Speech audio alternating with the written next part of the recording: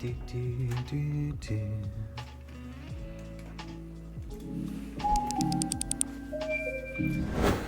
evening, ladies and gentlemen. My name is Jay. Just in case there was any confusion, I'm actually Jay, and you are very welcome to this lovely Wednesday edition of Comfort Titty. Stay for the personality. Titty. I hope you are keeping well. Welcome to the stream. Chaos, big muscle flexing. Welcome for the first person in the chat today, followed by biceps, NL, and Dub as well, getting 1, 2, and 3, and Prime 2. Guys, thank you very much for joining the Star Stream. And Dub, good to see you. By the way, Dub, I checked just since I'm live on stream with you right now. At the moment, I'm going to turn down that background, my Spotify there. 1 second, sorry. About the I definitely need a VPN if I want to watch. It is so weird that the UK, like, we're right next door, but like we need a VPN, I suppose, to watch some of that stuff. So definitely I think it would be really good actually just to watch every so often even one episode of that stuff, because it's only like 15 minutes and I'm sure it'd just be hilarious for everyone. So I do have a VPN, but I haven't actually tried it to see, to see if it works. But I could definitely try it while I'm live on stream though. I should have tried it before the stream, but I don't know. When I saw your name, it just kind of clicked into my head, being like, yeah, you need to check that out. But yeah, there we go. And also to Ruby the Cherry, big muscle flexing. Welcome to you. Thanks very much for pressing the follow button there too. But let's see, no, and wait, UK, right? UK, no, yeah, turn on, yeah. So I'm gonna check if that works there while we're live on stream. But just for people who don't know, Dub was sending a couple of things back and forth, but usually when he does, even if it's on YouTube, it's just like not available to me.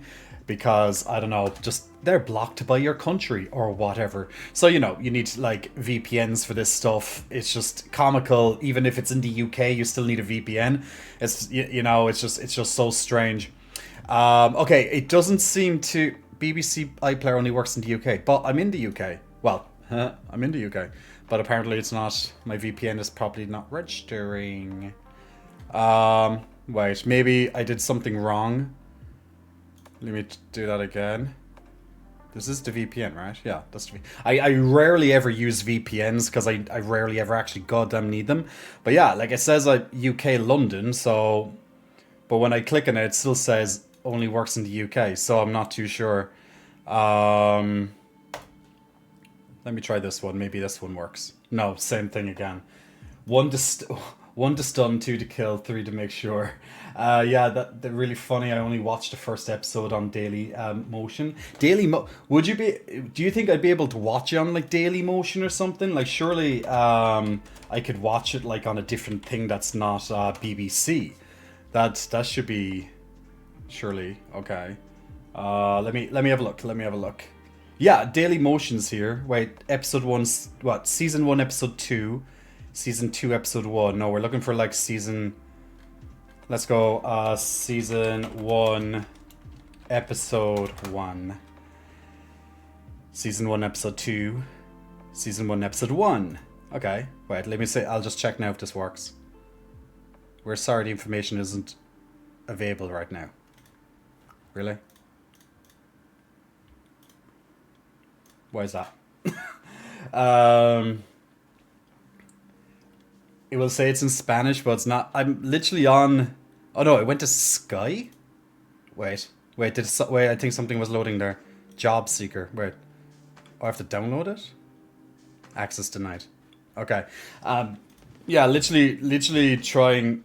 okay, maybe I'll just go... I don't know why it went on to Sky, because I clicked on Daily Motion. But, okay. Internet be weird. Okay, let me... Oh, okay, that would... Oh, right, it's like... Yeah, okay. I understand now. Oh, it's in... Okay, we have a 1 Folge, 1 HD Deutsch.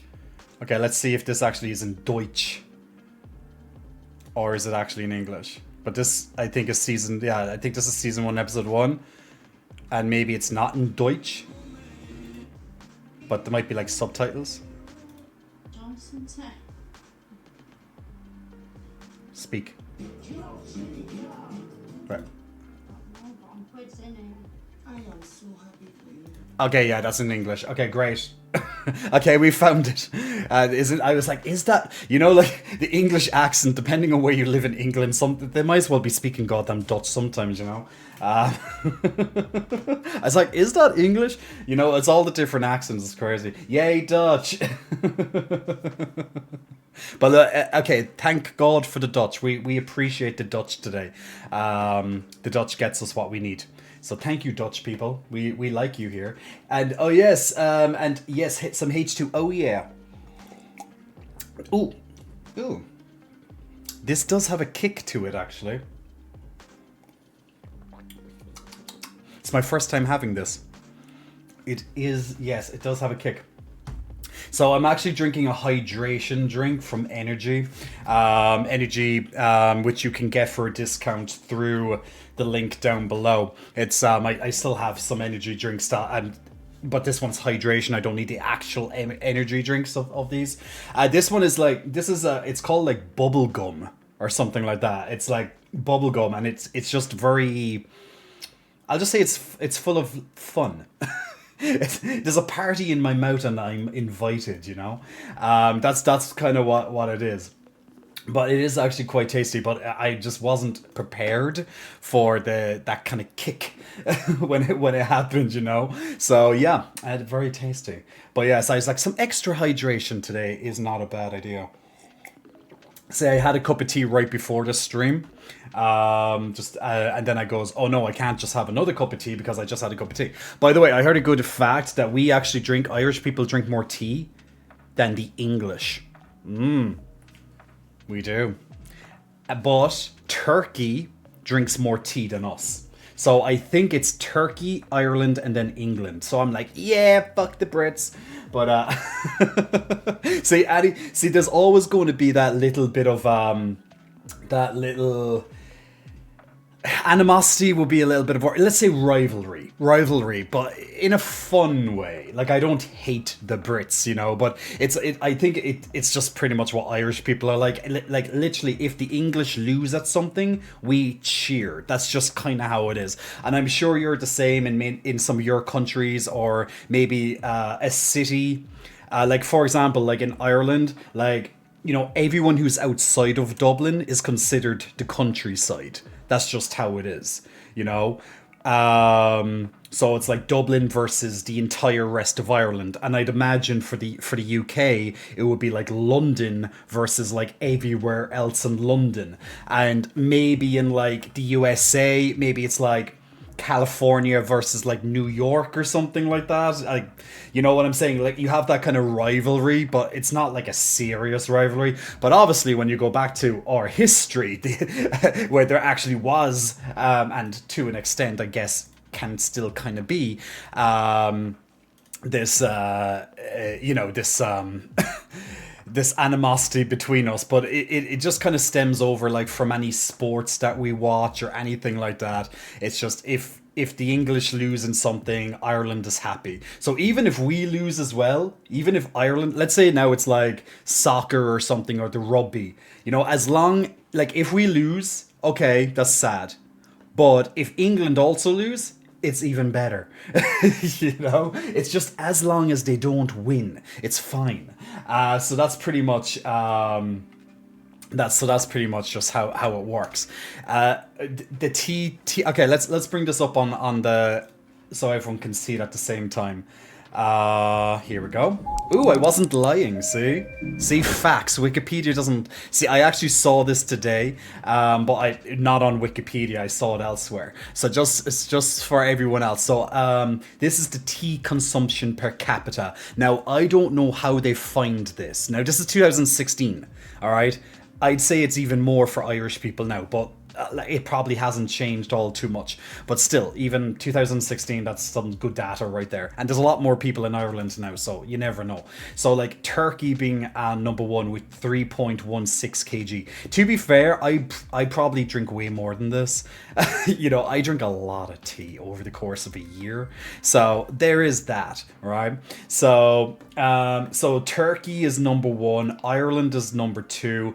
We have United Kingdom slightly behind with the kilograms per tea consumption, and then we drop down to Pakistan, like down to the middle, some of the Middle East, Pakistan and Iran. Love their tea, absolutely. I didn't think Russia. I actually didn't expect to see Russia this high up. Yeah, I'm gonna actually have to. One of my friend's girlfriends is Russian. So I should really ask her how true that is. Well, obviously it must be true because it's on the list. I just didn't really think that Russia, like I would have expected Russia with vodka. You know what I'm saying? I didn't really expect tea. But there you go. I didn't actually know that Russia were also tea drinkers. So there we go. And yeah, even it does be cold in Russia. It does be cold in Russia. RK 1477 Big Muscle Flexing, welcome to you. Thanks for pressing the follow button. And also to TH Dash as well. Dash Big Muscle Flexing, welcome to you. Thanks for pressing the follow button. Hugo Jalapeno, how art thou, my friend? And Benjamin as well, welcome to the stream. Wonder if vodka tea is a thing? Maybe. I've never heard of it.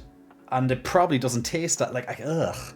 Like, the clash, like, chaos. Think of the clash between, you know, vodka is quite a powerful taste, right? Like, anyone who's drunk vodka here, you know, if you ever touched vodka on its own, it's quite strong.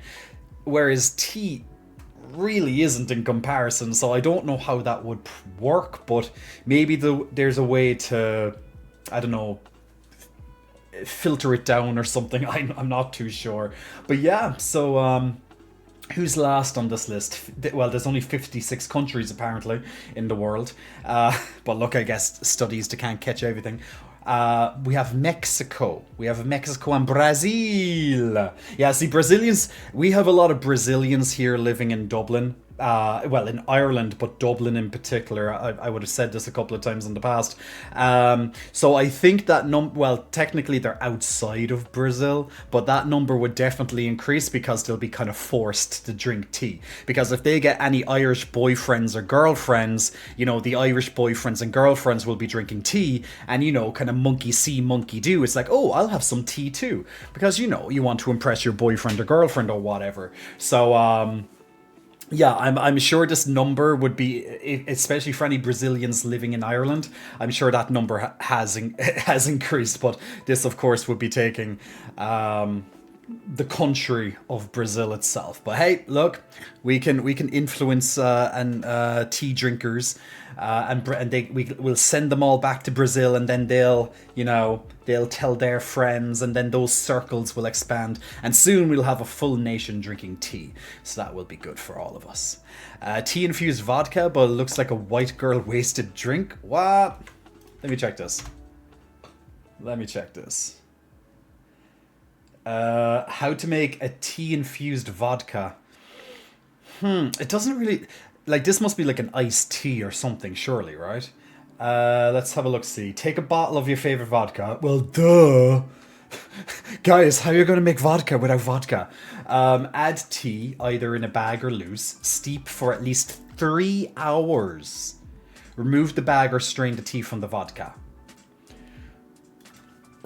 I can see that being nice. I just don't know. Like, I just can't see that being nice. Yeah, but, you know, like, if I got, like, surely it depends on the type of tea. Like, if I had, like, okay, like, this one here says organic Assam black teas, and, like, I'd have a black tea too, so, after a few hours of letting 3 sachets steep in 2 small bottles of vodka. Also, you actually have to put it into the vodka itself. Couldn't you just, like, pour it into a glass and, I don't know. The tea's colors and flavors had made their mark after the few hours in the vodka. Huh. So it's already a thing.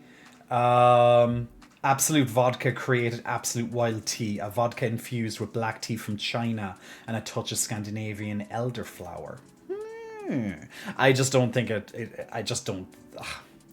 I don't know. I don't think I could try it. It just doesn't sound nice. But I could be I could be surprised. I could be surprised. You should try. Is it kvass as well? Don't know. Everything is better with vodka. Grapefruit vodka. Oh, like yeah, mixing vodka is mandatory. I've tried straight vodka. Not great. Not great. I can handle it, but not great. Yeah, definitely you have to mix it. Like, ugh, God, that stuff burns, man. That stuff burns. Like I can drink, and I prefer as well. I prefer drinking whiskey straight. Now, a lot of people mix whiskey, but I'm like, hell no, whiskey straight, true. The one with the berry herbal tea might be good. Yeah, maybe with a herbal, like a little bit of a different taste to it. But like, if I'm thinking of the tea that I drink, the black tea that I drink, I just don't think that would be good. Add a bit of Lamsing, what's that, Sukan? Tea as a taste enhancer. I'm addicted to cider. I didn't know that this was an AA meeting, Ego. Apparently, guys, we're in an AA meeting right now. Guys, I'm addicted to vodka, or else I'm addicted to cider. Or poor Ego getting all like, I need to talk to someone. I have feelings. So there we go. You know what? We're going to check out an episode of Mandy, it's called. So let me just over to this. Let me turn off background music. So Mandy, you might have seen this woman before. You might have heard of her in Kunk. So like Kunk on Britain or something like that. I'll just put up like for example, a quick. Okay, that was meant to be YouTube, but yeah, Jay types in Google. You can see where my mind is. So if I type in Kunk, like you probably saw this woman, you saw this person at least once in your life, surely. Like Kunk is very, very, like, I'm so happy that like she's becoming even more well known. But surely you've seen a clip or anything like that on your social media of this woman and just her, you know, her disinterested and kind of awkwardness and stupidity and stuff while interviewing all of these professors and different scientists and whatnot. And, you know, they're trying to obviously keep a straight face while she's just literally asking the most bizarre of things. Like, look, this clip here, for example, is 1 minute and 45. So let's, just in case you haven't seen it, Kunk before. Oh, wait, it's not coming through on my... Why is that not coming through on my browser? Link. 1 second. I think I've changed. I need to check my sound settings because I changed it before stream. Browser. But there it is. That should be okay. Lose the ability to see Father Christmas. So if you want to know more about him, you have to ask small adults, which are known as children. Hello, who are you? Hello, who are you? Philomena. Have you ever met Father Christmas? I have. Where did you meet him? I met him with the kids, so it's not next to Westfield. And what was he doing there? Was he shopping or something? I'm not quite sure if Father Christmas is rich. I don't think he is. How did he get all the presents in like lots of times? Like, I think She's he just answering shoplifts. asking the real questions. okay. Do you think Father Christmas has ever met Batman? In my opinion, Batman's not real. In my opinion, Batman's not real. It's just a man called Bruce. So you don't think they've met? I think Superman and Father Christmas have met. Do you think that Father Christmas will still be allowed in the country after Brexit? Yeah, he'll still be allowed in the country. Will he? Yeah, because the police don't know when he's in the air. How do they make chickens into turkeys? Turkey and chicken are two separate birds. You're joking me? No. How do you get the music into the words? Like, how do you attach the music to the words in your throat. Well, you tend to attach the words to the music instead. You attach the words to the music as it's coming up through your throat. So does it feel like, where does the music come from? Does it feel like it's coming from your stomach, like you're going to be sick, but it's like nice sick? Kind of, I guess. Like, how do you answer that? Yeah, okay. But this is kind of what we're looking at here, okay? So this is Kunk, and obviously amazing comedian, you know, just a kind of deadpan delivery and just asking the most stupidest of questions and just getting the reactions of interviewers. Now, obviously, that clip was with children, so it's different, but even if I just like try and bring up an interview very quickly, just so you And have an eventually idea. one did, called Edward. British Pope. You didn't need to find a British Pope. You could just have bishops. You can just use the bishops and people that you've got in there already. If you had to find a British Pope now, who would you go for?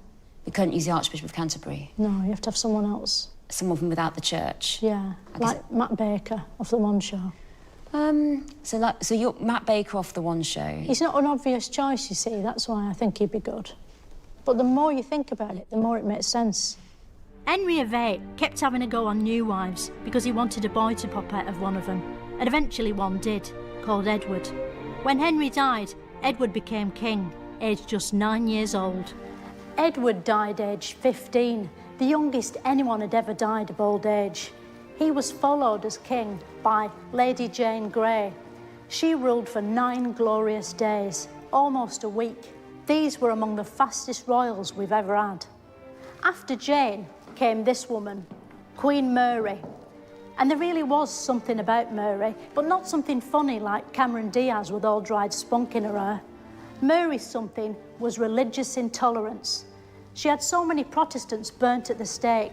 She became known as Bloody Mary, because like the drink, she was horrible. The next queen was Queen Elizabeth, who in the first of many such coincidences appeared just in time for the Elizabethan era.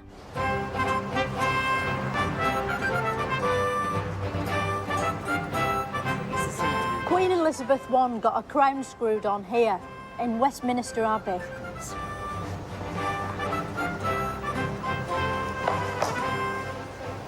Elizabeth I was a new sort of king, in that she was a queen, which meant she got paid less and sat on horses sideways. To stop persecution, Elizabeth allowed her subjects to practice whatever religion they liked, as long as they pretended to be Church of England when asked, like middle-class people do when they want their kids to go to a posh school. During Elizabeth's reign, British culture flourished, especially the world of theatre, which is sadly still with us to this day. The greatest playwright of the age was Will.I.am Shakespeare. It's often said if Shakespeare were alive today, he'd be sending his scripts to television and film companies. He wouldn't make them because they were so long and boring. But while audiences thrilled to the tedious drama of Shakespeare's terrible plays, some pioneering Britons were experiencing real drama by going out exploring. It was now the British got really into boats, by getting into boats. Sailors of the time were like spacemen, but on water, exploring the unknown armed only with an engineless wooden car called a boat, and a sort of basic paper sat-nav called a map, which had hardly anything on it, because hardly anything had been found yet. On maps of the sea, do they show the hills? You know, the little moving hills with the white bit on top? The waves? Is that what they call the moving hills with the white bits on top? I think that's what you mean. Did an explorer ever try to sail into the sky? You know, find a bit of sea that's sort of going up and... No. Despite the difficulty, Queen Elizabeth... Like, imagine if you had, like... like, his face is just so... He's just like, what the fuck is this woman on about? Like, look at it. He's just, like, practically seething, being like, what is this on about? Like, try to... I don't know, man. I don't know how to keep a straight face for so long. But, I can't imagine what's going through their heads. Like, imagine being interviewed by Kunk and just trying to keep your cool. I'll just go... Let's see there now. He's my favourite guest because he's so good at being serious while she has a laugh, yeah. Of whichever brown people were standing on them at the time. The first British explorer to do this was Sir Walter Raleigh. Sir Walter Raleigh was a great sailor, wasn't he? So why is it today we only remember him for his bikes? Well, there might have been a connection between that branch of the Raleigh family and the later bike manufacturer, but I very much doubt it. People weren't using cycles of any kind in Sir Walter Raleigh's days. Oh, really? I think we really have to accept that Sir Walter Raleigh was just an expert sailor. How did Sir Walter Raleigh invent the potato? Well, he didn't invent the potato in that I don't think anyone actually has ever invented a root vegetable, because they're obviously being cultivated and used by people living in the Americas when he arrived there. When Sir Walter Raleigh first saw potatoes, was he scared of them? I think that when Sir Walter Raleigh first saw potatoes, not that we've any documented records on the moment when he first beheld a potato or a field of potatoes, but I don't think he was scared of them. This is a buccaneering character, and I think that he probably was able to take on and manage his emotions whilst engaging with potatoes at first sight. We still celebrate potatoes to this day by buying and eating them. It's amazing to think that Queen Elizabeth was the first British monarch to be impressed by a baked potato, and the last.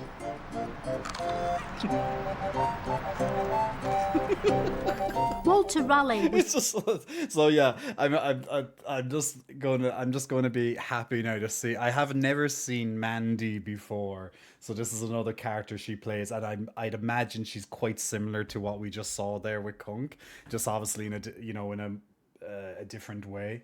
And yeah, that's not a very flattering face there, is it? But yeah, I think we're in for a bit of a treat. How did Jay invent the titty? See, it's not that Jay invented the titty, it's that Jay found the titty. Remember, I am the bearer of the twins. The twins found me. They came to me, and I accepted their burden because they gave me a quest to, carry them. And they also wanted to become bigger. So although the twins were already an impressive size just by on their own, I helped as part of my agreement in the contract, their quest. As a gamer, guys, I like my quests. I like to complete my quests. I like to level up. I like to get my experience points. So, the twins came to me and, they offered me that quest to carry them, but also along the way, level them up, increase their strength statistic, and all that. And then, of course, their booby bouncing skill level also went through the roof exponentially. So, it's definitely a multifaceted approach when it comes to the twins and accepting such a very, very important responsibility. Did I answer your question? See, I'd have to be able to talk something like that if I was one of those interviewers, The muscle bearer. I am the muscle bearer. Various, I know, right? I can come up with a lot of shit in the space of a few seconds. Mandy looks like Vicky Pollard. Oh my god. Lol. Her fascination with potatoes. Well, we do like a good potato here now in Ireland, I must say. But look, let's turn it on. And I've never seen this before, so I've literally no idea what to expect. But the episodes are short. You're 15 or so minutes when you cut out the credits and blah blah blah. So probably even less than 15 minutes. But let's turn it on and let's give it a try. It's season 1, episode 1. You guys that if you're on like benefits, for example, does your country, if you even have a system similar to this at all, but do you have to prove that you're working? So for example, let's say you become unemployed, like you're fired or you're let go or you quit or whatever from work, or maybe you haven't even started because you're a lazy bastard, like many people that I see around.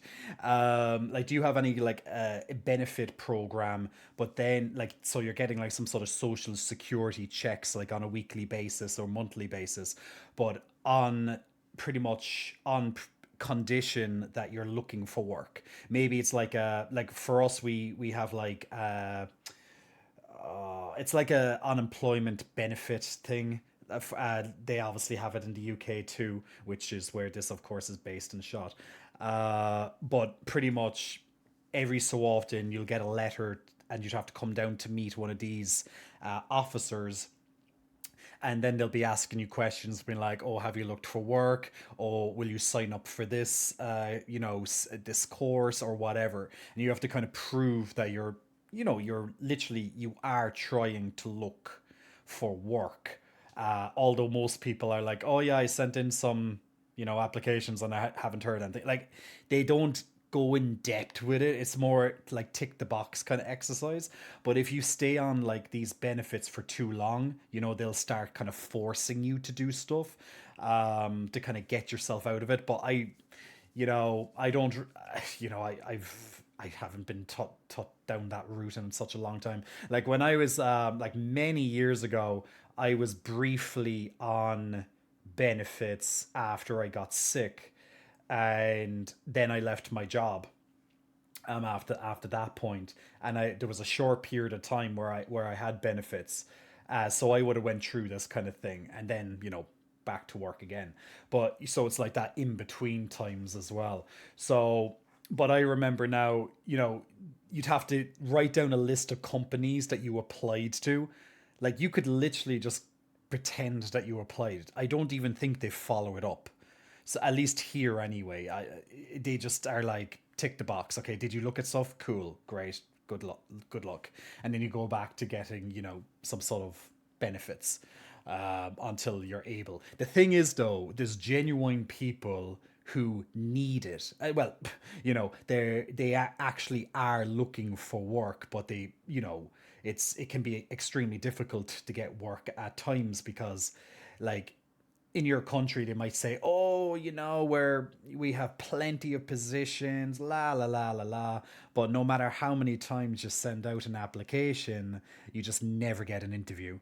You could send out like 100 applications, you might get a single interview if you're lucky, depending, obviously, your line of work, right? But it's very competitive. Like a degree, for example, or a master's, like, it doesn't really mean that much anymore. Like, because even nowadays it'll be like, yeah, you need a master's and like 5 years experience. It's like, but I can't even get experience. You know what I'm saying? It's like, I fucking done a master's and I can't even get experience. But why are you looking for a master's and 5 years experience for an intern type of position, like an entry position? It's just like, yeah. I'm sure you see this all the time. Like, if you're ever looking through, like, job listings, and you'd be like, "Oh, that sounds good," and then it's like, required 5 years of experience or 4 years experience and this, and it's like, how can I get the experience if I never am, offered an opportunity? Like, even if you intern, like, you're not really getting the experience, because, like, in lots of jobs, if you get an internship, you're literally treated like a maid or something like that.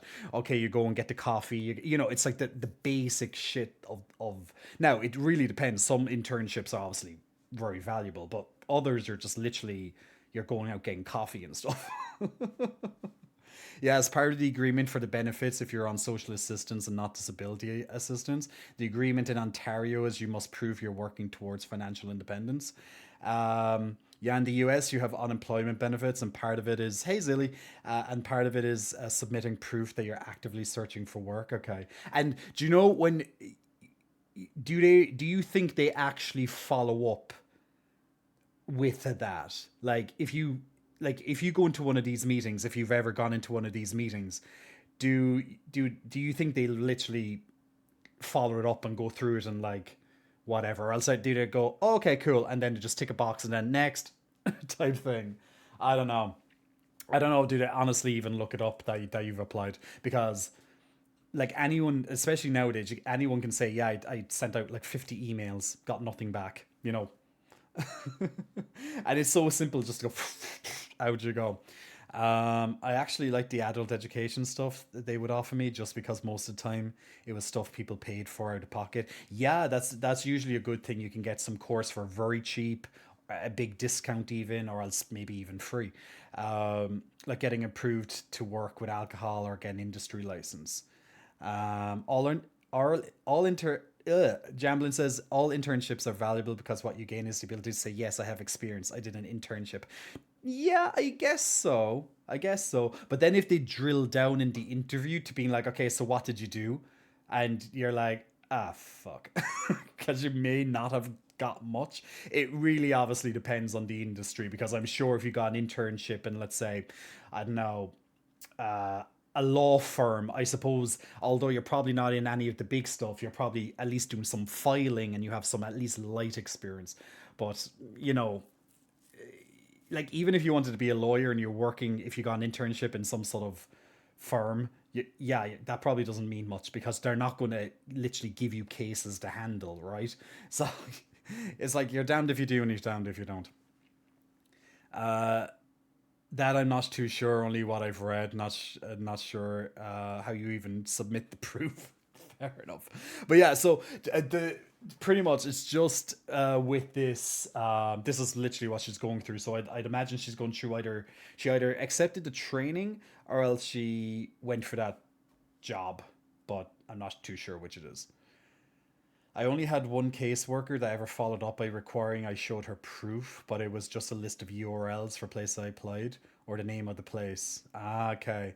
Most caseworkers I understood. I was waiting to get disability. Ah, okay.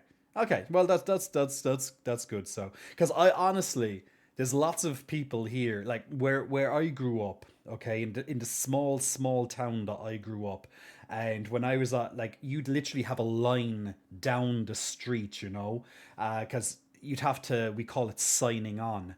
So you have to sign on, like you have to prove that you're there, you know, like you couldn't be off in fucking a different country and you're still getting money, you know. So you have to be there, you have to stay there essentially. So like you're required to sign on. I think it's every like, is it like every 2 weeks or every week or something like that? So you have to go down and literally sign in your name, like, you know, I am here, you know. You're not off in Spain or something like that, you know. So you'd always see like a queue like down, like depending, I'd imagine if I was living in Dublin or else even in the city of Cork City at the time, I imagine that queue went on and on and on. But at least in a small town, like I still had, you know, you could get a pretty sizable queue, and it's so soul destroying. If you has anyone ever been through that kind of thing, it's so you feel so. At least for me, anyway. Like I know it was only temporary, but like I was in between jobs at the time, so but I felt so soul destroying. I felt so like filthy or just um less of a man in some way, or else I'm a failure or something like that, because I'd be standing in a line with lots of other people and I know most of them couldn't even give a shit about ever working, you know, like we'd know like if people seriously were looking for work or not. So you'd have people who are genuine seriously like, you know, okay, I'm in between jobs, I'm trying to get work. Then you have other people being like, I have zero intention of ever working a day in my life. And like you're in that queue, so you're kind of feeling like you're them, or else people will treat you as if you're them. And you know, and you kind of get conscious, at least I got very self-conscious of that, because I'm like, I'm not like you. You know, that's, I had to say that to myself. It's like, no, you're not like them, you know, they're never going to work a day in their lives, you're fucking trying, you know. So you had to kind of get over that. So you felt really low when you're in between jobs and stuff like that. Because you're getting handouts, you know. Like I know it's the whole system and stuff. Like they're there to help you, la la la. So I get all that, but like in your head, it's a different story on how you feel. But then the thing is those other lads who are just lazy as fuck and they'll never do anything with their lives, type thing. Like they will be there day in, day out, year upon year upon year. They're still probably there right now, all these years later, still getting the handouts.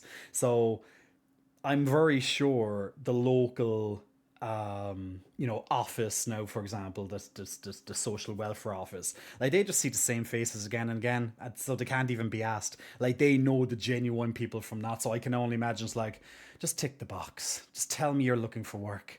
Okay, go on.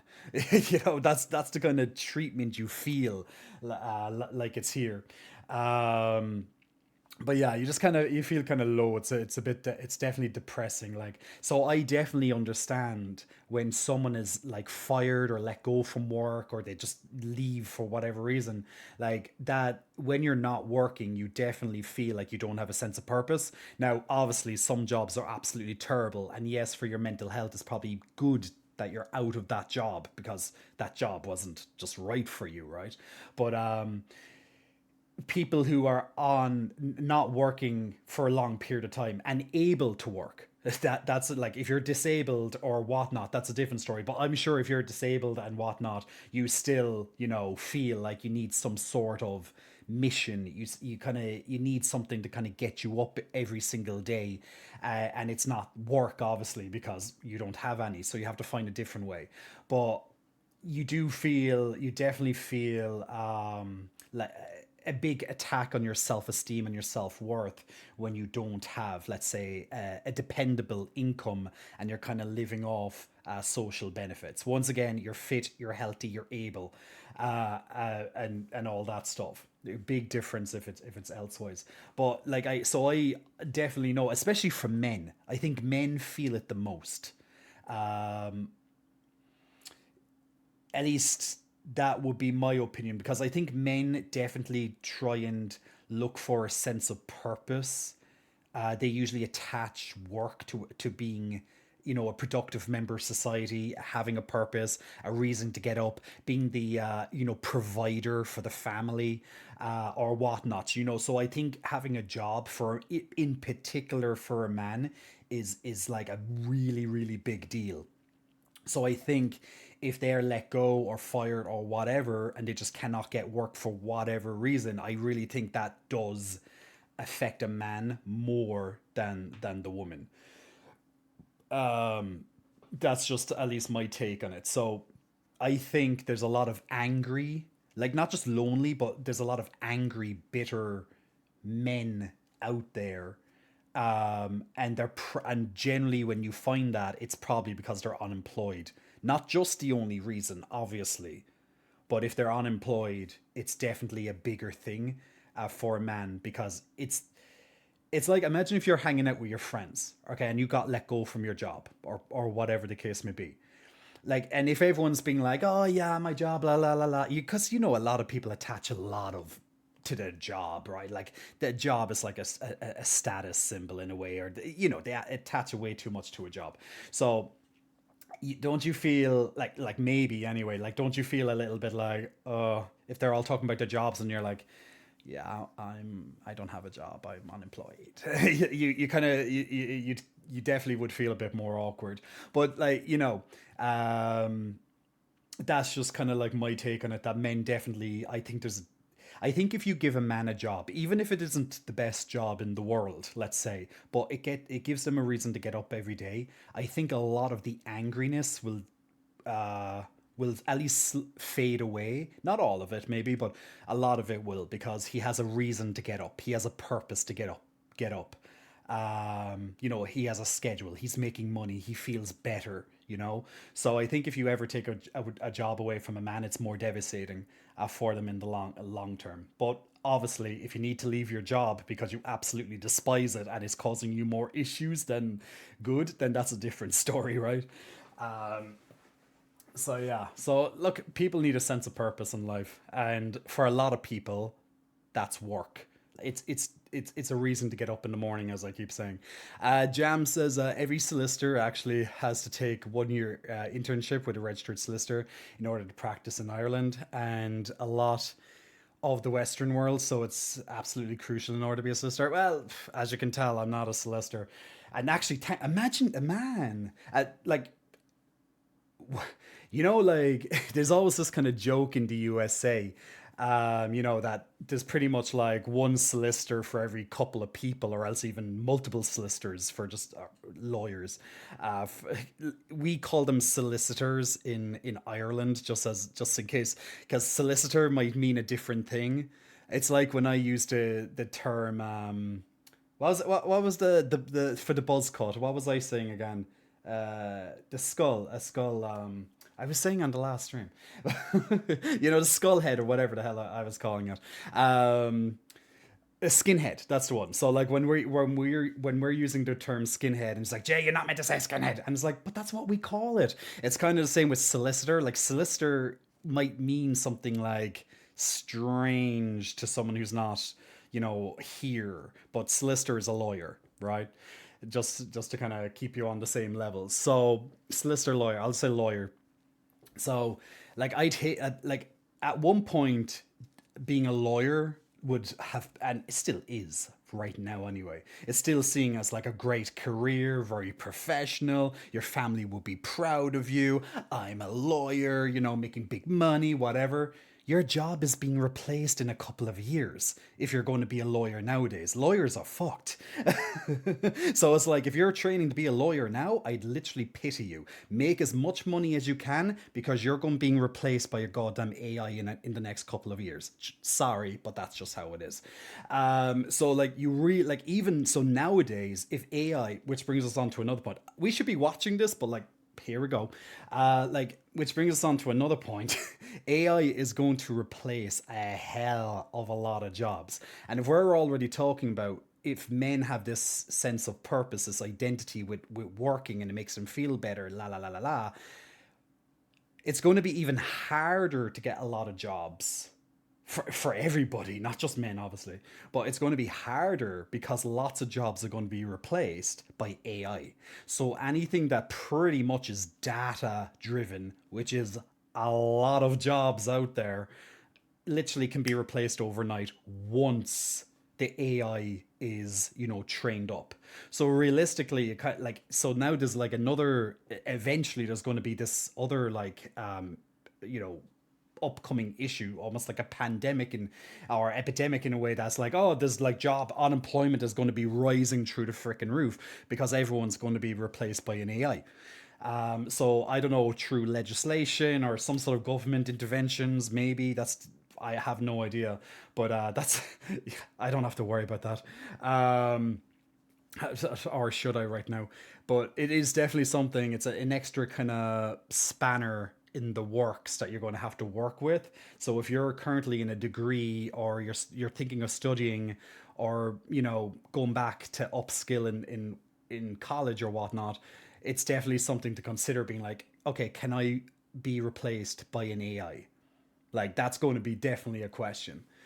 Or what's the kind of most resistant job to being replaced? And these are kind of questions I suppose you need to ask yourself. So I think it's going to become I'd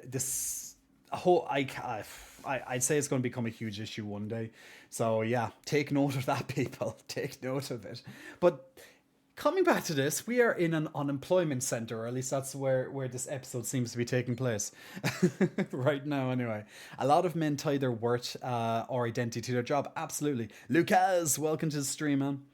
I remember in the 90s, my dad works from home was kind of code for how his family hid my dad is unemployed. Yeah. Or else he minds the kids or whatever, or something to that extent. But nowadays, obviously, the dad can 100% be a stay-at-home father, and the mother could work. Like, that's that's a lot more socially acceptable nowadays. But realistically, unless one of the couple, let's say, has an extremely well-paying job, there's no freaking way you're going to survive. It's not like back in the 90s where literally you can survive with one person paying, being the winner essentially, right?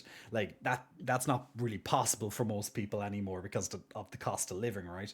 So, realistically, you need two working parents, or if you have a family, to be able just to afford the mortgage or just rent, and then all the extra stuff on top of that, and depending, like you'll have to afford the childcare on depending on the age of the children, or maybe you have to get a babysitters on a daily basis or whatever. It does so much to it, man. Just that. Jay sounds like he's preparing for the Boltarian Jihad or Dune or something, talking about AI. I'm just saying. It's going. I'm researching AI almost on a daily basis to some degree or another. We don't know what's around the corner, but there's a very famous guy that I follow, famous in the financial world. His name's Raoul Powell. And he pretty much says, now, that doesn't mean he's right, as an FYI, but he is known for stating that you have 6 years. You have 6 years to make as much money as you can before you're not making good money anymore, because the AI is going to take it. So there you go. I've caught up with the times. I start my day-to-day flirting with an AI, increases your self-esteem. Well, there we go. See, AI has its purposes, Link. That's great. That's great. If you feel that it's going to help your self-esteem, amazing. I'm glad. It's almost like a training system, almost like a dummy. Like, I can tell it anything, and they can just respond to me. And I'm sure but the thing, I suppose my problem with it is, Link, you'll have to tell me this, because I don't know. But I'd imagine the AI that you're talking to, are they programmed to be nice to you all the time? Like, do they ever hit back, counter your stuff? Or is it just, you're the best, everything about you is great? Is it like a kiss ass type of thing? Because that will, it's great for the training purposes and whatever, but obviously on the other side of it, it's like, that is not how a human operates, where obviously a human's a lot more complicated. Because you could be just talking and then they'll melt down 2 seconds later and they'll start calling you an asshole for no reason. So, training wheels. I told it to show me respect, so it's more of a kiss ass, totally. All right, okay, at least I understand that a bit more. So I think when you kind of think of these AI girlfriend, boyfriends, or these social interactions. I know at the start you probably think that's weird. Who would ever do that?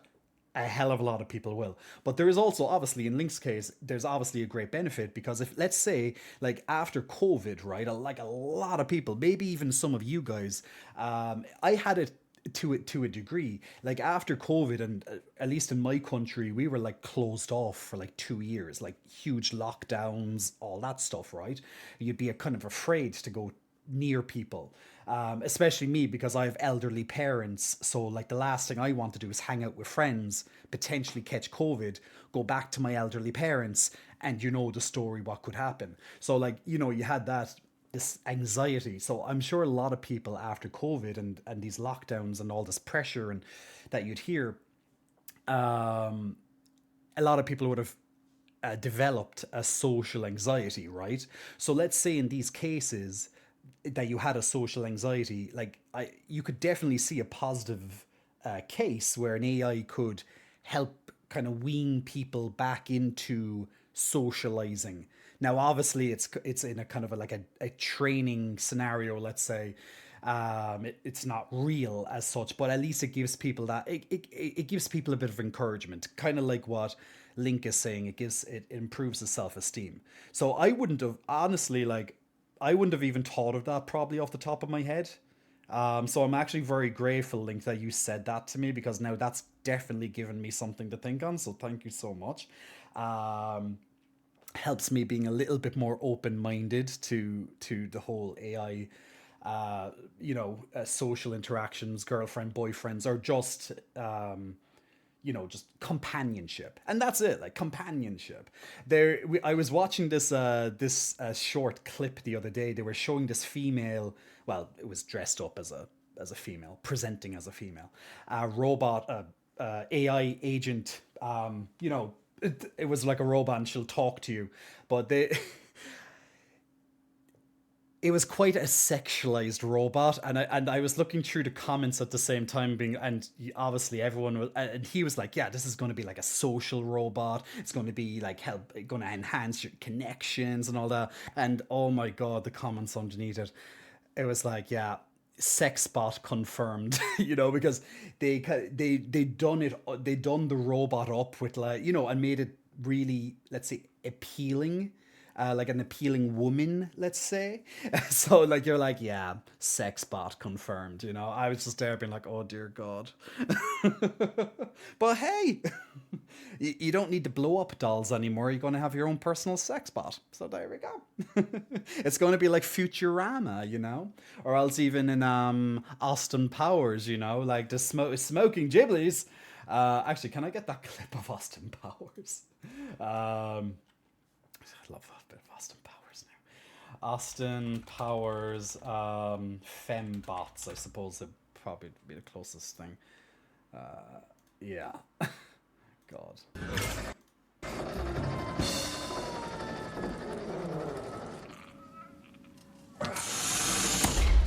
Please tell me you've seen Austin Powers at least once in your life.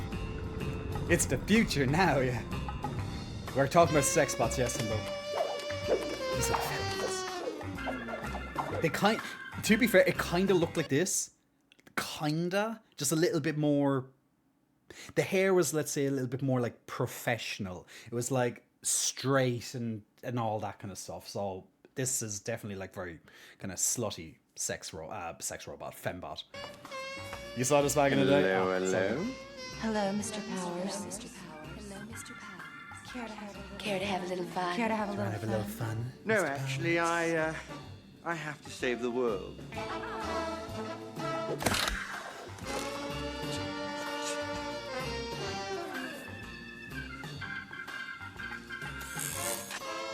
Is it cold in here? Ooh, I can do that with my Ghiblies. Just... Guys, that could be a fembot. Right. Male bot? Guys, what's a male fembot? Male bot? Mask bot? Mask bot? That doesn't sound right.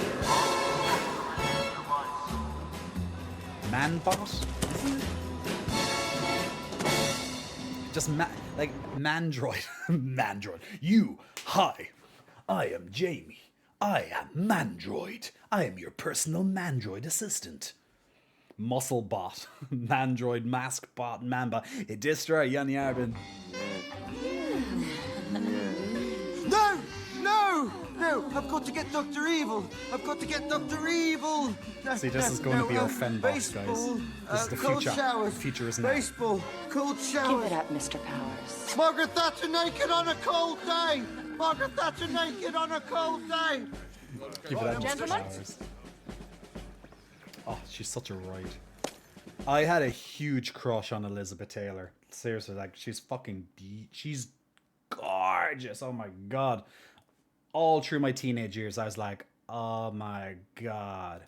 She's fucking beautiful. Lock and load. Right, lads. All right. Don't go. I have to show you more of her. There's also another. I have to check here. You can't resist us, Mr. Powers. She was mother back then. Au contraire, baby. I did not see her that way. I think you can't resist me. Margaret Thatcher's naked on a cold day.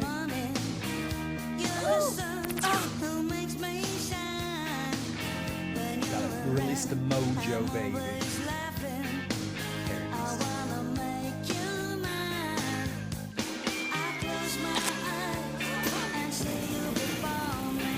We're advertising cigarettes here.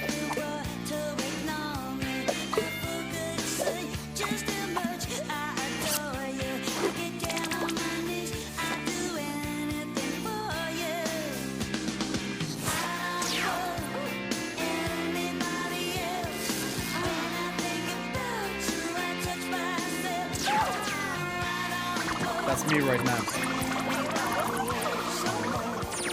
That's me posing for my next video.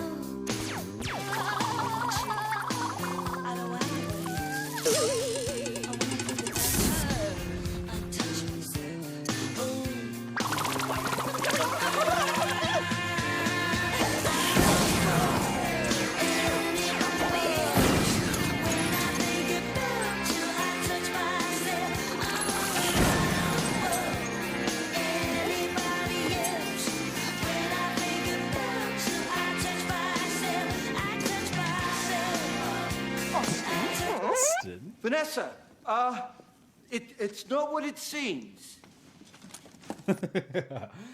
This might have been my awakening. That's a lot of mojo right there. He's making it work. He's working right now.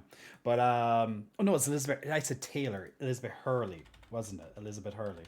Just where's Taylor? There is Elizabeth Taylor, isn't there? Elizabeth Hurley.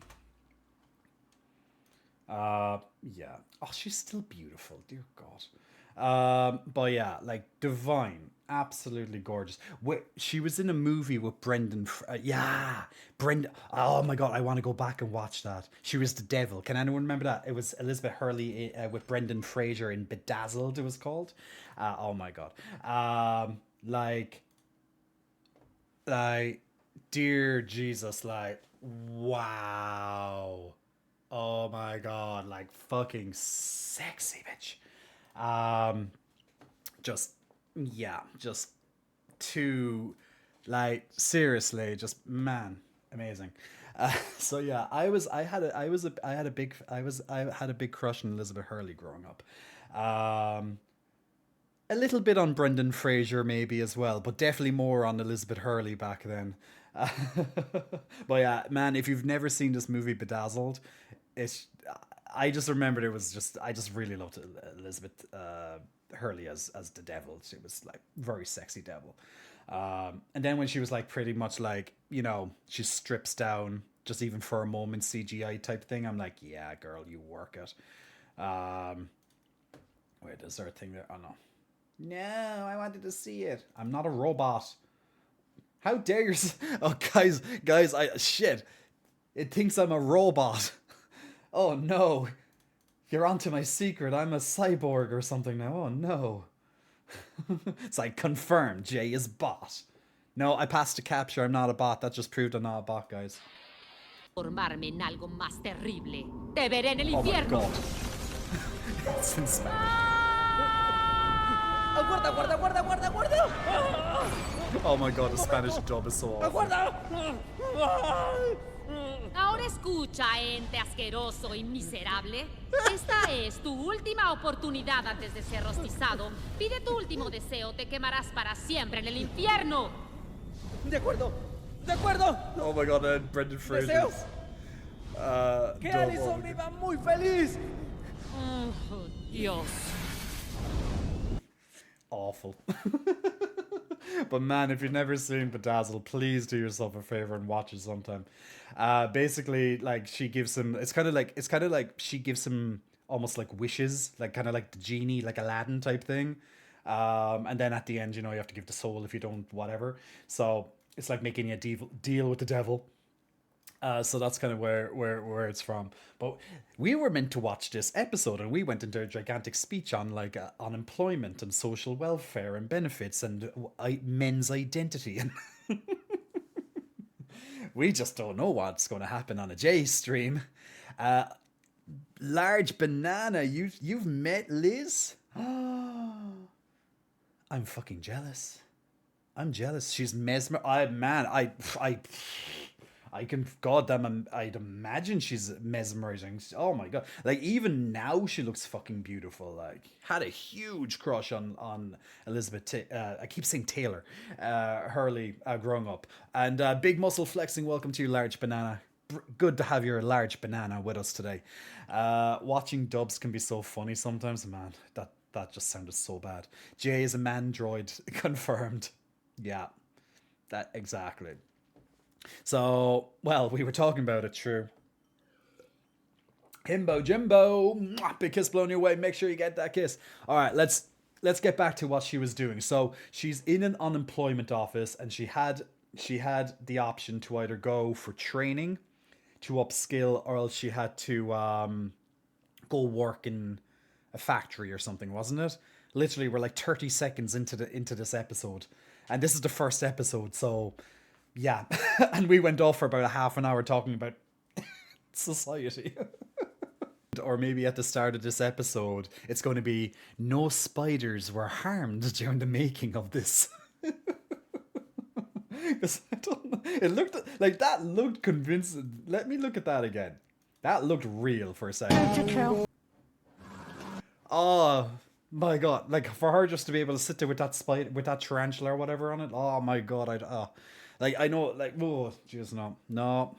Like I don't mind small spiders. Like I have zero problem picking up small spiders and putting them outside of the house. No problem whatsoever.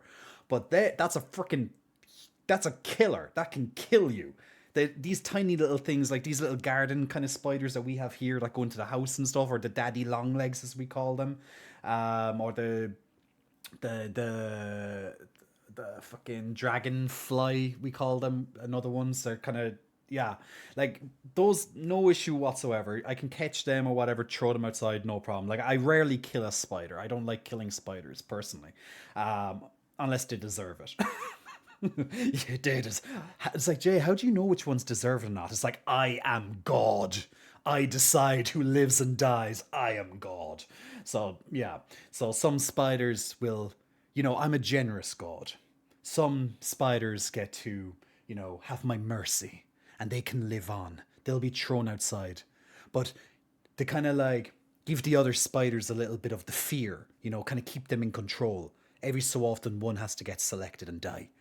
That keeps them, from, it stops them from like rebelling and kind of like rising up against me. So I have to set an example every so often. But in this house, I am God. Okay, I decide who lives and dies. But man, imagine having this big motherfucker on your, oh no.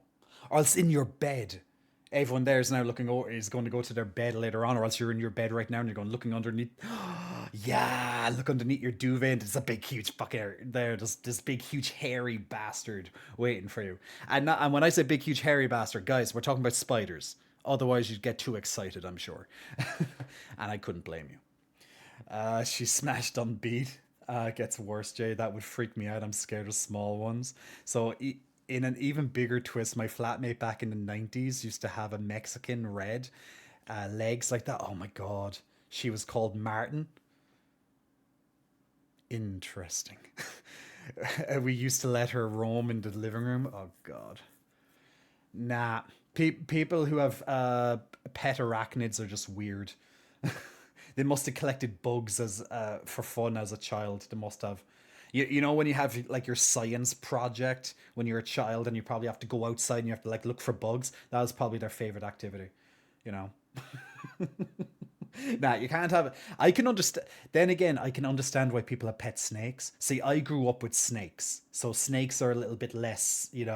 I'm kind of more used to the snakes, but having a tarantula is just weird. Snakes, I understand.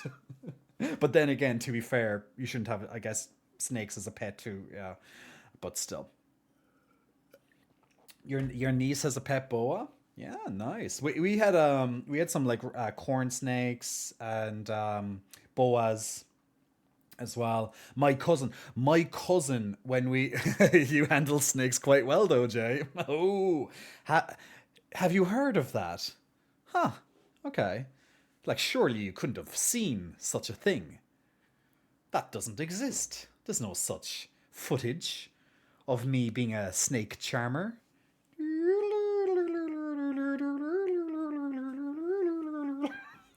You must have just heard of that on the grapevine. Good that people get to hear about my amazing adventures with snake charming and stuff. Yeah, that's great. Yeah, of course. Yeah, of course not. Yeah. There's surely no footage or evidence of me and snakes. Spiders don't bother me. Snakes, on the other hand, freak me out. Everyone has their vice. Everyone has their thingy. Very pretty snake. Yeah, I guess some snakes are pretty. As being the friend, you're like, no, it was it's not you, even though Yeah, play the victim. It was all their fault. I didn't deserve to be fired. I killed 17 people, but I didn't deserve it. Titties. For people who don't know, just in case you see it as like a derogatory term and stuff, fags in Ireland and England are cigarettes. Just in case. When she said I'm going to have a fag,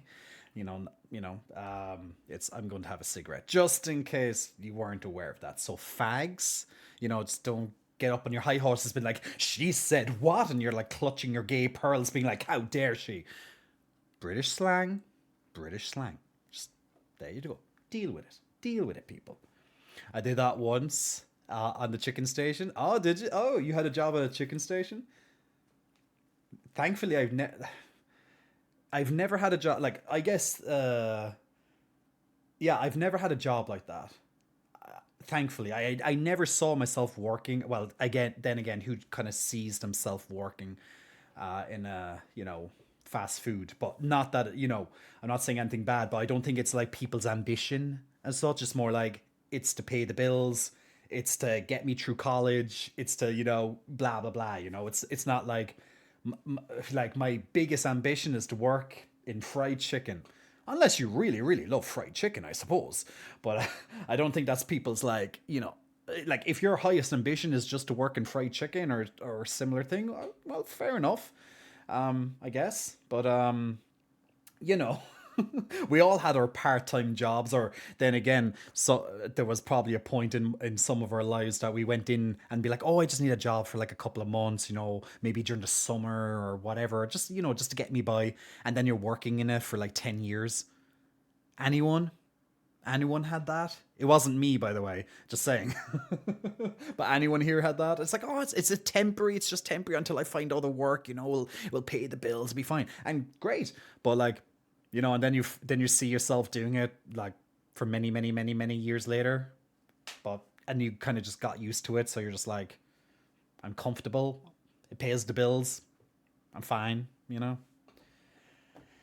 Can't just clutch your regular pearls. Gotta clutch your gay pearls for special occasions. Oh yeah, and gasp in Spanish. Hi Jace, so good to see you after a long intense work. Terrific, Terry. I am here to make your after intense workday just that extra bit more relaxing and entertaining. How are you? How was your long and intense workday, my man? Do gay pearls come from gay clams, or all gay clams lesbians? Good question. Very good question. I never actually considered, are all gay clams lesbians? I'm going to ask one of my lesbians and find out her answer for you.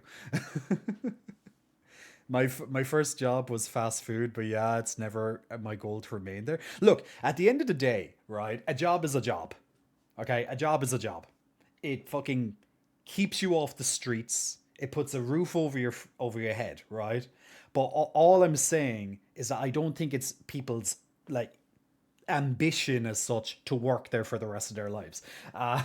So, usually you see fast food restaurants and stuff like that as a temporary position to get you from A to B, get some work experience in the world, just pretty much pay your bills, la la la la la. And then you move on from there, But there are people, unfortunately, like you're working there for the rest of your life. And some people they'll say they're happy, and maybe they are. Maybe. I kind of think they're lying, though. They probably accepted it. It's acceptance. It's like, no, I'm happy here. I think you just settled. You've settled, If in a job that you thought was temporary, but it's actually like 20 years later or whatever. But yeah. But then again, in saying that, years ago, like when I was growing up, it would have like my parents and like even like all that kind of it's that kind of boomer generation, I suppose, the boomers, like usually for them, they'd normally get a job, and it would be considered normal to stay in that same job for pretty much the rest of your life. Like, it's that kind of loyalty. It's like, yeah, I'm here 30 years. Like, you wear it like a badge of honor. And I suppose there's a certain niceness about that. But nowadays, I don't really think that's a thing. It's more like you get sick of your job after, well, you're probably sick of your job every fucking day. But, a lot of people will be like, yeah, I need to move on from here. I'm here like 6 months now. Whilst I'm here like a year or two now, I need to move on. If there's no like progression involved, like you're there coming into work every day and it's like, that's it. There's like nothing there's no there's no ladder to climb, there's no progression, there's no pay increases. You know, when there's none of that kind of stuff involved, a lot of people obviously leave jobs a hell of a lot faster if they can, right? When I was I worked my way up. For example, I started many years ago. I started working in customer service in a call center. Like, I had different call center jobs and stuff, and different phone jobs and things like that, and sales and stuff. But when I was working in this call center, I started as a regular agent entry position. You're on the phone, you're reading your scripts or whatever it is, helping the customers out, that stuff. And I was great at that. Like, I actually liked helping people. For me, the job was a breeze because I was the person people would come to because I always fucking done the job. Like, I always got like top marks, all that type of stuff. I was like, I'm the fucking best at this, And the thing is that and still am to this day, to be fair, I am so good at absorbing information. So when I went through, like, say, the training and stuff for the position, like, I'd come on to, like, when you go through all the training and stuff, and you have to do this like call listening. You have to shadow employees who are currently working there, so you listen in with their phone calls, so you can kind of see what the customers are like, how they handle this, and then they can show you how the CMs work, the customer management portals and stuff like that work. And you're kind of like, okay, so that's like you're kind of seeing it in real time instead of like the dummy server or the test stuff. So you can see how the agent is handling this person in real time. So I absorbed, and I still have that ability just to absorb stuff and then send it back out to people right away. And because of my ability to be able to absorb information like a sponge and be able to then recall it to people, after proving myself as an exemplary employee, and I also had that ambition of, like, I want to get off the floor, I want to stop doing this, I want to, like, progress. Like, I eventually got into that position of training all the new employees, because I could stand there just waffling off everything. Anyone that needed help, they'd all be like me, they'll all be coming to me, kind of thing. Like, I just anything. They had a difficult customer, I sorted it out. Easy, not a problem. I just had my way. So, yeah, Jay out there being, I'm so humble right now. I was fucking the best. I was a great employee.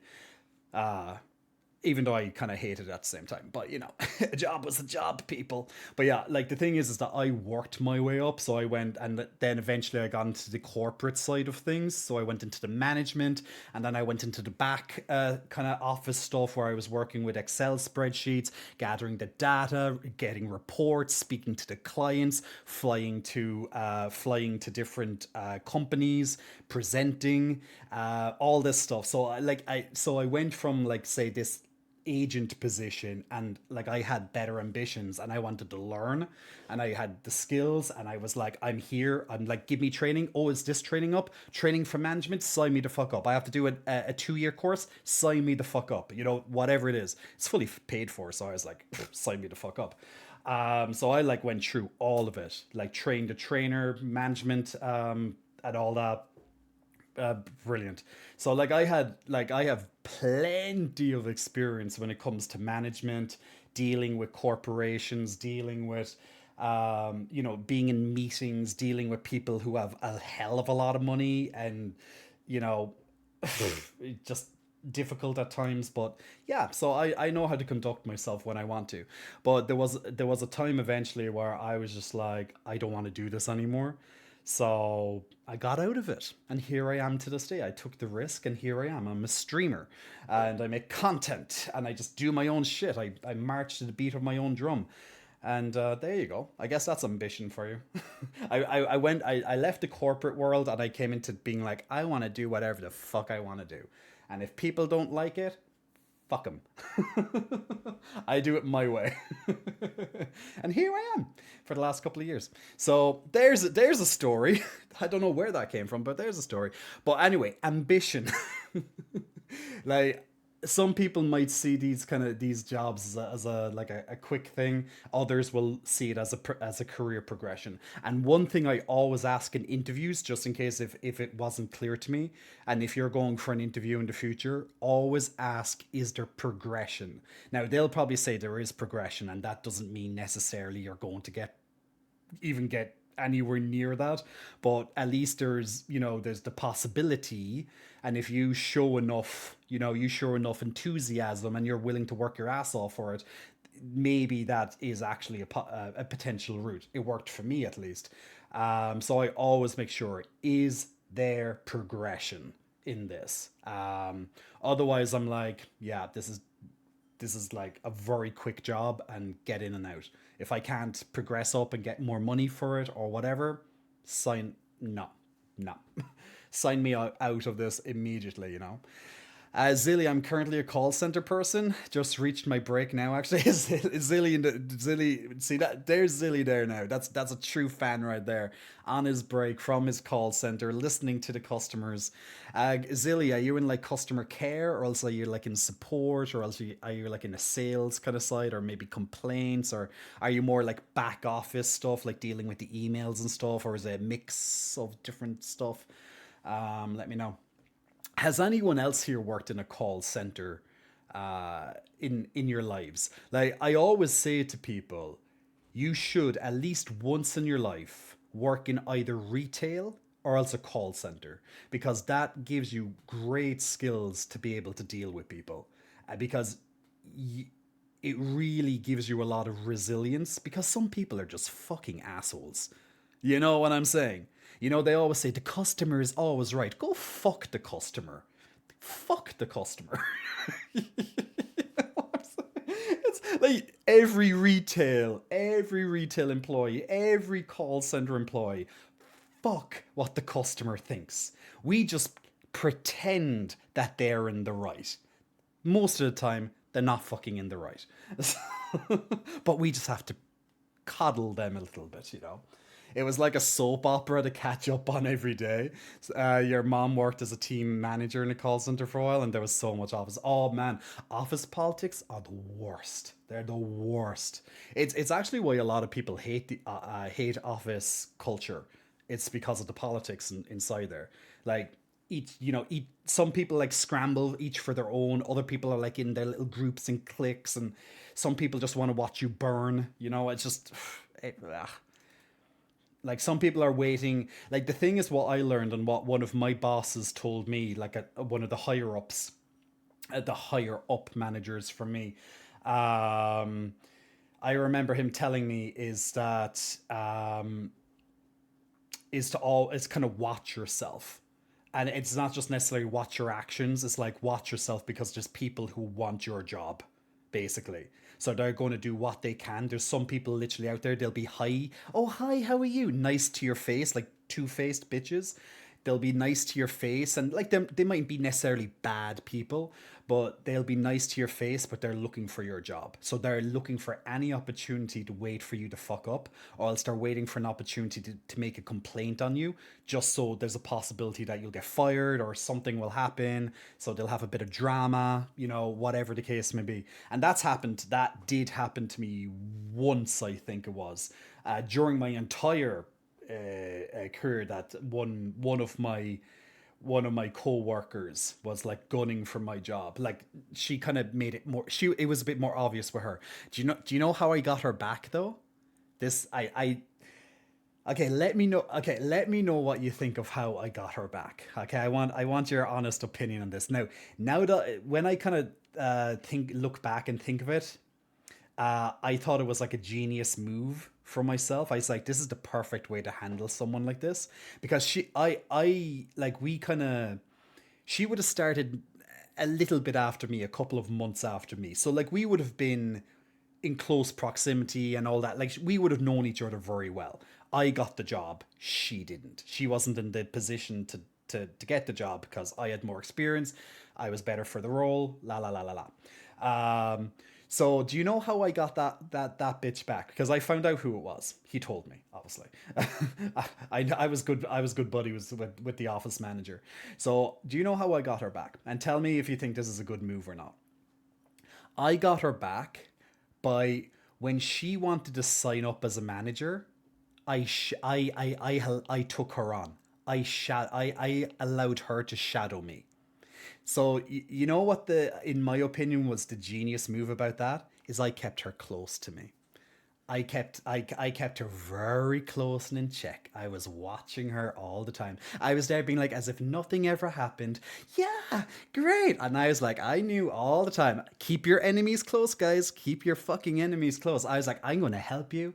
I'm gonna be nice and kind to you, and you're gonna feel so fucking bad every time because I know what you did. Oh, I to me. To me, that was a genius move.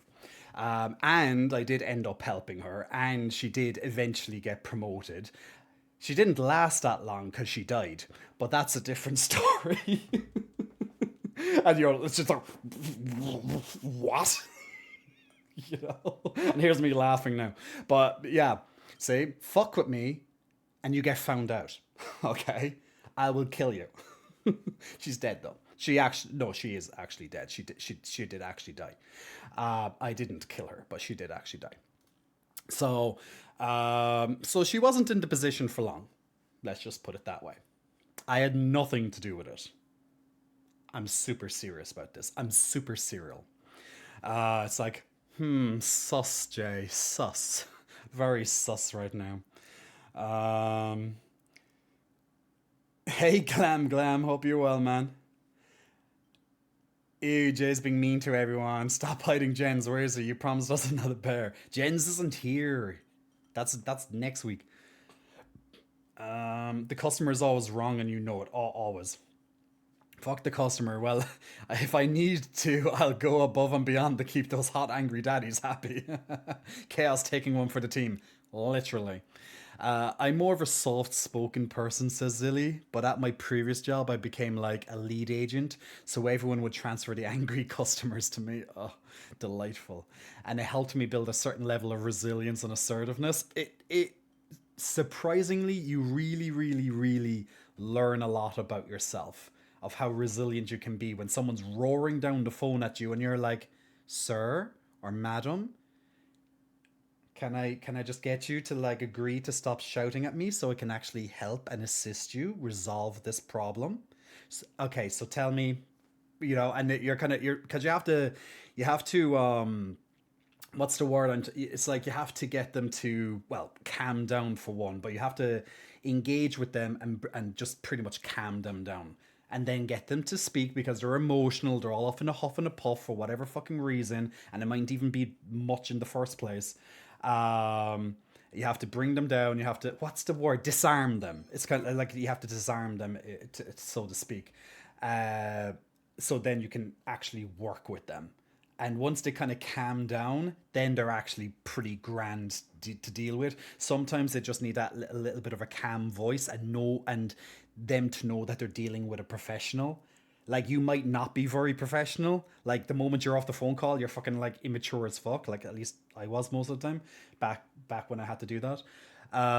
But at least for that moment, they're in good hands. I'm going to help them. Like, you're going to ensure the customer that you're taking care of it, that you're on the case. And once you kind of get that point across, like 9 times out of 10, the customer will be very, very agreeable with you. Because when you're calm and they're raising their voice, they've already lost. You have the power at that point. Everything is in your play. Like, they could be screaming down the phone to you, but you can hang up on them. Like, you have to give them warnings and stuff, but they know. What you have to realize is that there's an issue, but they also know that they can only get away with so much. And once you give them warnings, or else you get them to calm down, they know that if they're taken off that phone, the issue won't be resolved. So they're going to have to call back through, go through probably maybe 10, 20, 30 minutes of a queue. No one has time to deal with that, right? So they kind of liven up very quickly and they become very agreeable very quickly when you kind of talk to them like a human being and just calming them down. There are some that will take a little bit more, but you always get through. I've never lost. I've never lost with a person. It's like a power struggle, and I'm like, I know I have the power here. The ball is always in your court as the agent because they can't do fucking shit to you. That's what you have to realize. You have all the power in the world. You can be like, sorry, ma'am, told you, hang up. Good luck to your queue time again. I'm gone. You know, and what they can't do anything because you have all the proof that they were shouting at you. All calls are recorded for quality and training purposes, after all. Yeah, but once you realize you have the power, you're always in a great position. Yeah, you have to sound professional and sometimes sound confident because people take advantage of any uncertainty to detect. Yeah, absolutely, 100%. 100%. All the power and a better rack to boot. See, the thing is, they didn't know I had a big rack. Like, imagine if they knew they were talking to the guy with twins. Like, you just... See, the thing is, you don't know who's on the other side. You know? All you can tell... Well, there's a voice, you know? So, there's that. Do you know sometimes, though, you kind of think maybe the person's sexy because of their voice? You know what I'm saying? Like, you'd be like, oh, yeah, that guy sounds hot. Oh, yeah, she sounds hot. You know what I'm saying? Because of just how their voice, like, they could be. God only knows. But the voice, that's all you kind of got at that stage. You only have a voice to kind of go off. And you're like, yeah, he sounded hot. It's like, Jay, it's not that type of line. It's not a sex line. Or was it? Did anyone ever have one of those jobs? One of those sex those sex lines? I guess that's what you call them. I haven't had that job as an FYI. But I'm sure that's a very interesting experience. I'd love to talk to someone about that sometime. I'd really love to hear their experience on that. You know what? We're gonna have to have like a call session where like I need to like interview people on these. It could be every so often we can have like an interview on this, like almost like a podcast, so I can start asking people, like especially people who have like stuff I really don't know about, so I can ask them all these questions and we can all learn. It's always great to get different perspectives. Anyway, back to this. We're never going to get through this episode, by the way. The episode's not even 15 minutes, and we've been here for like an hour and a half. That's how much I'm pausing it. Sorry, guys. By the way, just if you're tuning in, so she killed 17 people because she was meant to kill she got a job and she wasn't paying attention to the training, and her job was to kill spiders because spiders were coming from Africa with the bananas, and these are big ass motherfucking tarantulas. So her job was literally to kill the tarantulas, but she left a lot of tarantulas through because she got distracted on her mobile phone. All right, giant ass spiders. So as a result, 17 people died, and obviously she lost her job. But she just got an interview for this new fast food fried chicken place. I forget what it's called, and this is where we are right now. The image we want to portray. Oh, I didn't know where it was going with that one. I was like, like just seeing the freaking gigantic tarantula crawling all over him. I was like, Nah, I do not want that happening to me. No, thank you. No way. No, guys, I can't deal with that now. But where does she just like walk around the place with that hammer? At least she tried. She may have saved his life. I kind of want to find out though. It left it on a cliffhanger. We need to know what happened, right? That's what I'm saying. I just want to watch the first part. The first, I just need to see. Do they continue on what happened? I really need to know what happened now. God, that means it works. You know, when you leave a TV show or whatever on a cliffhanger, you just need to kind of find out what happens.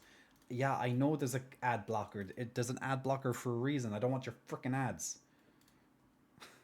God, I didn't have to do the ad blocker last time. Wait. Why does it keep stopping? It keeps stopping. Okay, I don't know what's stopping. But is it because of the ad blocker? No, still. For fuck's sake, I have to turn off my ad blocker. Boo! Like, why? Numéro. Yeah, whatever. Okay, ad blocker's turned off. Now let me watch my... Let me find out. I need to find out. If it tells me the ad blocker's still on. Oh, God, here comes the ads.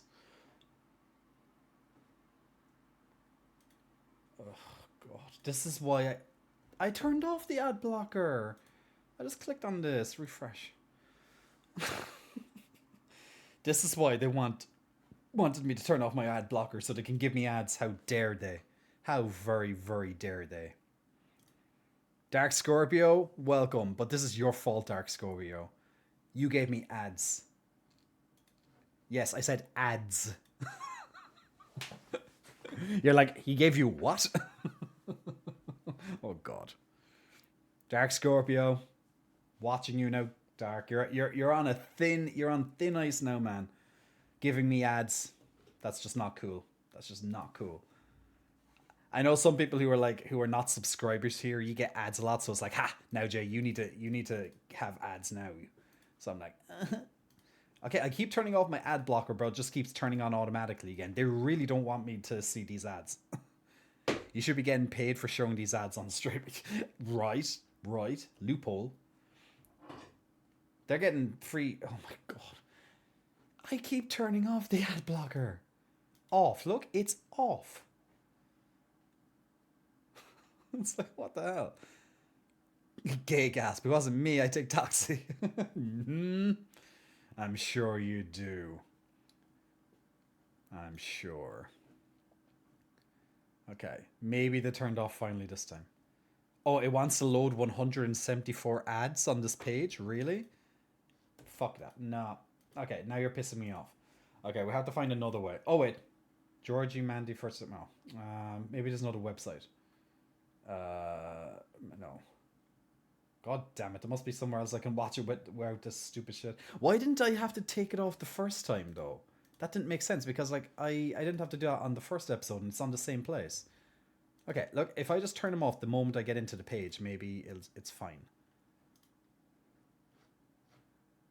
Yeah. No. Because I'm not just turning off full stop, because just no. It just keeps turning on this. Yeah, it really, really doesn't want me to see ads on this website. It just keeps turning back on. It normally doesn't do that, so they're like, just no. There's like, we're just not putting up with this. Okay, I'm just going to say not Mandy season 1 episode 2. I need to find out what happens. It's the lady from Bedazzled. Yeah, the devil is Liz Hurley. Yeah, definitely, she's being the devil with me right now. And that's the thing. Like, why isn't my VPN working?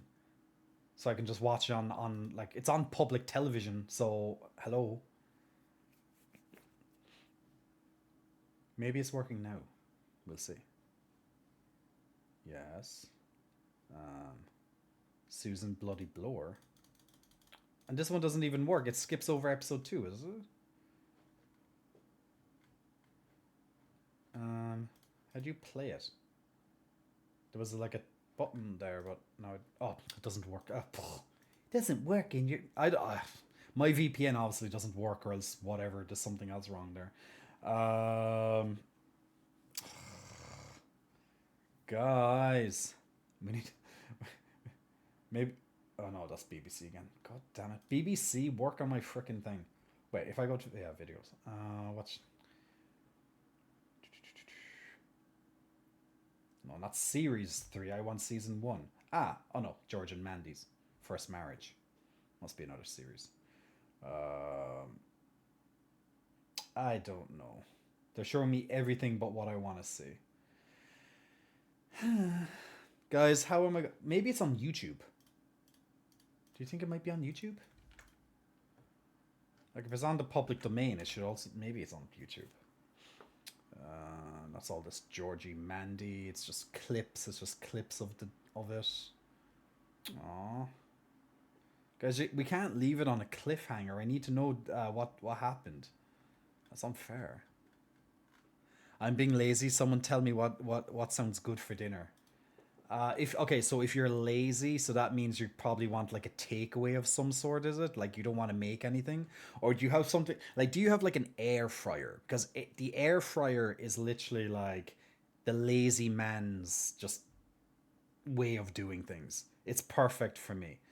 Or if you have a microwave, because you could just get like if you don't want to cook dinner, you could get like one of those microwave dinners. Like I don't know about like if you have like good decent microwave dinners, but like where I'm from, like I have ones, like I don't eat them at the moment, but like they're like really well nutrition, like well proportioned, like all the stuff, you know, like really really good. Because sometimes when you kind of think of like TV dinners or these or whatever, you're thinking of absolute shite.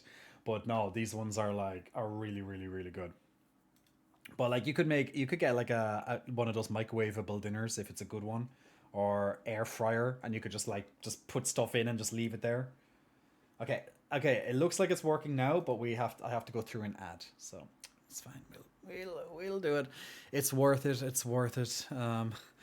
That's what you guys are like every time you have to watch an ad on Twitch if you're not subscribed. It's like, it's worth it, I suppose. Fucking ads.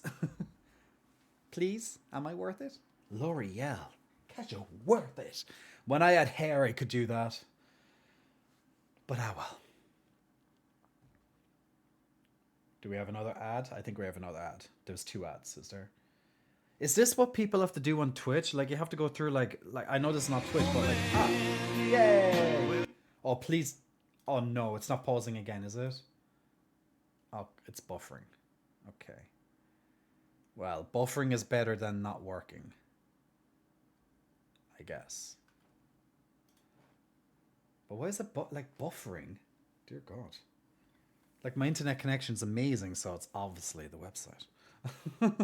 I see. I'm so humble. I have the best internet in my country. I should know. I pay for it. Like literally, it's the best. It's the best internet connection you can get.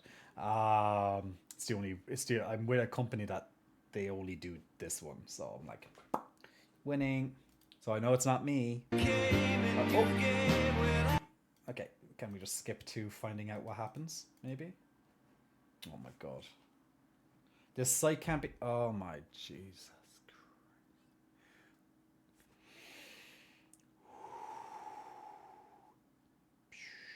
Breathe in. Breathe out. Breathe in. Breathe out. All I want to do is find out what happened. And this frickin' website is just not doing it for me, people. Okay, I ran to the bank and the shop. Did Jay manage to get through to a single episode? Yeah, I got... Ben's a liar. I got through the episode. We watched it. And Dub, I want to know what happens because it left on a cliffhanger, and now I can't see episode 2 because it keeps having issues. And I just want to find out what happened to the guy. Like, does it continue on from there, or is it like never mentioned again? You know, like I just don't know. Because right now, like I'm just skimming through this, it doesn't show him. Oh my God, it's trying to retrieve an ad. Oh fuck this. No. Oh wait, you can skip this ad, I think. Oh hell yeah, I'm skipping the ad. Who watches ads? I'm trying to link and it's working for you. Oh, well, look at you. Now, look, it just keeps breaking or something. Oh, okay, maybe if I just don't touch anything. No, it's still breaking.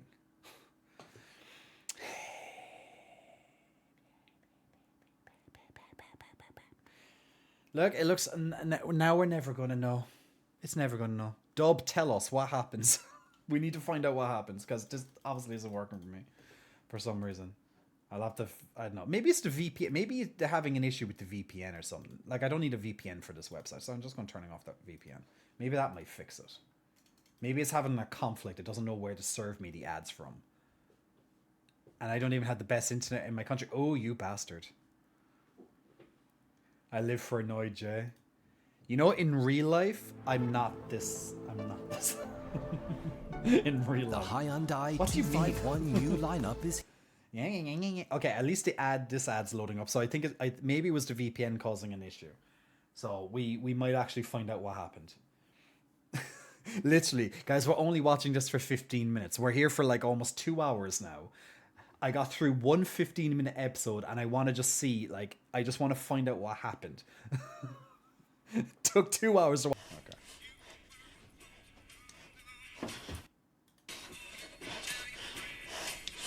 Okay, she's doing some exercise. She looks like she's a heroin addict, but okay.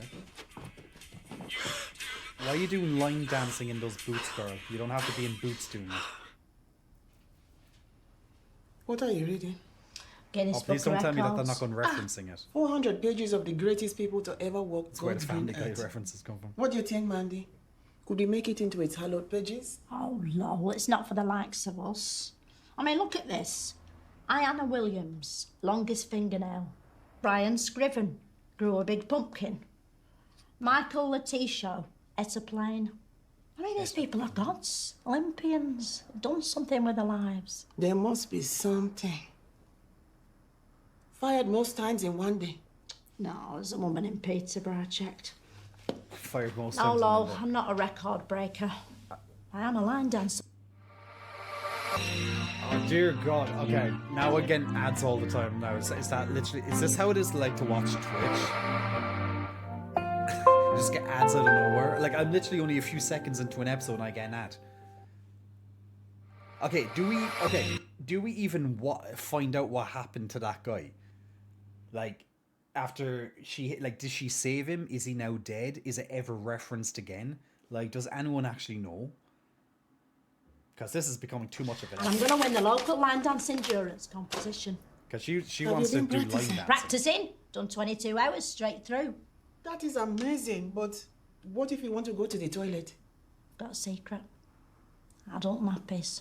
Mandy Carter, I think you might be a genius. Might start wearing them day to day, You don't- actually. Saves Dub, so you've much seen it time. and But what it about doesn't food? reference it, Are you does it? allowed to eat? You're allowed to have someone throw you a bottle of pop or a mini roll while you're dancing.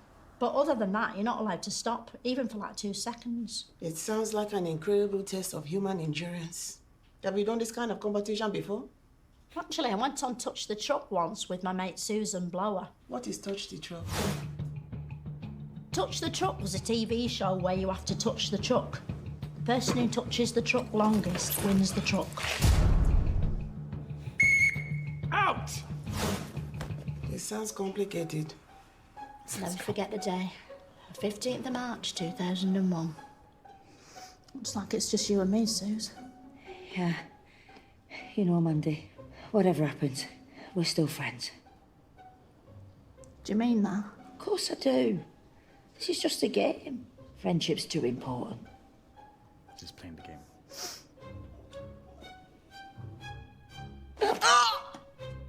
Oh my God! Oh my God, what's wrong? I think I'm having a heart attack. Mandy! Oh, and then she would have obviously... no, there's another fucking ad. No, fuck this. Now, okay, so you're saying you don't think it does anyway? Fine. And obviously she didn't... She left go of the car, so... Because of her little stunt, so, yeah. Fun times.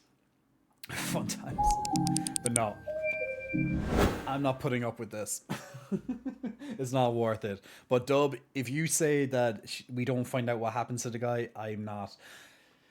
Oh, I need an ad blocker. Guys, I need an ad blocker, says Dub. Oh, wait, Dub wasn't here, so he doesn't know. He doesn't know about it. He doesn't know that it kept stopping because I had an ad blocker. Ah. I thought Dub was just like, well, you could just have an ad blocker. It's like, Dub, don't you think I already had one? Yeah, I forgot Dub wasn't here while we discussed this issue already, right? You need a good...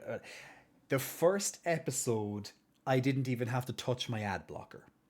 But for the second episode, it kept giving me an issue. And then when I disabled it, the VPN or whatever was having some clashing issue, and we fixed that. And then you came here. So it's kind of like that. So yeah, so it took like over 2 hours, and we got through a 15-minute episode because we had some gigantic conversations through that episode there. Oh, now he's got you.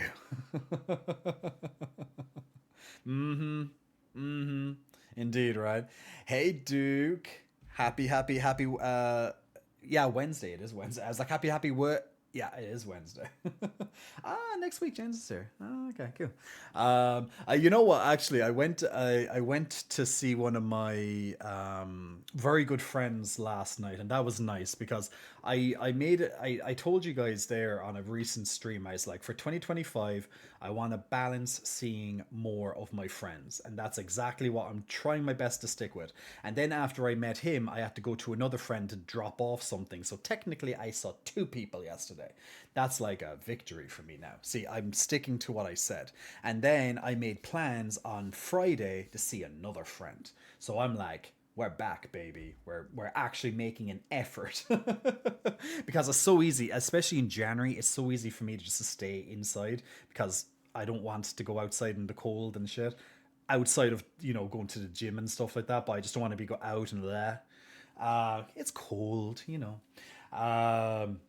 so I'd just rather stay and be, nice and cozy. And guys, you know how that is. Just be nice and cozy. You don't need to see people. But no, I made an effort. But no, I had a great time. I left seeing both of them with more energy. You know what I'm saying? Because I know I'm a people person. I know I like to see people, but I just like to have my break in between people as well. But like when I'm with people, I'm like, "Ah," and I'm like huge high energy and I'm all happy. So it's always great to catch up with friends because I don't get to see them as often as I'd like to. But yeah, it's when you have some good friends, you just gotta make an effort. Mind always it. I'm very extroverted, but what I found out is like during 2024, I definitely had a very introverted year because I spent most of my time just studying and learning, and that's just what I wanted to do. It wasn't like I knew I wanted to spend my 2024 like I said before, like my theme for 2024 was growth. So I knew I wanted to learn new stuff and all that. I just didn't think it was going to be to the extent that how I actually ended up taking that route. So I kind of got too introverted and just like was focusing on all my stuff, which it actually worked out for the better because now I can come back in 2025 and be a hell of a lot stronger, that kind of way. Because I've done what I wanted to get done, and now I can kind of do it in a more balanced way. So I kind of gave the extroverted side of me a break, went into full kind of introvert mode, and now I'm back trying to balance both. So it's good. It's good. We introverts like you still. We like you still. So I think now I'm more of an ambivert because I can do both. Do both. I think that's actually just like the kind of my mantra in life. It's just like versatile. He can do everything. Like literally master of like what is it? Jack of all trades, master of none. That's pretty much what it is. Paran Pong, big muscle flexing. Welcome to you. Thank you for pressing the follow button about 2 minutes ago. Thank you very much. A mega hug. Welcome to the stream. Remember to drink water. Jay needs some water. Thank you, Ego Jalapeno. But like I had a very good day today. Like it wasn't anything special as such, but I was just in a very good mood. I had a really good gym workout. I was nice and happy afterwards. I was just like, yeah, smash this. It was a sunny day, probably the first proper sunny day in weeks, which was probably a big part of it, to be honest. It wasn't cold. It was actually really nice. Like, it wasn't hot or anything. It was just nice. So like for a January, it was just like you needed it. Like even if it's all like dreary and shit tomorrow again, it's like today it was just a day that was like, there was lots of calm. It was nice. Then I went out for a walk. I was talking to my parents on the phone for like an hour, and I went out for a big walk while I was doing that. Then I got other stuff done. I got some work stuff done, and like going through my financial stuff, looking up the investing stuff, and keeping in contact with my other community, the community that I'm cheating on you guys with, and it was just a good day overall. So at least I can be like, it was a good day. It was good energy, good flow, good vibes, good. Everything was good today, and that's how we like it. Bing. Big smile for you. Big smile for you, my new friend. Paran Pong is our new friend, guys. And speaking of new friends, hard candy. We have some hard candy coming in. Big muscle flexing. Welcome to you. Thanks for pressing the follow button. Hey, Pyro. How are you, man? Bouncing titties. What bouncing? My titties actually hurt to bounce. I actually didn't realize they actually hurt until I bounced them there. Well, when was chest day? It was chest day yesterday. Yeah, that actually makes sense. Yeah, that's why they hurt. Chest day was yesterday. That's why it hurts. Today was back day, so it's different. And Monday was legs day. So my legs are fine now, so it's all good. But yeah, it was because actually I think that was some of my proper first titty bounces of the day. Like actual pec bounces, not just gravity bouncing them. Because gravity bounces them. I don't know if you ever seen me walk, but if you ever actually see me walk, my tits bounce up and down. You know what that feels like? Like we all have big pecs, right? We all know what it's like to have like two pecs bouncing up and down as we walk, or else if you're a female or you just have titties, you know how that is, you're just walking to slap you in the face, kind of knock you out for a while. Yeah, we've all been there, right? Of course we've all been there. Like, come on, guys, we know that. But yeah, so I don't know if you've ever seen me when I walk, but you're just gonna see. Dum, dum, dum, dum, dum. It's actually real. It is a real thing. Like beach balls on your chest. I've been there. Sure, we definitely know what that feels like. The heavy extra weight in front. There's a what? Worm? What? Worm's all happy now. It's like, what did I stumble into today? But we all know what it feels like, guys. All that gravity in front of us, and we just have to like deal with it. If I put a little bit of as we say, a pep in my step kind of thing, we give them an extra little bit of a hoof like that as we walk. So there's an extra little bounce in your step, a little pep in the step. So then you get a little bit of the extra bounce. It just takes a little bit of whoop, and then they bounce up even more. But mine just bounce anyway, but a little pep in my step and they bounce even further. So unless I actually have to concentrate, not that I really have to concentrate because I've mastered the pec bounce, I don't even have to concentrate. But when I actually flex, when I properly bounce them, like now, like it's different to when I'm just like walking and they're just like la la la la la la la la, yeah, it's just how it is. Is that what you were doing on Insta? That's exactly what I was doing on Insta. But then again, I was doing a little bit of a like jiggle at that point because I was very happy.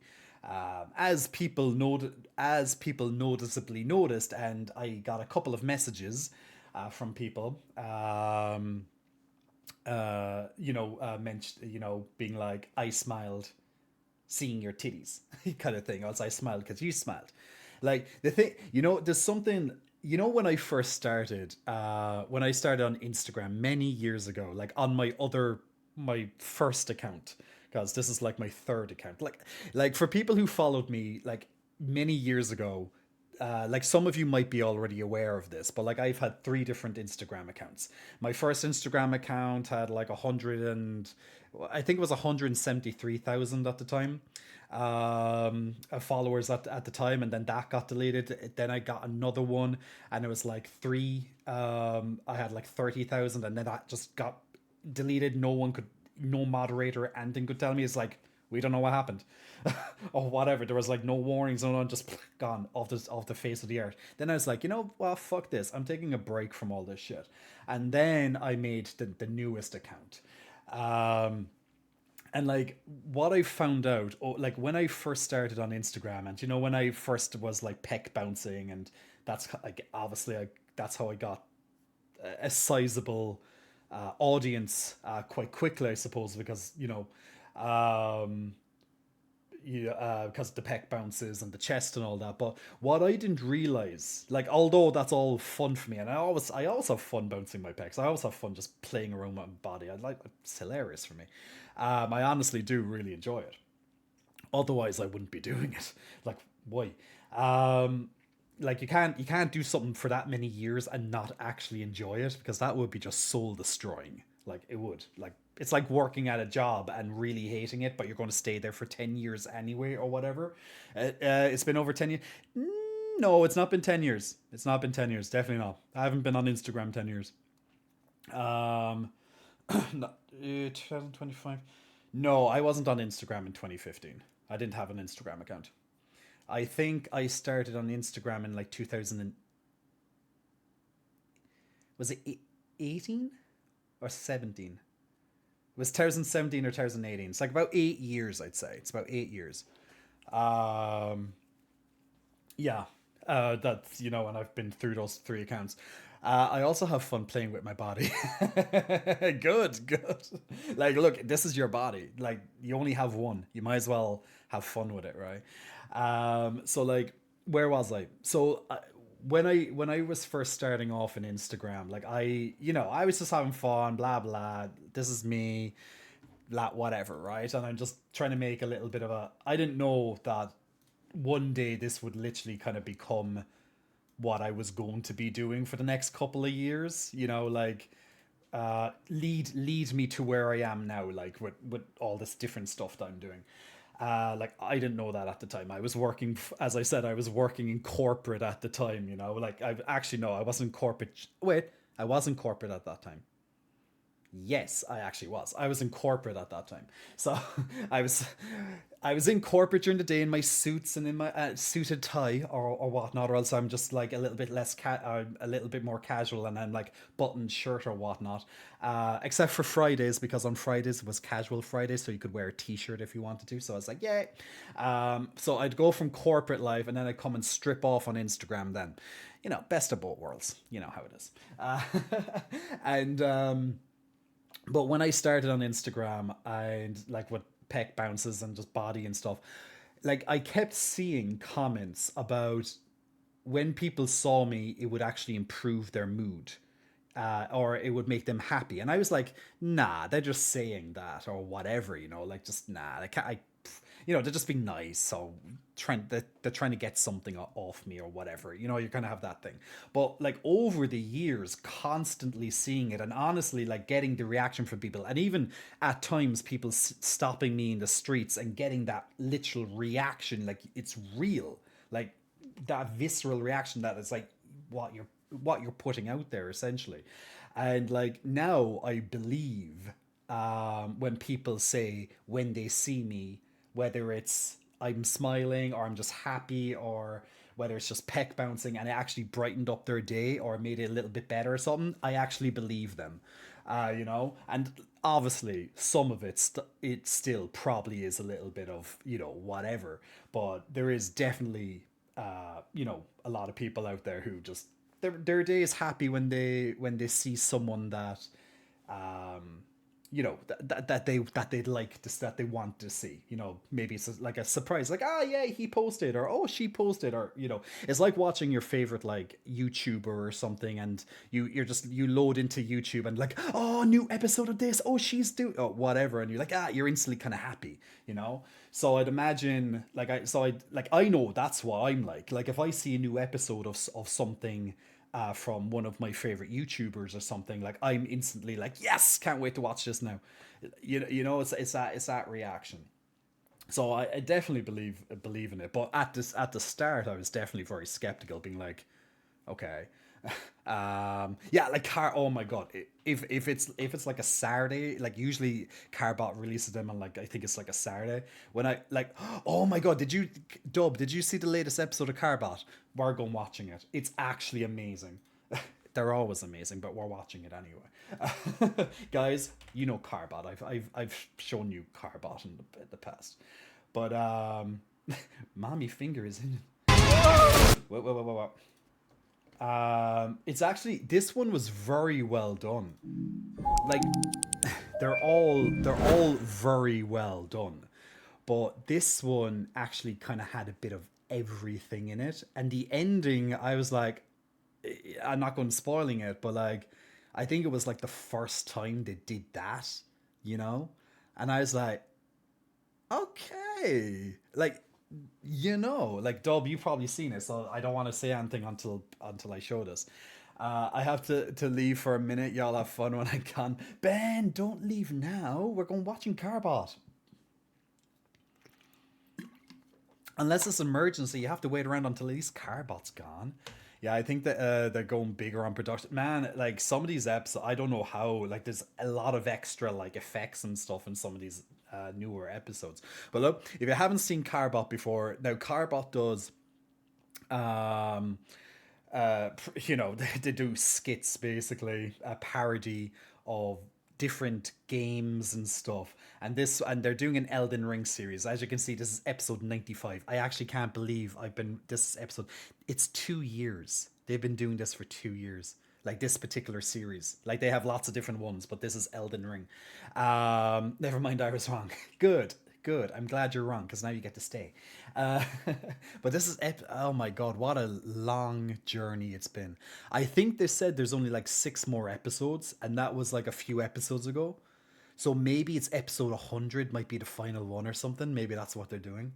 I'm like, no, there's so much to get done in only a few episodes. I'm like, I don't know how they're going to do it, because they're only like a bit into the DLC at the moment. They still have, you know, we'll see. They also have it all planned out or whatever, so in advance, but you know. Anyway, well, to be fair, they're making some good progress with DLC. Yeah, they might be able to do it. You know, they could probably add some more if they wanted to, but yeah, they're probably being more selective, because at the start they were just doing pretty much every little piece. I think YouTube or another production company is reaching out or something to some creators, because I noticed there have been a few channels that have really upped their game. Okay, maybe. But then again, they're also big now as well. Like, they have like, it's almost 2 million followers. It's getting close to that, I think. Oh, it's over 2 million. Well deserved, by the way. 2.16 million. Well deserved. Very happy for them. Like, they're brilliant. But they're doing Elden Ring. So if you've played Elden Ring, or even if you watched me play Elden Ring when we were doing the DLC, the thing is with these episodes is that they can just capture pretty much like what every single player has gone through, and pretty much and the emotion that goes along with it, and along with it, sorry, and just it's just great. But this one, they made it a little bit of a different story. This character here is one of kind of the reoccurring characters that they made, and they kind of do their own little story with this one that uses the Elden Ring story, and I just thought it was good. So how it starts off is it's going to be at the end of the Radagon fight, and it kind of continues after that. So Radagon is the last boss in Elden Ring, the original. The base. Now, technically after Radagon, you have to fight the Elder Beast. It's like one long encounter, 2 separate bosses, but yeah, we're just going to say it's the final encounter overall, let's say. Because if you die, you have to do both of them, don't you? I think. I'm trying to remember. It's been ages now since I did it. I think if you die, you have to do both of the bosses back to back.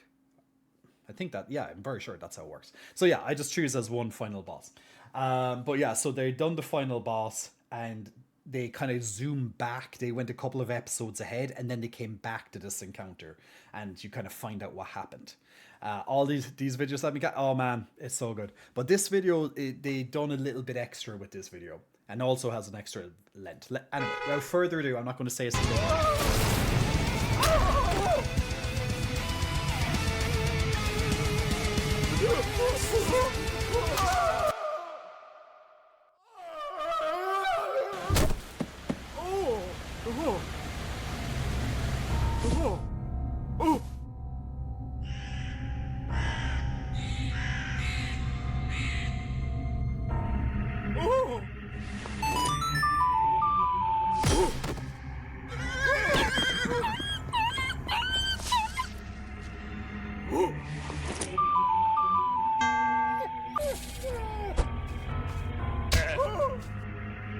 You've got to get mad!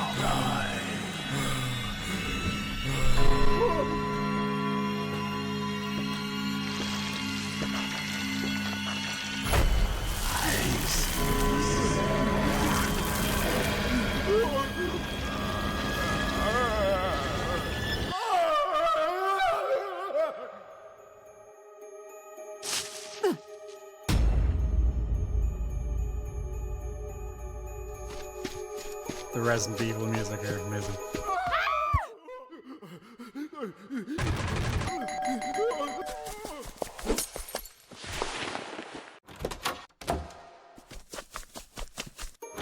Take a look at this. What is it? It's a weapon.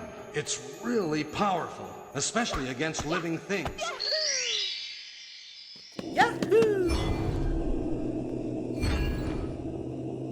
Oh!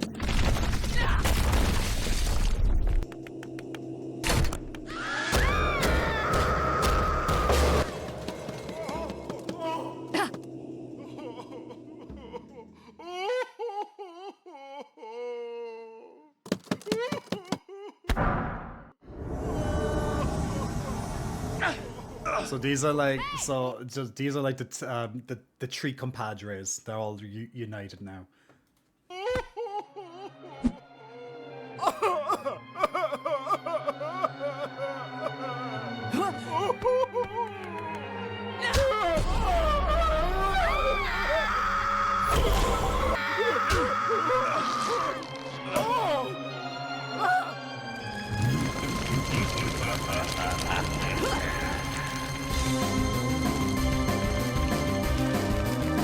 Little Final Fantasy background, Final Fantasy 9. Remember, I was dying so much to Midra at this fight.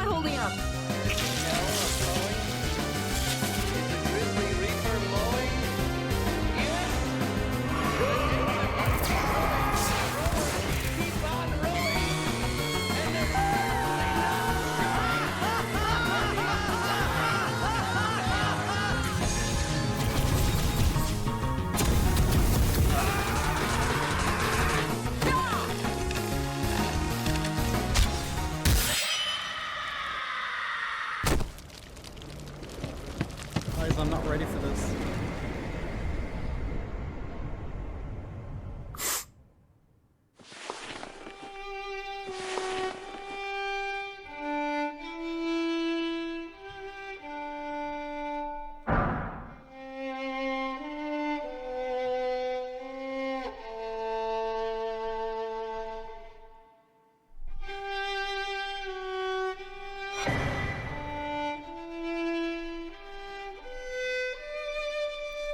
What you think? That episode has literally everything. Okay, like each episode has lots of references, but this episode packed like as many things into it as possible. Like from like Super Mario to Final Fantasy, even the laugh from Titus. I always call him Titus, not Titus. In Final Fantasy X, you had like Willy Wonka. You had all these like memes in the background, the kind of LSD effect. You had them like swinging around, which is another reference. like so much stuff is in there. Even Zelda at the start. So many references added in. You even had Barry and Jill from Resident Evil 1. Which goes with the mansion team at the start when they were going into Midra's mansion. And then, you know, it has its own little kind of story, its little self-contained story that one of them becomes mad. That's what happens. That's why he went mad. And then in Elden Ring itself, Midra went mad, but he was his own character, you know. But what they done in this is they put one of the friends that got mad, who then became Midra, and then they had to fight their friend, which is Midra, and then when they killed him, they actually killed off the friend. So it's like they ended it on a sad note. It's like that's the end of one character. It's like that you don't expect it because they always ended off on a funny note. So it came out of nowhere, and then just when you had, you know, they do in Elden Ring, very common to have one of these emotes that they do. It's as the sign of respect. Just the music, and then they pop up. Didn't expect farewell. When I saw that, I was like, you know, like it's when I actually got to me slightly when, like, it's not like I was crying, but I just kind of got it. I got a little like, oh, like. Hit me from somewhere. Didn't expect farewell, because obviously you see that stuff on the little runes that you can write to players to give them help or troll them and stuff, right? Didn't expect farewell. It's like, man. It's like, and then you have the little music too, and like, god damn you, Carbot, like surprising me every turn. It makes me wonder now. Makes me wonder what's going to happen in the final episodes. If you want to see more episodes of Carbot, particularly if you've played Elden Ring or you love Elden Ring, that was episode 95. You have so much laughs ahead of you. Now, I know I've played the odd episode here and there over the, like, you know, but man, you just have to go back. I even commented on this myself. 4 days ago, I was like, this episode had everything. And I stand by it. Where's the sword down the throat from? See, it's let me go to that part there and show you what this actually represents and what happens to this guy. Because if you haven't played it, you mightn't get all the little things. Where it's around here, isn't it? Yeah. So he's like shoving. He's short, like this part here, okay? So when you become, there's one of the status effects in the game is that when you get this particular status, if you build up the madness too much, you literally kind of sprout out. I don't know what it is. It's like all these. What would you call them? It's like you literally just it's an insta death mechanic basically, but you just kind of break out into all these kind of like, I don't know really what you'd call them. I wouldn't say tentacles because they're like hard. It's like rock, almost like you break out into like a statue. It's like it's a petrification. It's like an instant death mechanic. It looks a bit gruesome the first time. It just goes. So when you build up too much of this petrification, which is one of the mechanics that happens in the fight of madness, it's an instant death, which is like bang. But in this, he didn't die. He just went fucking mad at that point. Death roots is okay. So yes, I couldn't think of what they were.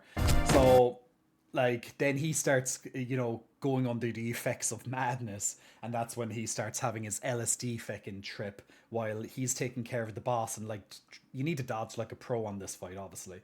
So it's doing all the references, and he's like snap out of it, and now it's going through lots of different rooms in the background. The Necron music from Final Fantasy IX is playing. Lots of different movies over the years. Titus laughing there. Just getting in a bit of lots of different references.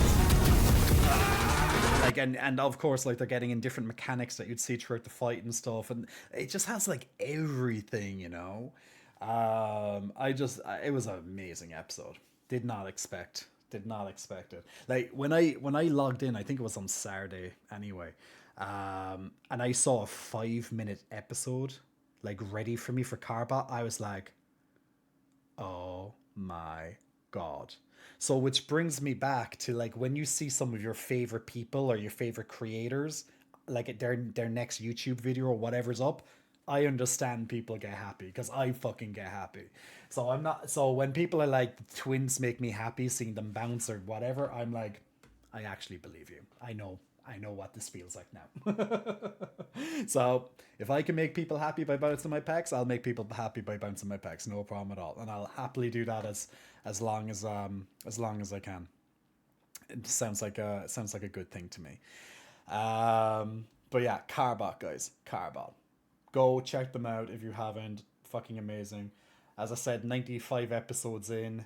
They only have a few more episodes to go, and it's the end of their Elden Ring series, and I'm going to be quite sad.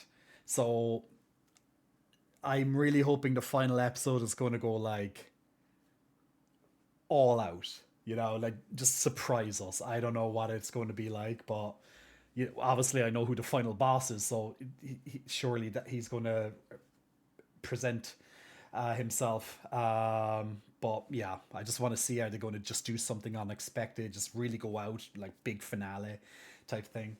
We'll see.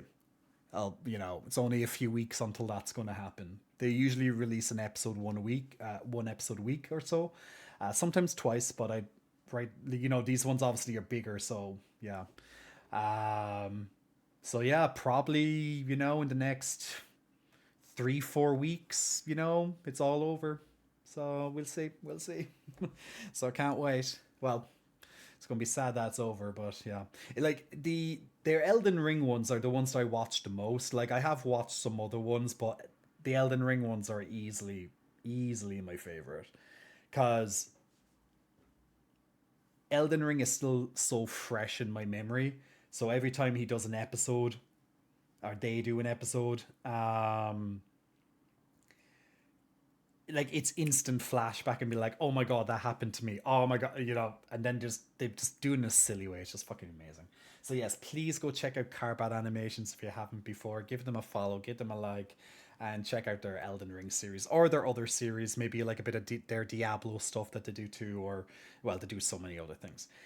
They even done a little bit of Baldur's Gate, but they didn't do too many of those. I don't know if they're going back to that or not. But yeah, they want to finish up the Elden Ring ones, so we'll definitely see that. But yeah, definitely check them out. Well worth your time. It makes me so happy to see a Carbot episode. Even if the episode didn't give me that many laughs or whatever, like I'm still very happy I saw the episode. Like it's a good use of your time. Like that's what I would say. So there we go. So guys, it's that time of the night where I have to bid you all farewell. For at least 3 minutes anyway. You're like, people are looking at time, be like, Jay, you got like 2 more hours with us. You're not getting off the hook that easily, Jay. I had to try and play that up a little bit, But so what I'm gonna do, I'm just gonna take a very quick break. So I need to spread my legs a little bit, Stretch your legs, Jay. Stretch your legs. So I just need to stretch my legs a little bit there, and I'll be back in 3 minutes. And when I come back, we're going to play some Black Myth Wukong. Farewell, or as we call it, the last 3 to 5 hours of the stream. It's going to be 2 hours. It's like, to be fair, I was very good at finishing on time the last 2 streams. I finished really well. I don't think I went over my time. So we're doing good. We're doing good. I'm being a bit more attentive. Now, I'm not going to promise that it's never going to happen that I'm going to not go over my time. But at least I'm doing decent. I don't mind a little spreading. Hey, Sketch Artist. Actually, Sketch, you said something earlier, and I didn't comment on it. Is there a wardrobe changing coming? Isn't this enough? Like, Duke, it's still the winter here, Like, yeah, it's not as cold as it was last week, but like, man, what do you want from me? I'm already like showing flash. Isn't this enough, Duke? Isn't this enough for you? All they want me to do is work and work and work. Never enough titties, Jay. Never enough titties. I get it. And I wasn't here, damn it, cold. swap to the robe. You think? I don't know, man. No, I'm fine like this. I'm actually quite comfortable like this. It's actually very comfortable. These vests that I have. So, hey sailor, how's your pussy? Hope all is well. See, I'm allowed to say it to Sailor. She knows. She knows. So when I say how's her pussy, she knows I'm referring to a putty cat. I thought putty cat. But yeah, she expects it from me at this stage, to be fair. we want to take in your beauty. Bless you. You also have to bring out the bestest boy. True, actually. You know what? I'll bring out bestest boy when I'm on my break. So when we come back, we'll have a little bit of we'll have a catch up with bestest boy, and then we will play some Black Myth Wukong. Sound like a plan? Anyway, guys, catch me in like 3 minutes, unless I get lost in an alternate dimension or something like that. Could happen. You never know. It's a tricky place out there. I'm never safe when I'm outside of my room. I'll be heading soon because I'm going to get free. Sailor, you enjoy that. I'll be back in 3 minutes anyway, guys. So be right back.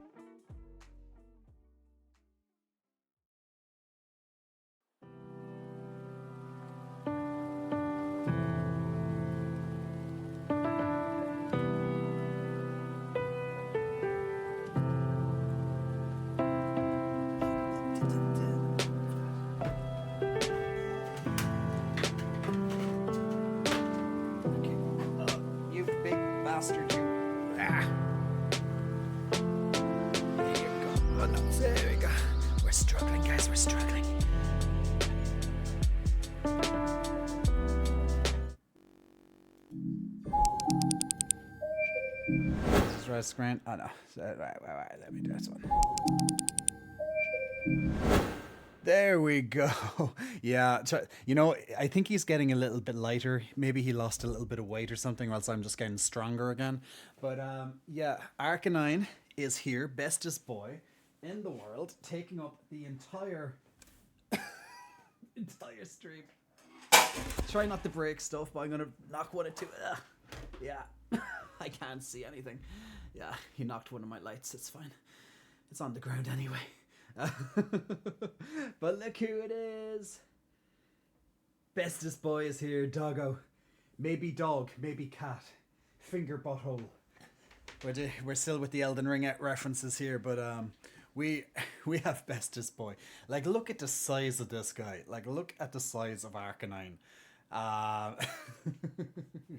Like, seriously, this is one. This brought me, and still does, brought me a lot of happiness, brings me a lot of happiness, because he's just bestest boy. So guys, everyone who's chipped in for my early birthday present last year, thank you so much, because it's going to be Arcanine's first birthday in only like 5 months, right? Yeah, in like 5 months it's going to be his first birthday, so time flies.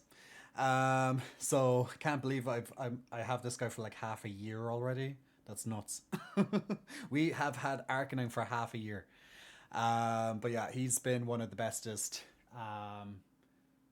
Yeah, one of the bestest surprises. So thank you so much. Although he was a bit of a pain in the ass, he was worth it to go and collect in Northern Ireland and stuff and bring him home. But I'm delighted he's here either way. So he is very comfortable to lie next to. So he's a great companion. And he's absolutely gigantic. So not the easiest thing just to lug around the place. Hey Gamone, does Jay want an Arcanine lunchbox to go with bestest boy? You know, why not? As I said, we need to get the little hat. We need to get like an Ash, like the original Ash Ketchum hat, I think, and just give him a little hat just to kind of wear. I think that would be good for him. So I think he could definitely use an Ash Ketchum hat. So we'll have to find one of those for him at some point. So yeah, but for now he'll be fine. He'll be fine without it for now. But try not to knock anything. Moving him, because my green screen is right behind me and it's kind of taking up everything. But yeah, bestest boy. And like, I just, like, the tail is just so huge. Like, on its own, now, okay, I got my hands right around him this time, so I can't even fit him on the full screen most of the time. But like, even his tail is so fluffy. It's so fluffy. But his tail is just so fluffy. So we enjoy a bit of Arcanine. Arcanine needs a little bit of love. But yeah, he's bestest boy. But yeah, it's good to see you, Arky. I'm going to be into you after the stream anyway. I'm going to lie down with Arcanine after I finish. Like, nearly every single time I finish my stream, I lie down with Arcanine. Like, it's kind of like, I have like 5 minutes time, like, you know, like a kind of a what's the word I'm thinking? Not like a de-stressor, not like a detox. It's you know, just a bit of R&R, you know, just a bit of a relax. A little kind of like calm me down kind of thing. Just nice and chill. Sometimes I'll have a cup of tea with him for a couple of minutes while I'm just going through text messages and stuff, or else I'll just have the light off and I'll just lie down with him and just like, you kind of like breathe and just chill for a few minutes. So yeah, that's usually it. And then sometimes during the afternoon as well, I'll lie down with him for a little while. Like if I'm reading a book, like if I'm ever reading or something, I usually lie down with Arcanine. So I use him just as a big pillow. So always good. Sometimes I have to sit at my computer, and so I can't read the way I want to. But if I can, I'll make sure it's with Arcanine. It's just so comfy. He's just so comfy. Decompress? Yeah, decompress is probably the word. All right, my cat has been fed, and now I'm waiting for my mom so I can go out and get some food. See, Sailor's getting stuff done. Sailor's making things happen. Getting the work done. getting the work done. So we're just going to put Bestest Boy. Just going to keep him here for now. And I'm going to set back up my light because now lucky that like these lights that I have on the ground, they're like my longest lights and they're cheap as well, so it's fine if they fall down a little bit. It's all good. It's all good.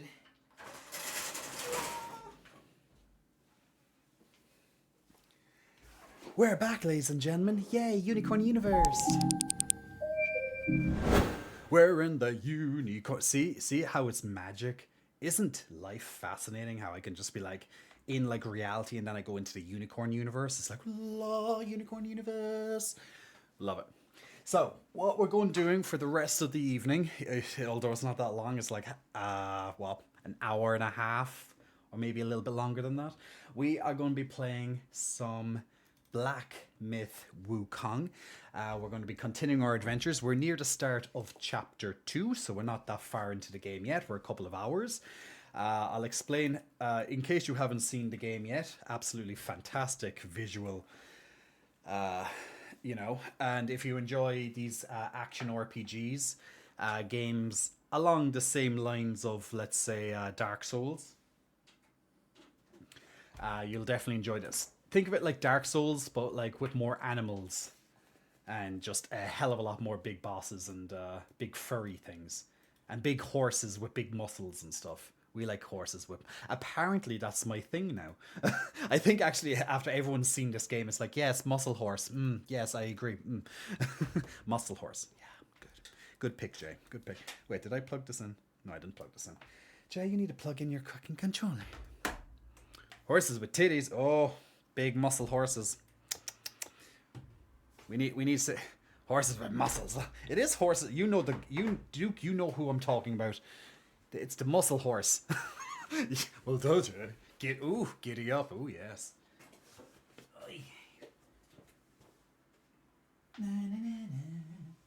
Chair stream. Chair stream. We're having a chair stream because Jay's on his hands and knees. Doing his stuff because he forgot to do it earlier. Yeah. For fuck's sake, get in. That's what I said last night. Get in. There you go. Jesus Christ. I didn't think it was so hard for me to put it into the hole. I thought I'd be good at that by now, but still, apparently I need a lot more practice. Sometimes it's hard to find the hole to put it in. Jesus. I'm getting rusty, guys. I'm getting a bit rusty at this whole thing.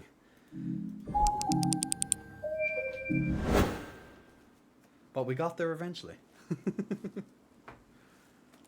Sometimes you just like miss on the first try or whatever, and sometimes, you know, just gotta just move it around a little bit and you'll get into the hole eventually. Whoa, that's loud. Okay. Yeah, I don't have it connected into my headset yet, so of course it's loud. So, apologies if the ears are blown off you there. Are you going in dry? Oh man, oof, that'd be sore. That'd be sore. Don't like that now. Ding means you got in. Ding. Woo. The horse is your twin, Jay. One of them, the wind guy is. Yeah, we fought the wind guy. Black Wind or whatever. I need to make sure that this is... I can't hear anything. Why can't I hear anything? God damn it. It's always something, isn't it, Jay? Ah, Jesus!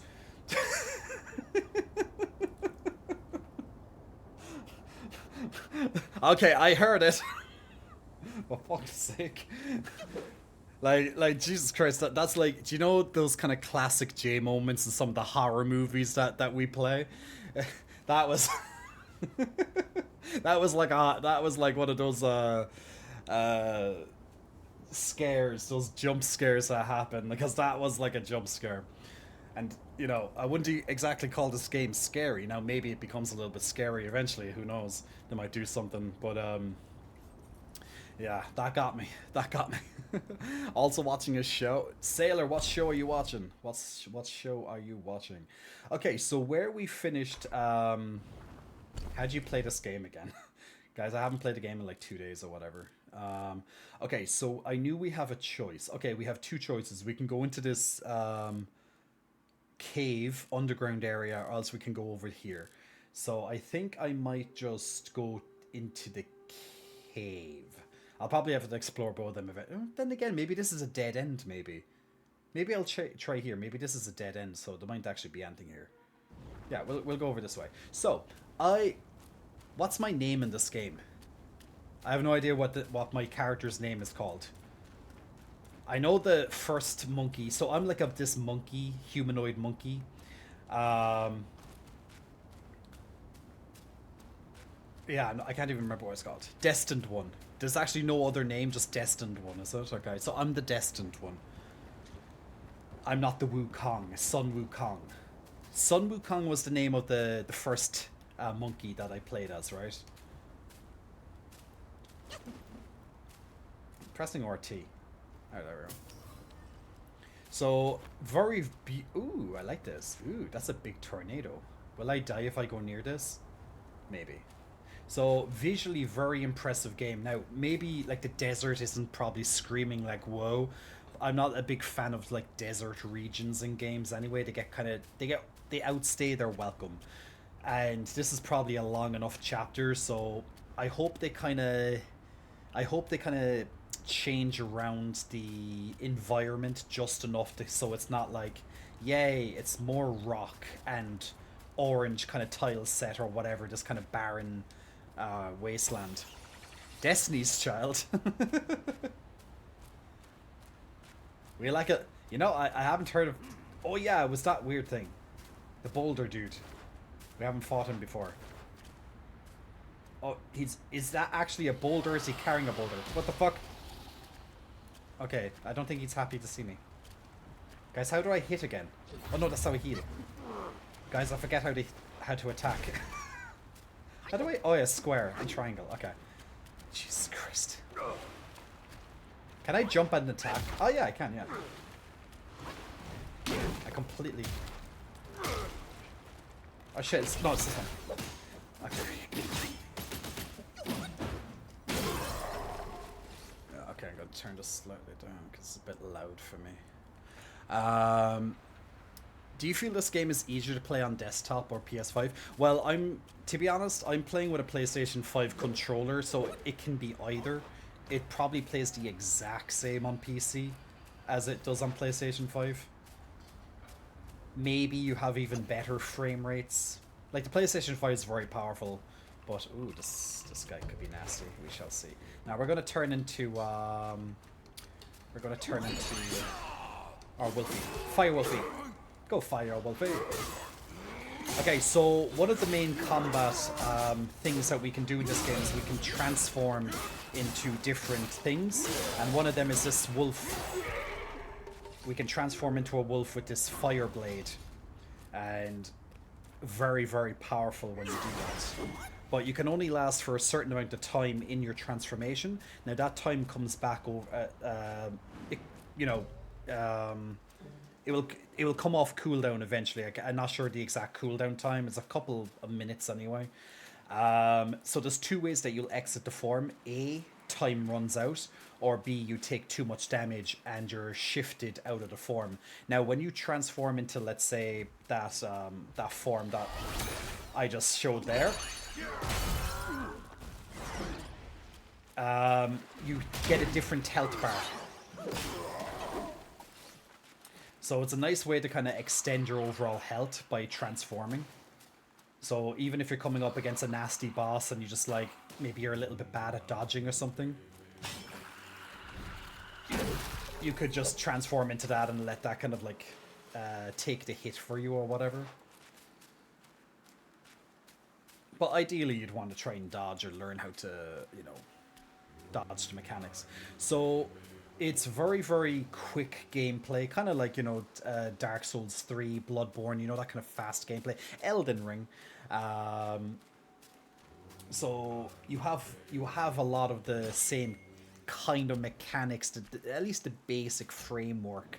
Like these shrines are pretty much your checkpoints. So you can use these to fast travel to different areas. You can use these to pretty much level up if you want to, or change your spells and craft. And they kind of act as like a merchant in a way as well.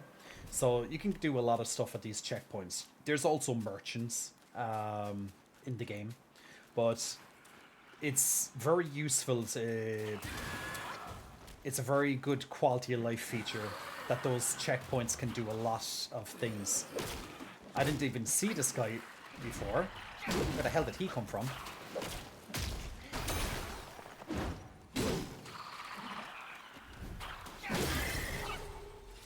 Okay, I just got my...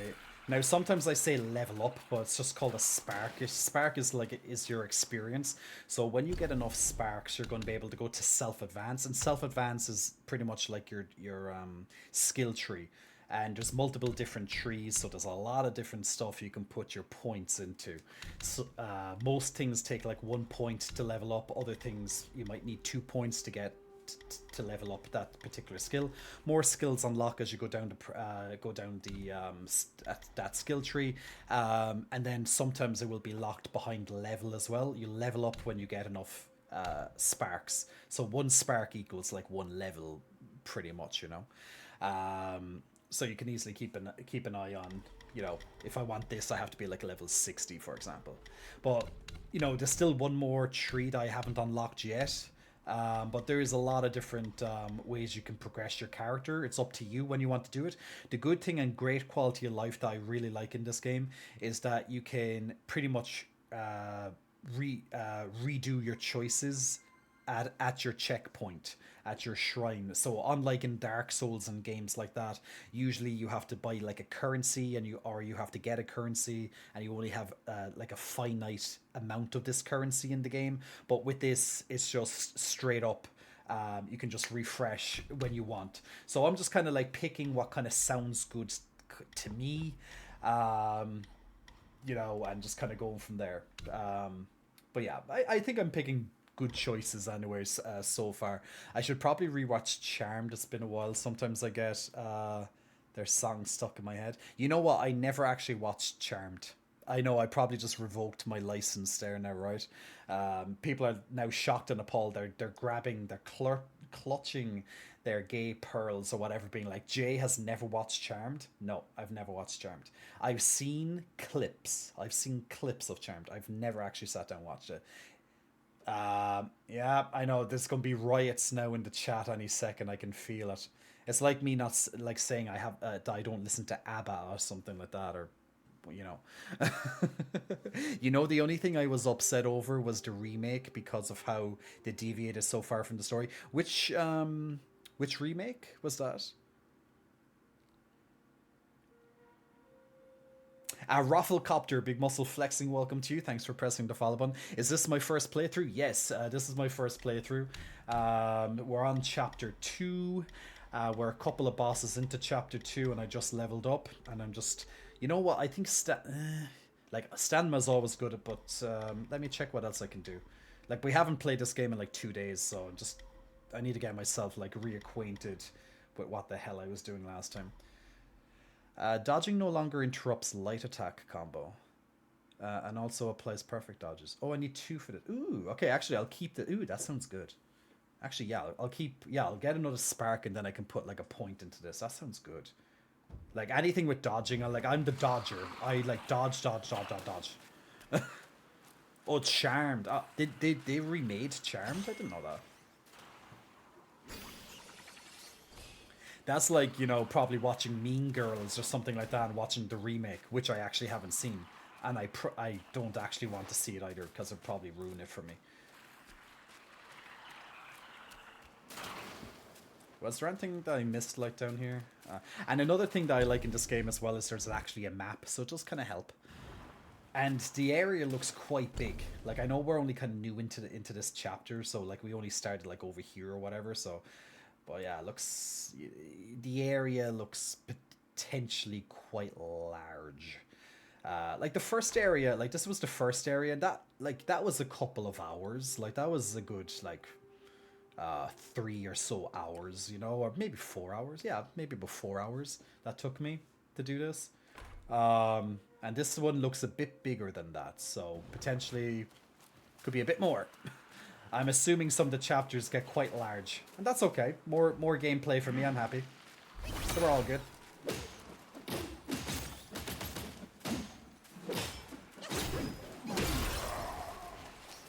See, I thought those boulder guys would present more of a challenge. Now, what you're noticing there as well is that sometimes I'm going to cast this spell called Immobilize. Immobilize is on a cooldown, just like my other spells, and it costs some mana. Now, my mana bar is the blue bar. That's directly underneath my health bar in the lower left corner. And, like, you know, you want to be obviously careful with your mana, but the Immobilize spell is just chef's kiss. You know, oh, Jesus. I kind of thought that might have been a guy, but I wasn't sure.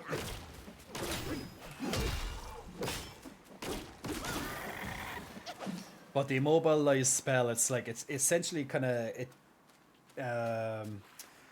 kind of freezes time. So the guy kind of becomes frozen as if he was like sealed in some sort of like crystal stasis or something. Very, very powerful. Now it lasts longer on like kind of ordinary enemies, but bosses, you know, like not long. And sometimes it misses bosses as well, like especially if they're doing animations, or else they'll just break out of it. So, you know, it does have its weaknesses. And you can't spam it, as I said, because it has a cooldown, and it costs quite a lot of mana too. Like, I don't have any mana left to be able to use it now. But what I can do, just to make this a little bit easier, is I can just transform into my Wolfie. Play with a little bit of fire. So as you can see, the combat's very fast-paced. As if you're, you know, very aggressive as well.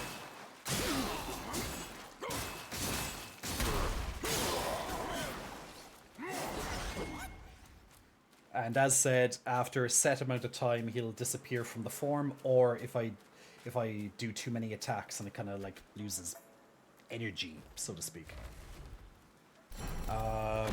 Shit, sorry, my chat paused there for some reason.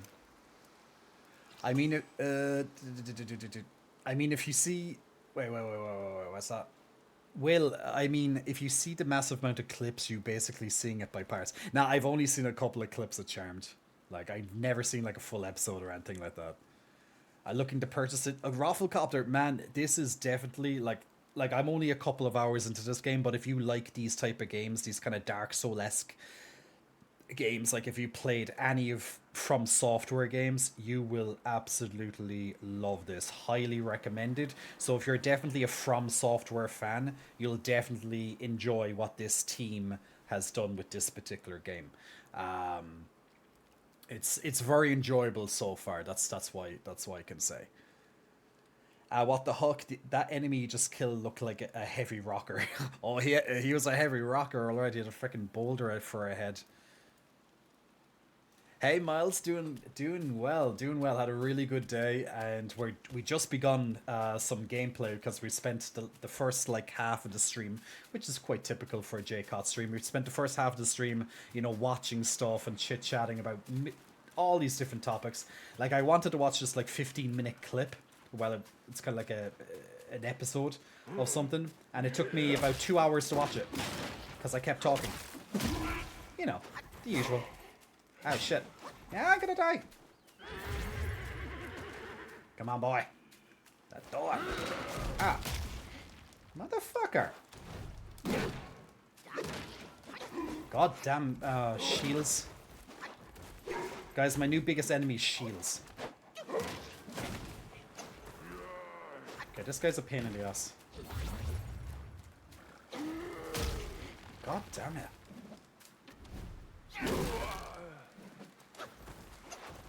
Alright. Let's go. Oh, you're charging me? I can charge you too. I'm just building up my... Ah, I ran into another one. Ah, shit. 2 versus 1. Uh-oh. Knock it. Mayday. This is a bad situation. I'm probably walking into another one right behind me now. Another guy's gonna come up and be like, Dusty! Give me a Mortal Kombat finish. Like, ah! I broke your shield. Oh no, the shield's almost broken. Oh, that's a perfect dodge right there. Look at those dodging skills, boys. Yeah, shield down. Shit, my stamina's gone. No stamina, no stamina. Mayday, mayday. There's an archer. I know there's an archer shooting at me. I saw one. Where's that frickin' archer, man? Oh, there he is. I see him up there. I'm just gonna, like, outplay the archer by just not being in that area. There they go. Okay, charge up my heavy attack. And go! Hoya! Don't mess with me, bitches! Charge up my heavy attack again, and Oi!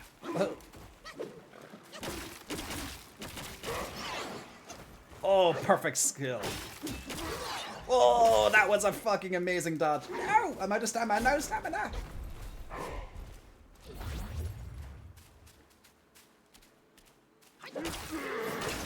One down.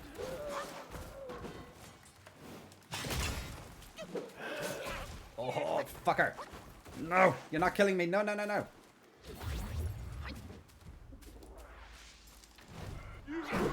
Oh, shit, I just missed him. Fuck. Yeah.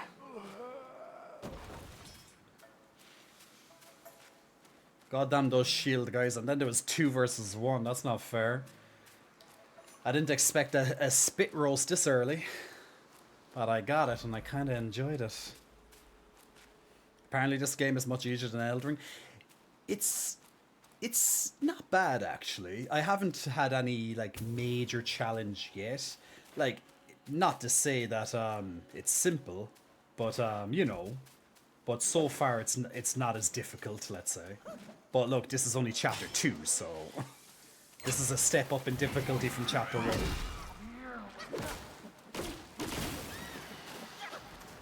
Like, for example, you will still die. Like, if a boss hits you, he can still, like, kill you in 2 hits. So, there's that, you know? So you still have to learn the attacks. But I think where it's a bit more forgiving is because you can transform into your wolf, for example, and then you have, like, an extra health bar when you're transformed into a different form. And then you have the immobilize spell, which just makes things, like, just easy. Well, easier.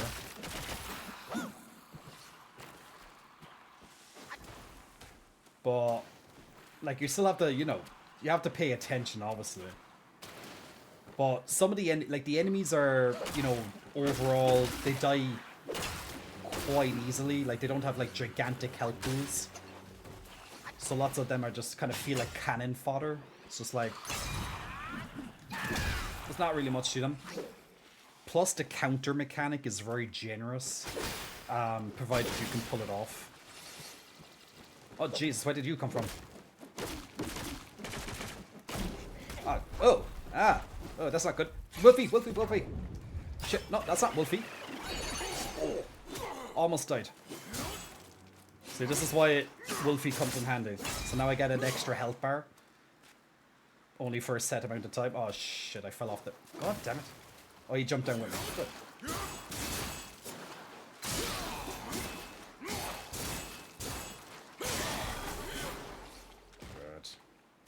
So, like, with the wolf, you have the extra health bar, but that, you know, the wolf form will disappear after, you know, a couple of seconds, or else after you do enough attacks. Then you kind of revert to your previous state, you know? He has no arms, no legs, I respect... He's all legs, yeah. No arms, all legs, I respect that. Can we call it transforming into Arcanine? Yeah, somewhat. Like, he does fire, and he is a wolf. So it's kind of close to Arcanine. What is this? What did I get? I took his eyes. I got Buddha's eyeball. Okay. We got Buddha's eyeball. I always wanted to find Buddha's eyeball.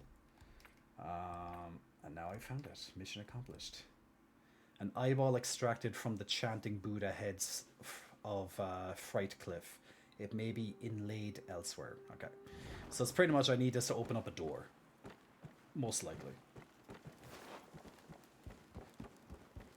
It could be a secret door leading to secret treasure.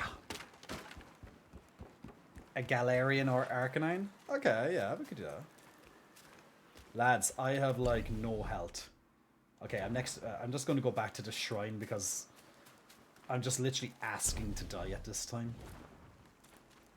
Now, a good quality of life feature as well, which makes this game technically a lot easier than Elden Ring and Dark Souls type of games in general, is that when you die, you don't lose your experience. You don't lose like your souls, you know?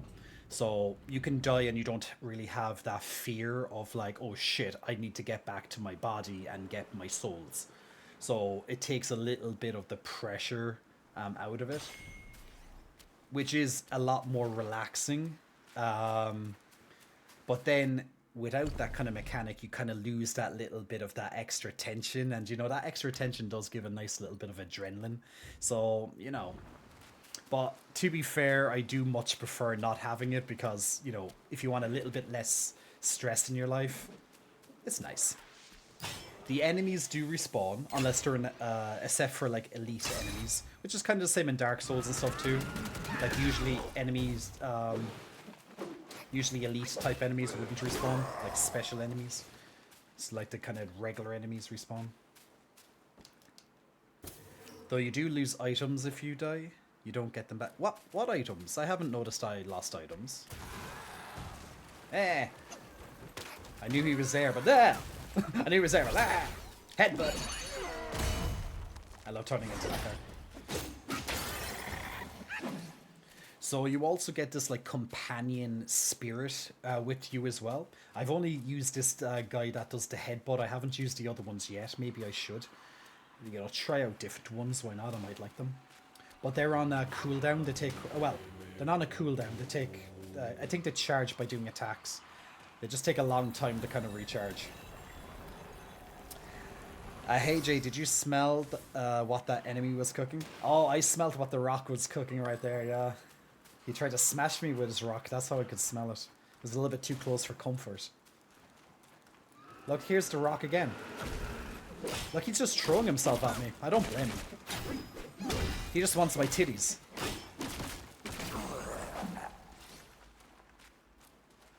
He just wants a bit of titties. He's just throwing himself at me.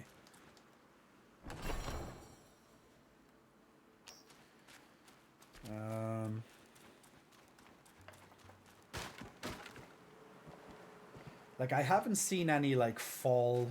like, there is fall damage, but I haven't seen, like, any instant death by falling off cliffs or anything.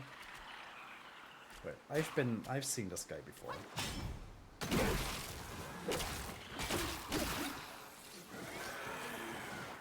But I'm kind of like, what was the point of that? Because that just brings me back to where I was before. I was kind of thinking maybe there was like a hidden item. Oh, Jesus Christ. What the fuck? Leave me alone. I didn't see him running after me. You fucking scared the shit out of me.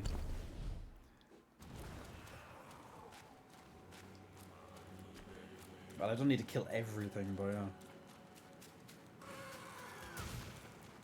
Oh, Jesus. They just come out of nowhere and be like, I'm gonna throw my head at you. Now, will that I'm picking up there, that's pretty much like your currency in the game, will. So, you know, like gold or whatever currency.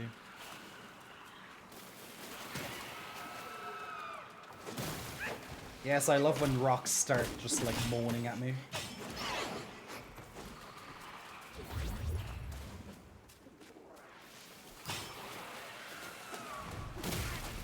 God damn it, he got me in the middle of the air.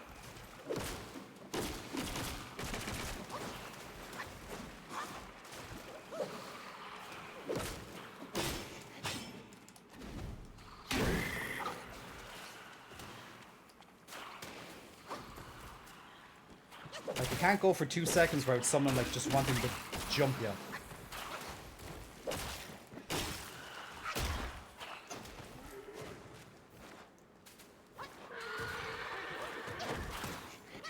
Did I just hear a horse?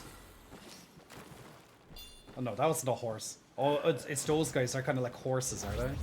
Or zebras or something. the guy with the goddamn shield again. I'm not sure what it is. It's like one of those kind of death things you see, like kind of like a ritualist.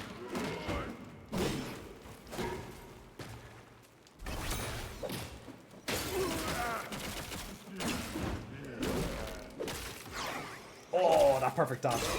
Oh, got me that time now. Quite perfect dodge that, but apparently not. I'm out of stamina.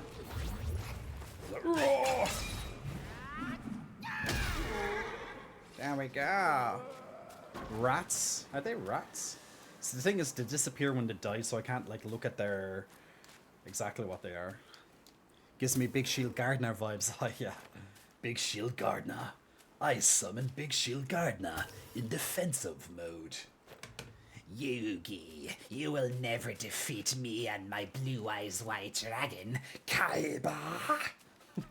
You know how Yugi usually like retorts when he says Kaiba, Kaiba. Like seriously, they're like the ultimate duo, like Yu-Gi-Oh and Kaiba. I'm telling you, like the ultimate. They just play off each other so well, and I like Kaiba's a complete asshole, right? Like he's a fucking asshole. But you just gotta love him at the same time, because he just doesn't give a shit. He's like, oh yeah, the power of friendship. Like, he just like, shut up with your nonsense. But the annoying thing about Kaiba, he never believes. Like, he sees all the magic of the pharaoh, he goes through all the stuff, and he still's like, I don't believe in magic, or else I don't believe in pharaohs and Heart of the Cards. And it's like, Kaiba, you're literally like transported into the frickin' Shadow Realm, and you see like Marek, for example, with all his magic, and seeing people like ripping their souls out of them. It's like, and you still don't believe. Like, what the fuck? But like, he's just so ignorant at the same time. But I just love some of his one-liners. They're just, Jesus! They're just, Jesus! They just come out of nowhere, throw themselves at you, and just go, Rah!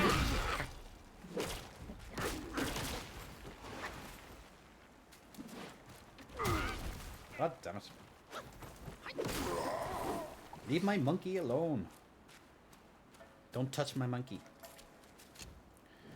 The way he says Mokuba lives in my head. Which one? When Yugi says Mokuba or when Kaiba says Mokuba? If I wanted Captain Planet, I would have gone for one of them rings. Gee, this is a team of Chapter 2. Just rocks and them running out after you screaming.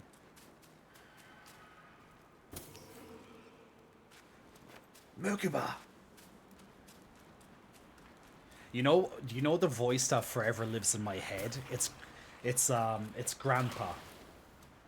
It's when Grandpa says Yugi. It's like, do you know when Grandpa's captured by Pegasus, like on like the first episode or whatever, you know, when Pegasus plays the game through the TV and then he captures Grandpa, and then you see Grandpa on the other side of the TV and he's like, Yugi! He's like, Yugi! That forever remains in my head. Or else how Pegasus says Yugi. He's like, Yugi boy?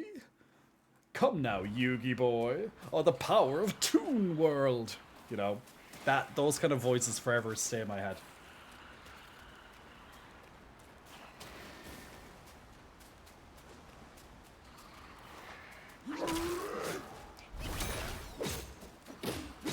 Immobilized bitch.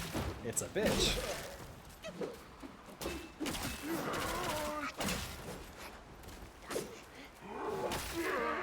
I refuse to believe that that's a rat.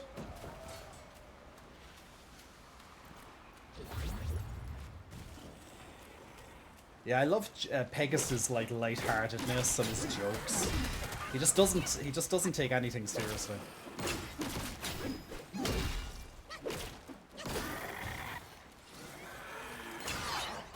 Oh.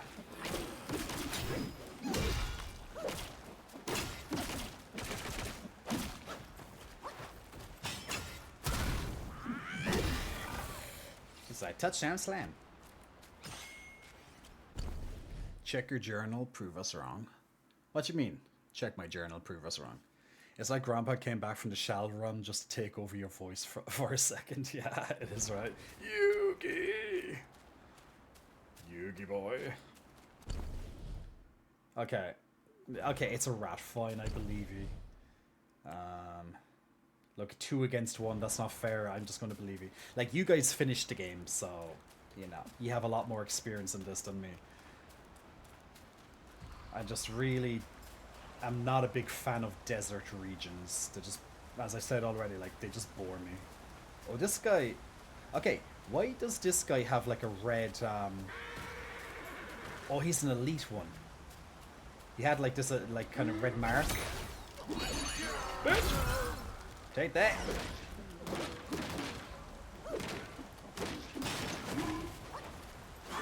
He's a special one. I can grab his spirit. Or else he's gonna kill me first, whichever. Not until I summon Fire Mode. I summon Wolf. Fire Wolf. I summon Arcanine in attack mode. What do you mean he's weak? Weak against what?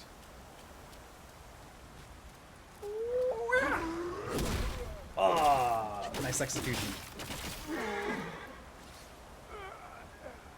Down you go. Oh yeah, there's his spirit. Onimusha, absorb spirit now.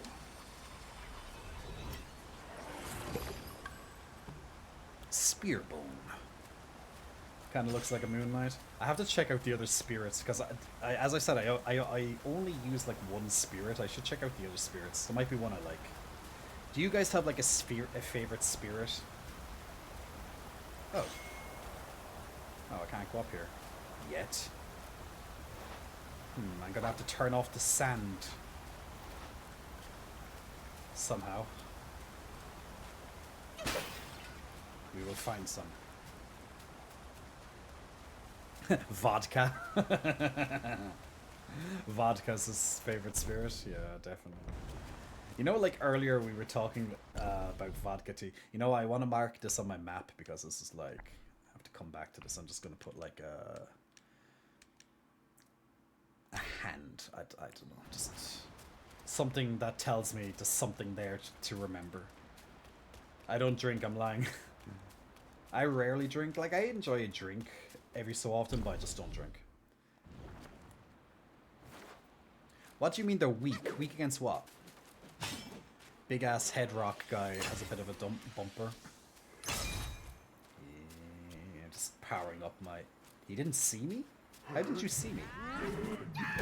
Now you fucking see me, I just clobbered you.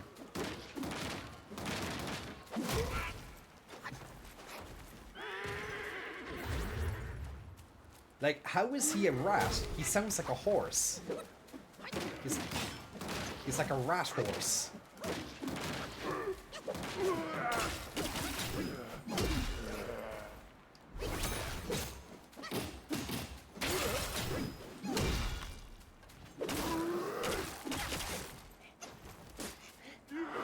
Fuck! Ooh! Ooh! Got me there on his... Come on, come on, come on, come on. Lovely. Take that, bitch. You like my cloud step? You didn't expect my cloud step, did you?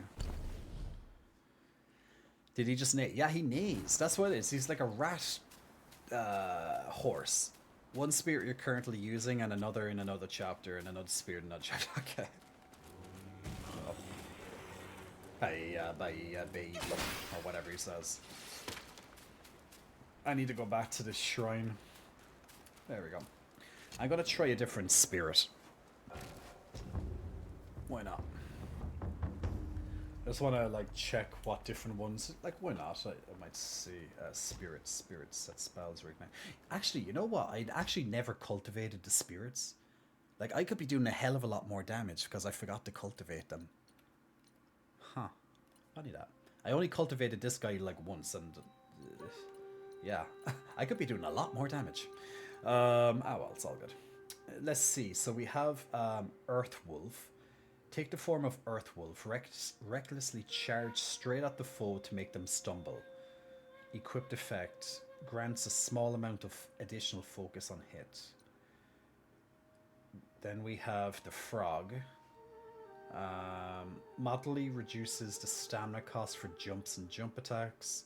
Take the form and stick out your tongue for great damage. So it's like a ranged attack. Take the form of gang whatever. Call forth snakes to spit venom upon foes and inflict poison damage. That could be good. The snakes will slither away once the venom is depleted. Snake charmer, eh? Oh yeah, that's true. I can watch the demo.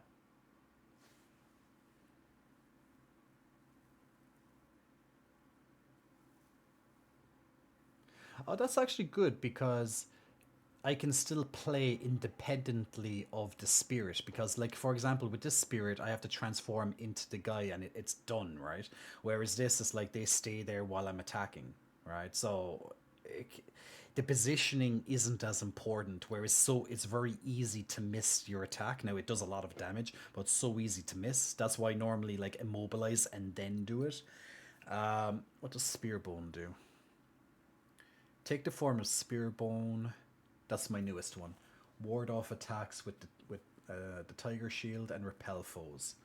Then bash at enemies repeatedly and smash the ground with the shield to shake foes within range. So, very defensive route. Slightly increases damage reduction. Moderately increases damage, poison damage, and poison resistance. And Rat Archer, take the form of Rat Archer, load and shoot arrows several times in succession, dealing damage multiple times. Reduces the stamina cost of first staff spin. I'll try the poison guy. That sounds how do I equip him?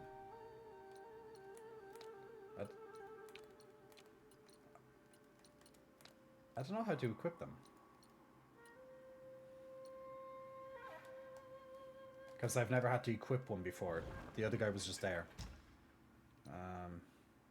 Because A is to cultivate them. Goddamn Xbox controls. Hold X, but that's to cultivate them. Oh, I'm in the upgrade section. So where do I have to go? Spells? No. Transforms alteration. Or do I have to go in here and is there like another section? No? No. Outside the shrine?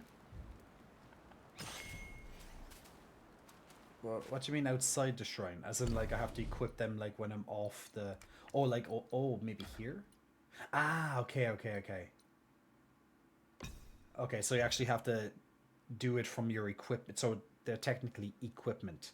So, okay, I have to treat them like equipment. Okay. See, I don't even think they give you a tutorial on that. I actually can't remember. They might have, but...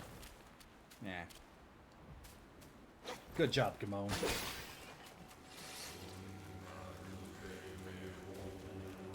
More Buddha eyes. Isn't this like the third set of Buddha eyes I've found now? Maybe that opens up the,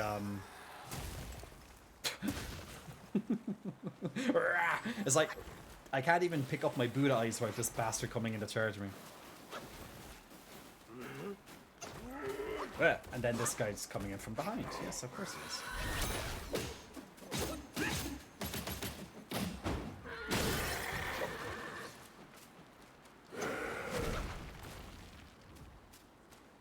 I'm gonna cloud step behind your shield, bastard. Come on, come over to me. Come on. 1, 2, 3. Oh, and then he runs away the upside.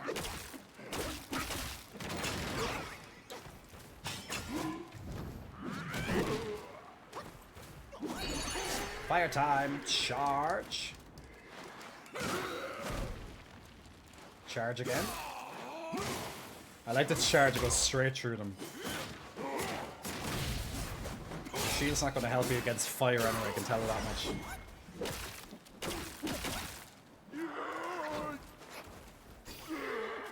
Oh, and he died from the fire damage. Lovely. Thrust stance. Do I have a thrust stance? I have the one that I have the pole. That's pillar stance, no?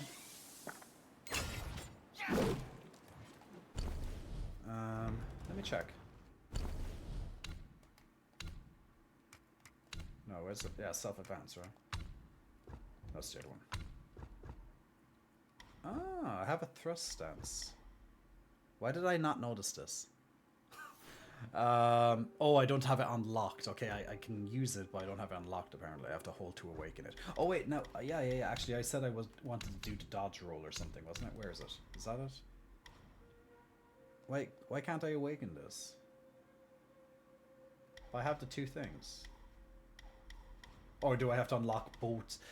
Do you know for this, do I have to unlock like both sides of it to connect into it? Is that what that means? Or does it just simply, I can't unlock it until story progression or whatever? Because I would have thought, like, you know, like one line, as long as you're connecting to it, would be fine. But yeah, it just won't let me do it. Like, surely I don't have to do both sides just to get this. But maybe I do. The first as you use your sparks. What do you mean the first as you use your sparks? Oh, so, okay, so I have to do both sides. Okay. What's this one? Each talent level moderately reduces the cost of stamina when sprinting. Sprinting barely even uses stamina. Slightly increases stamina recovery rate when depleted. Oh, well, that's good. Fuck it. Okay, well, I can unlock 2 more levels. Oh. Boo. It's like, Jake, calm down. Like, it's like, there's so many, like, realistically, like, there's so many talents. Like, it's just so much stuff that you have to, like, there's 127 in the foundation skills. And then there's 57 in the staff stances. Then you have more in the mysticism, transformations, alteration, and whatever the last one is. You know, there's a lot of places you can put your points, right? But hey, that's choice. Come on. Yeah, come on. Come on, Spain. Ooh, what's this? Is that a boss? That could be something. That doesn't look friendly. Like, it's probably like a big rock giant or something. Like he's split apart, so... Benji, you like the game? Yeah, this is definitely a boss. Surely.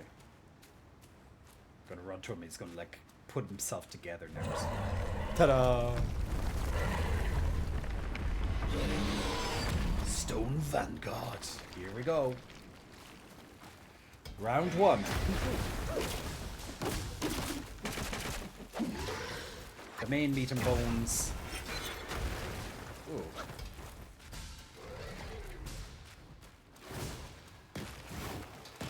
The annoying thing is I don't have full stamina.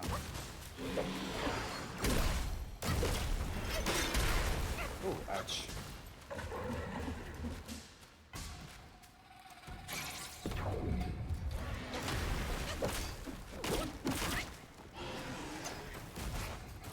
Come on.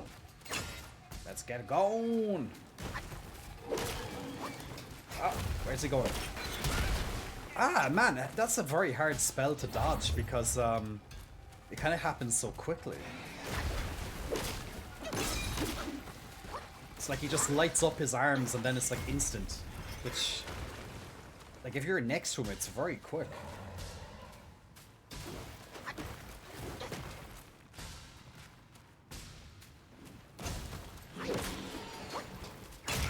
Fuck.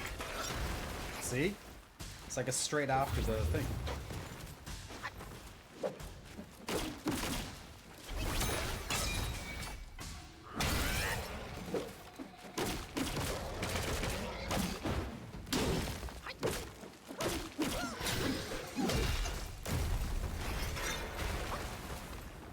Add stamina. Nice execution.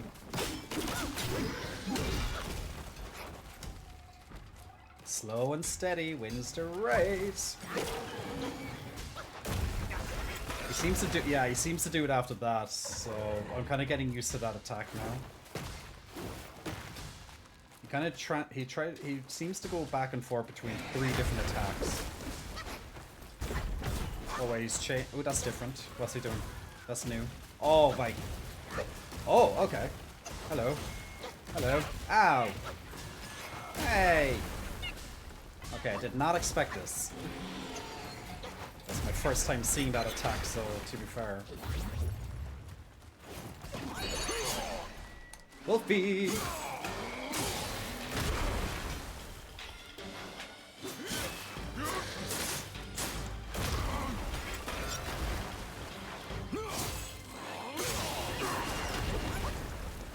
Okay, that looks... He's doing...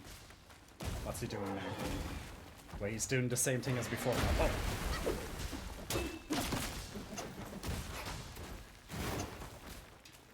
Just trying to like... Okay, he's gonna do the thingy again.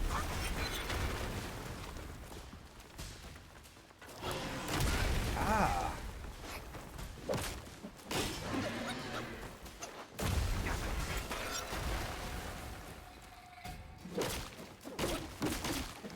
There's a lot of health anyway. Ah shit, I thought I countered that. Shit! No, no, no, no, no, no!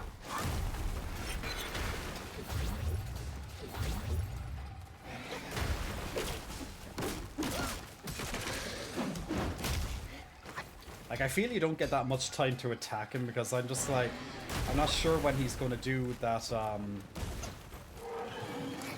what is that? I keep missing the timing of that hit. I got me.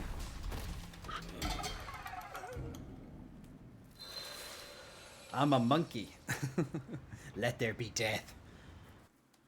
Yes, yes. Stone forms, the mountain's bones firm and true. Earth's essence prized for all it may imbue. The game was like, excellent. Jay died.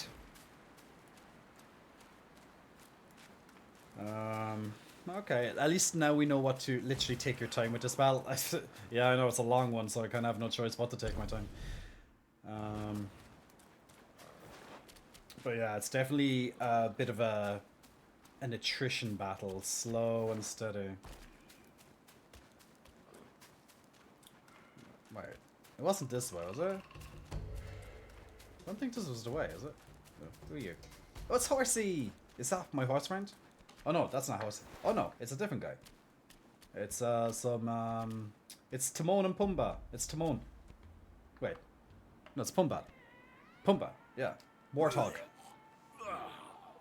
Raise thy cup, seek answers on high. Who defies death neath every sky? Oh, look, Warthog is like, yeah. My mission. Go find something to sober me up. A drunk Warthog. 2 more jars from Windrest. Make it quick. You 2 drunk boys. 2 more jars. Okay, let's just repeat. So I have to find him like some jars of stuff. I'll go back to that boss. I thought I went the wrong way. Oh, yep, surprise, surprise, motherfucker.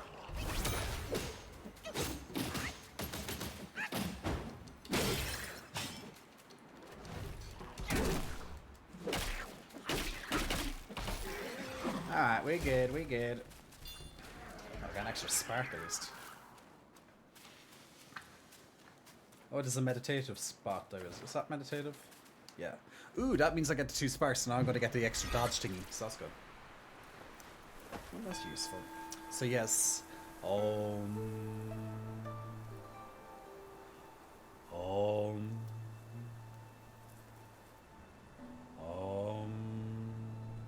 Look at all the nature and beauty surrounding me.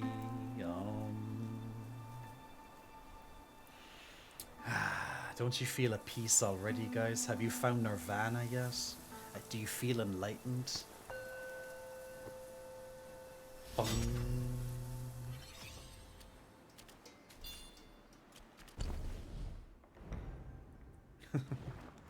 Okay, so now I can unlock the thingy that I wanted. It actually didn't take that long to unlock it at all. So dodging no longer interrupts light attack combo. Okay. Oh, that's actually really good. Yeah, now on second, yeah. On second thought, do you know actually the that other stance would be really good for that fight as well. But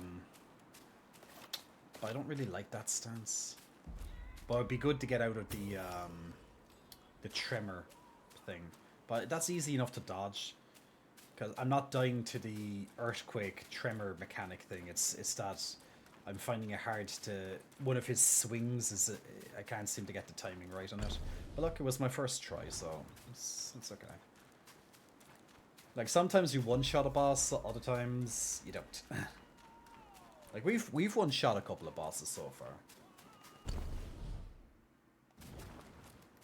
This is not the way. But I think it's a dead end anyway, so... It's just a big door. Can I go through said big door? Is there a gap? Oh, come on! Look, I could fit through that. Like, come on, like, literally, I can just squeeze through it.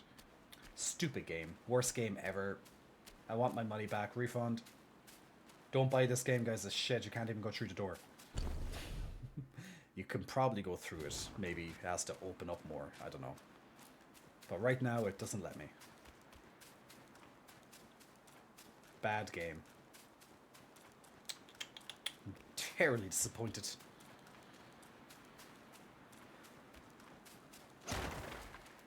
Okay, we have to... So it looks like I have to go and fight the stone boss anyway. Doesn't really give me much of a choice. Well, I could just go around him probably, but yeah. Okay, we ready for round 2, so boys? We're gonna fight. I doubt the rock can get poisoned, but...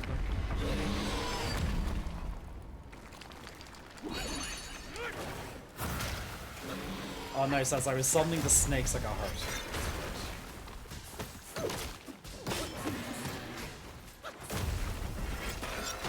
Oh shh. Just as I said, I don't get hit by the thing. Those snakes did nothing. Probably because you can't be poisoned.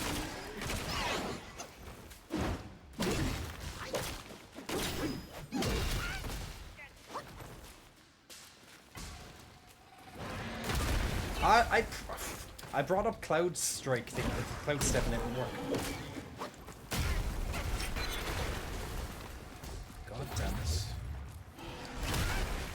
Man, I bring it up and it just doesn't seem to... Oh, that was on... How was that on cooldown? I didn't even use it. I'm just gonna let myself die, fuck it. I lost way too much health and I just like... Whatever. Yeah, I'm not gonna use that spirit. Because it didn't do good for the... It didn't do good for that fight. But how was my immobilize on cooldown? Unless I used it and I missed him. That could have happened too. Well, look, if you have a bad start, there's no point in continuing the fight, in my opinion. So that's just how I see it. And like it's like I took too many stupid hits for that, so I was like, nah. Let's see. What could we do? Slight damage reduction on. We'll try this. The guy with the shield gives slight damage reduction too, so that's an equip effect. Where's the Gamon give? Oh, that one? Oh, don't even start. Duke, don't be like Gamon. It's the last person you want to be like. Ego, thanks, man. Have a good day, yeah? Drink? Will do.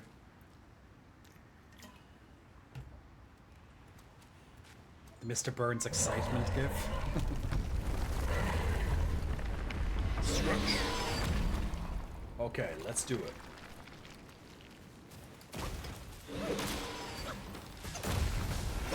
Uh-oh. It wasn't the other. There's two way. Oh my god.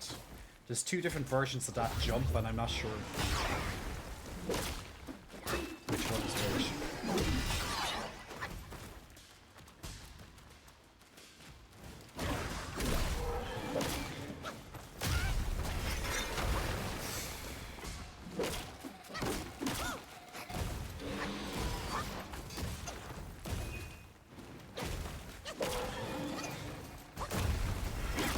Oh, oh, oh! If you dodge at the right time, you can actually dodge the spikes.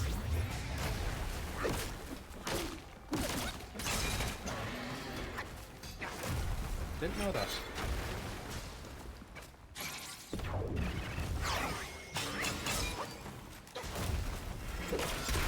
Oh fuck, I didn't see the arms that time. Ah. I'm losing too much health again for stupid things.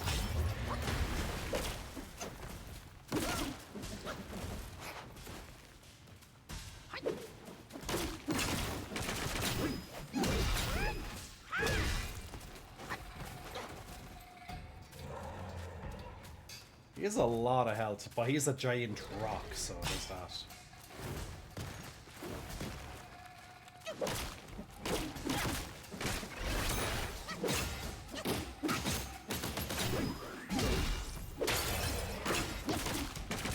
Oh, got him staggered. What? Ah, he's summoning his little bastards, and I didn't have stamina there. Fuck. Ah, I didn't have stamina coming into that. It's like watching Rocky 4 when the Russian dude beat up the old guy. Are you calling me old? How many deaths, Jay, before you need a tip? I'm fine. I'll find out what I need to do or whatever. If there's a tip. You're lying, Gamon. There is no tip.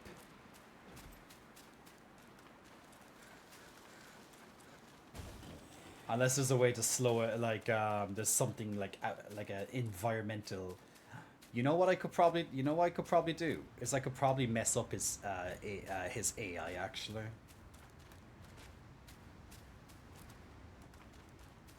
But look, that's a coward's way out. That's what Gimli would do.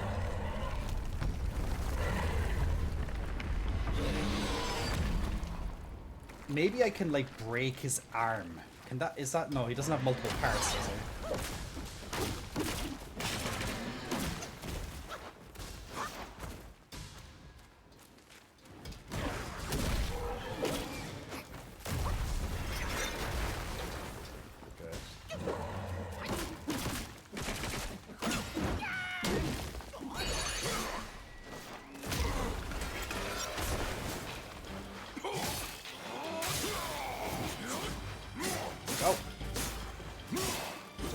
Damaging on him, and that'd be nice. Do you know, if I had something like ice or something, it might be good against him.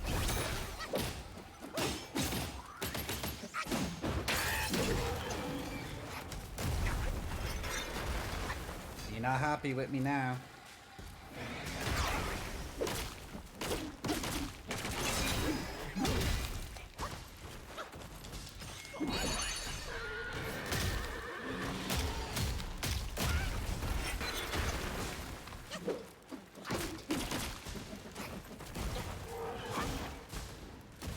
Ah, fucker. We can do this.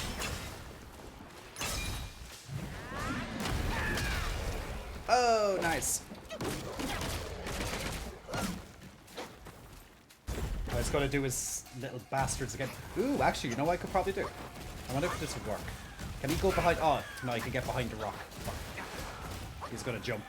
There he goes. Yeah. Good job.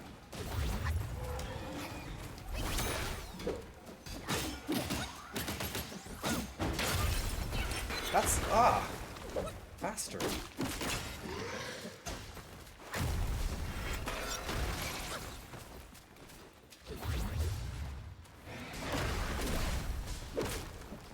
You can do it.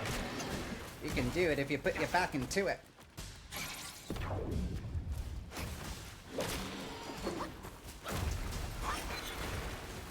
You can do it. Ow.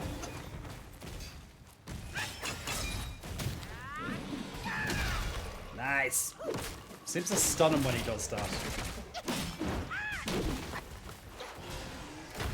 Is he doing his rock boys again, or what's he doing? That's different.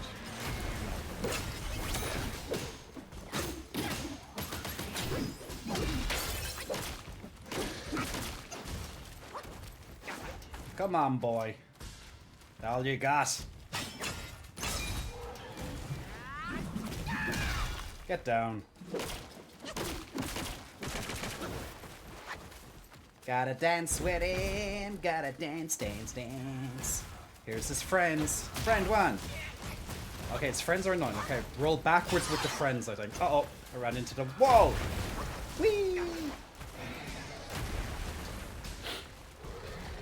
Come on, big boy.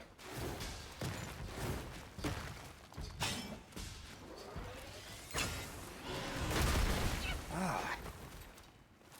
Thought I'd jump over him with my charge, but oh, apparently not.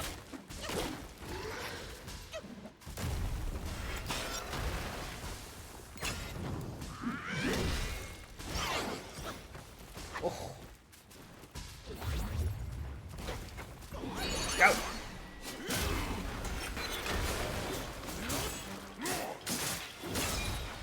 Get a bit of wolfie time on him.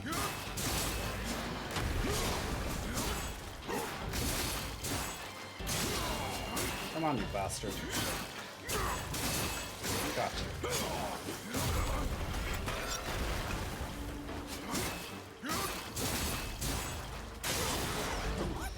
Back, back, back.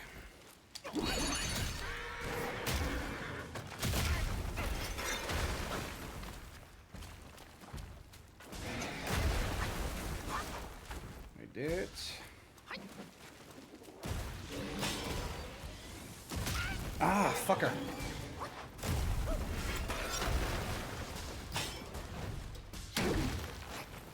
Oof, oof. Nice. Oh, nice. See, I hate when I'm jumping and he still hits me when I'm doing the jump.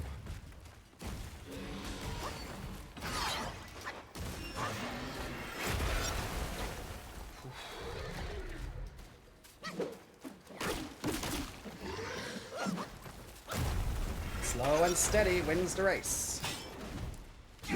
Yeah! Fuck it. Down he goes. Tips. Jay don't need no tips. It's like, do you want a tip now? Basically, you could literally just like kill him in one hit by doing the special duper duper thing. Yeah, okay, what was the tip now that I won? Now I'm curious about the tip. It's like you can literally one-shot him by using the Stone of Annihilation or something. Jay, did you forget to summon Exodia, the forbidden one?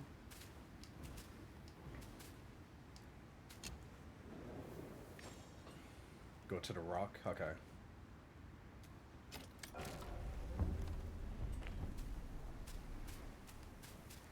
Okay, the rock, the one that you know, I was thinking I could probably bug his AI or something and he gets like stuck in it, or I can run around in circles and he'll just never do something.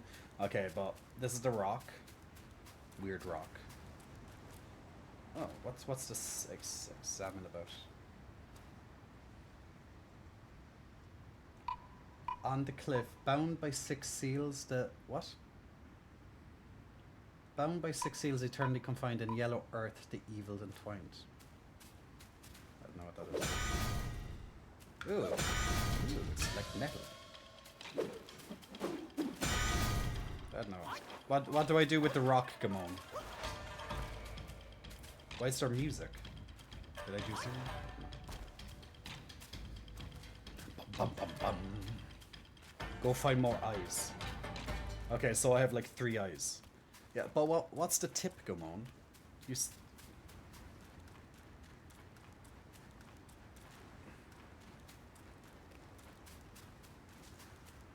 yeah, no, I know that, but what's the tip?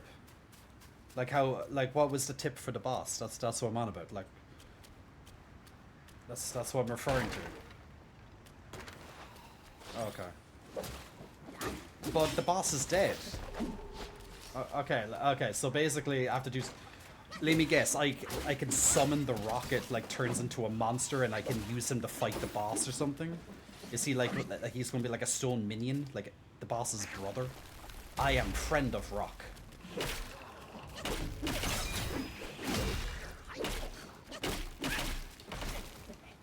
Did I actually get it right? Lol.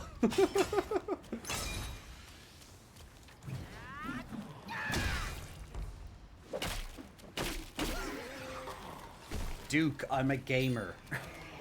Haven't I shown my gamer expertise yet on my credentials? But, so that's cool. You can actually, so you use your, yeah, but since you beat the boss, now you can kill the minion.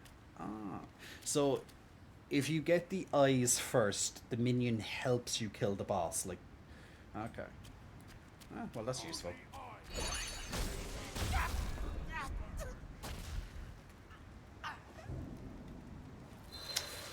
Well, I just got the lightning zap.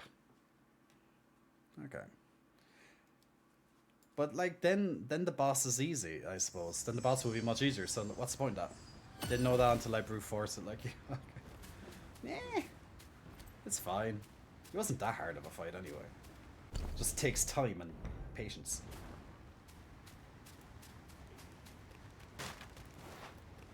Okay, I know what you're doing this time. But yeah, you didn't surprise me that time, did you? Go summon thingy. Yeah, knock him the fuck out. Oh, that's again. Unending, whatever the hell you were going to say. Fuck you. Oh, he's an elite guy.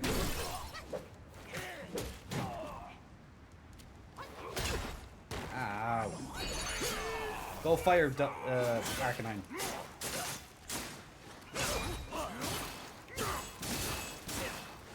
Well, I kind of haven't quartered now, so I can't really do much. I haven't, like, stun locked. Oh, well, I did.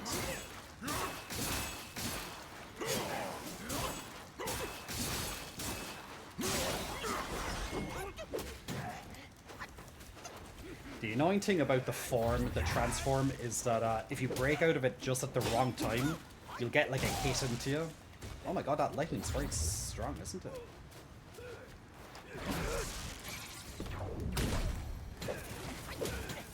Ow. Yeah! Ah, fuck. Bastard. Only needed like another hit or two. But wait, there's more! Yeah. Literally, that's like scary too. By the way, there's more! Hey, Dorina. I'm definitely gonna eat, gonna have a food coma. What did you eat, Sailor? I want food. Man, I'm eating way too much food. Well, or maybe not enough food. It depends how you think about it, I suppose. Oh, nice. Knocked him into the next century. Did you find that impressive? I thought that was impressive.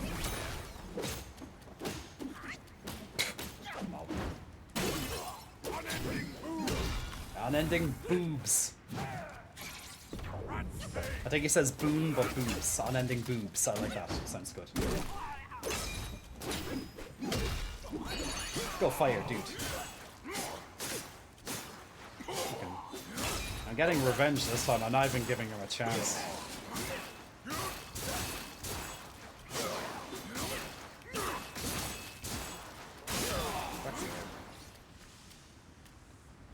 Well, now I get him as a summon, so that's good. Or spirit. The fire mantle isn't helpful in this region. Yeah, there doesn't seem to be any fire, so. But to be fair, like the fire, like the fire part, yeah.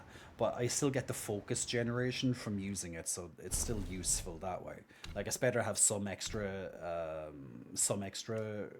regeneration than none. Oh yeah, I got another spark. Massively reduces the stamina cost of jumping. Each talent level moderately increases focus gained from perfect dodges. Grants considerable amount of damage reduction for a short time after a perfect dodge. Oh, that could be really good. Each talent level considerably increases stamina recovery rate when health is above half. Ooh. Perfect dodges leave an illusion in your wake, which expose instantly, dealing damage to enemies.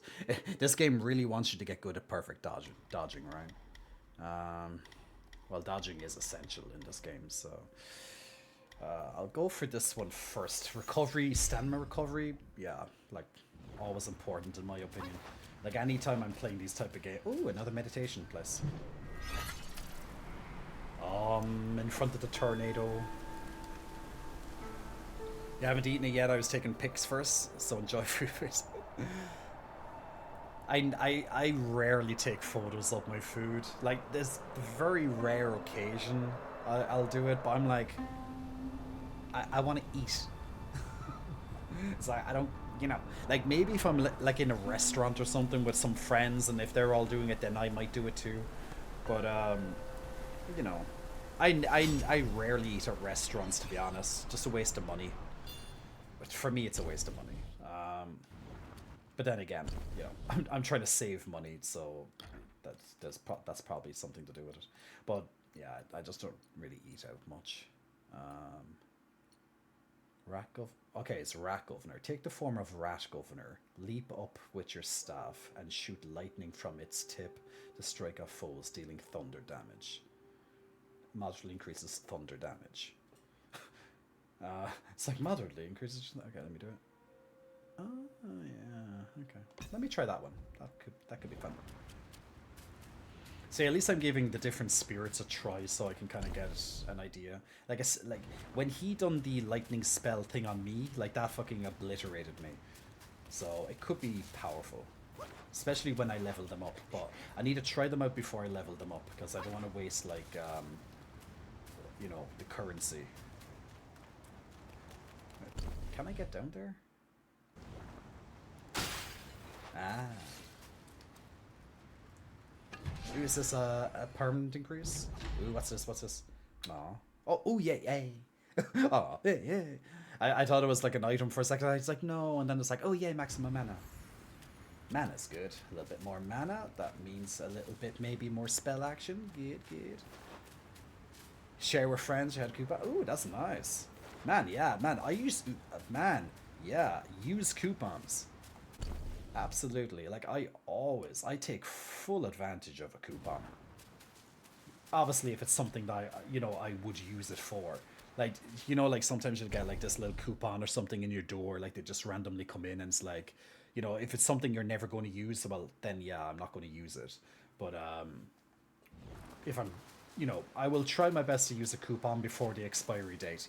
If it's something I was going to probably, you know, need anyway. Ooh, we go surfing. Sand surfing. Ooh.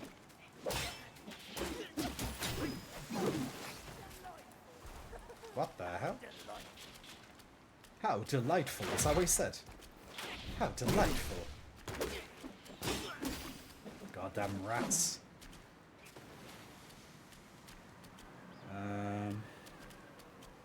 $10.99? What was it? What was the food sailor? Like, because I can't really quantify $10.99 if that's a good deal or not. I'm assuming it's a good deal because you had a coupon. But yeah, like, isn't eating out like really expensive? It's just ridiculously expensive. Well, obviously it depends where you go and what you want. You know what I'm saying, but like in general, it is very like even actually not even like eating out. Like if you order in, like here for example, if I wanted to order in a pizza or something, like I could be spending about €20+ just for a freaking pizza, and if I get it delivered, which you know. But, like, that's a lot for a fucking pizza. Like, €20. Like, I could go to, like, then again, but if I want a pizza, I prefer it that way. But, like, if I want, let's say I wanted a pizza, but I wanted to kind of, like, be a bit more frugal with my money. Like, I could just literally go and get a frozen pizza in the shop, right? And they make some really nice pizzas in the, like, this frozen pizzas. There's some really, really delicious, brands, you know, like really good brands that make those pizzas, and you could spend like probably €4 maybe for a frozen pizza, like a really good frozen pizza. Way better than 20. But yeah, like even I don't know what it's like in America, for example, but like it's quite expensive fast food.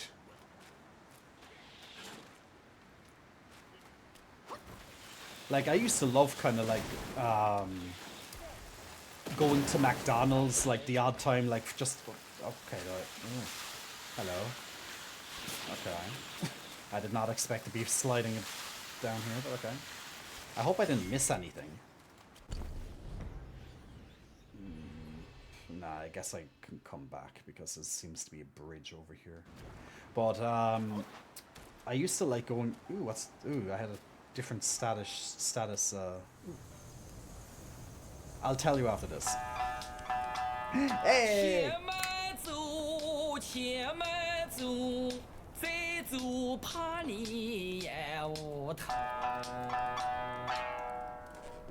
Come on, longer. Easy, easy.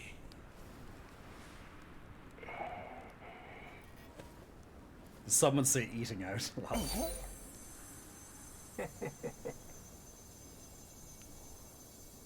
What's he giving me? What's he doing? What's he doing, guys? I don't know what's he doing.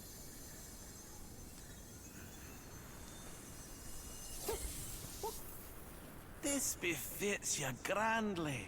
Aye, luckily I've kept it close for its rightful owner. In time you will know, Destined One. A pluck of many, a spell. Blowing strands into the air creates duplicates to assist in combat.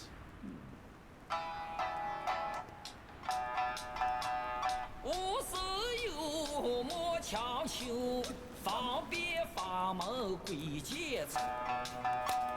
旁人以为稀罕我，做到旁门不入了。Gotta love that random song. The pecs are out somewhat. Do you want my pecs out? Why didn't you just ask? Duke is like, I've been waiting, Jay. Jay ignoring the lyrics. I don't need to know the lyrics. I just need to know it's a bop. Bop, bop, bop. It's a good bop. I like the bop. These are advantage in the question during mobilization. Ooh, I got some newer stuff. Why didn't I know this? When did I get this? Upon perfect dodges grants considerable additional focus. Okay. Wait, do I already have this one? Oh, it's to craft it. I was like, ooh. Shock resistance? This area is probably full of, like, that stuff. Performed 3 consecutive perfect dodges when a brief moment recovers a moderate amount of stamina. Or mana. Well, I'll just get them all anyway. If I have the items to craft all of them. Yeah, definitely will. I can afford that. That's fine. Extra defense, some extra stuff with the perfect. Like they really want me to focus on perfect dodges anyway. And what's that? Perfect dodges slightly reduces cooldown of all spells. Well, I'm gonna have to just get fucking. I just need to get fucking brilliant at perfect dodging. That's just the game's just like literally like being like get good. Can I get any upgrade? Ooh, can I upgrade this? Oh yes. Oh my god. I probably had enough for this for ages. Like, I could have been killing things a hell of a lot faster. Oh, well. What's this? Considerably increases the critical hit chance of the Unveiling Strike. Well, whatever. It's an extra 10 damage. Extra crit strike, too. But, man, I could have been, like... I could have killed that boss a hell of a lot faster. Probably. And, like, everything else, too. Like, it's 10 attack power per hit or whatever. So, like, that obviously adds up. Damn. I've been doing this game on hard mode. My own personal little hard mode. What's this? Required keenness of tiger. I think we saw one of those before. Seems familiar. I think they're fine as they are. Dearest Jay, can you expose the pectorials for our viewing pleasure? See, since you ask so nicely, it's kind of hard to say no when you ask nicely. So no.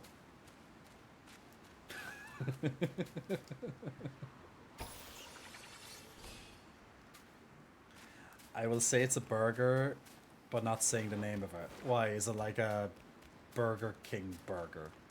A McDonald's burger? Oh yeah, McDonald's. Yeah, I knew I had a little thing. Yeah. So McDonald's. So like I used to always consider like McDonald's used to be extremely cheap here. Like like exceptionally cheap. Like, I don't know in America or wherever you're living, guys, like is McDonald's like still very cheap? But like you used to be able to get like like these burgers for like €1.50 or something like that.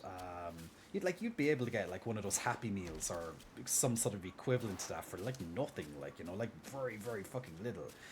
Now it's a hell of a lot more expensive. Like it's gone from you know, it's gone from like cheap to, you know, like it's not expensive, but like it's definitely gone up in price. What the hell? Oh Jesus, random boss. I did not even see him. Hello. My name's Jay. How are you this evening? Let's use this new spell. What does it do?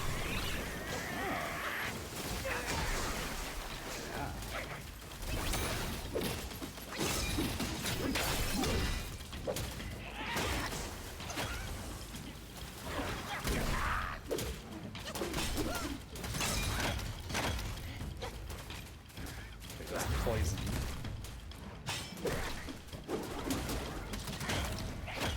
Fucker.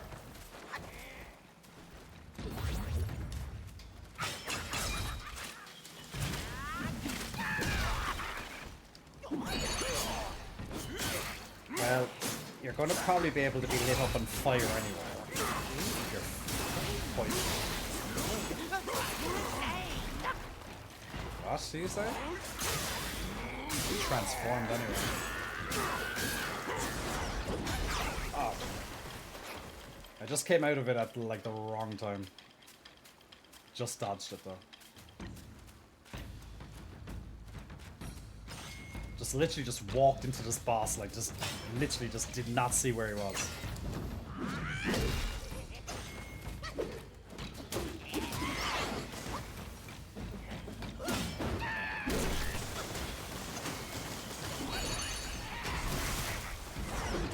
At least I got to use the lightning that time.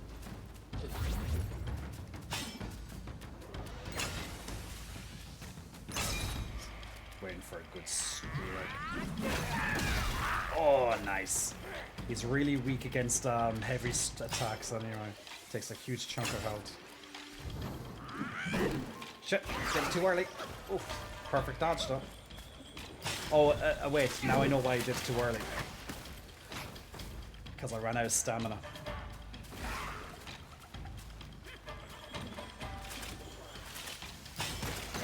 Shit, shit, shit.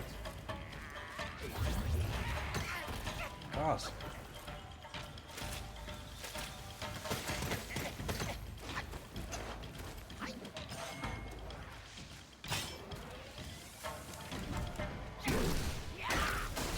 Fuck.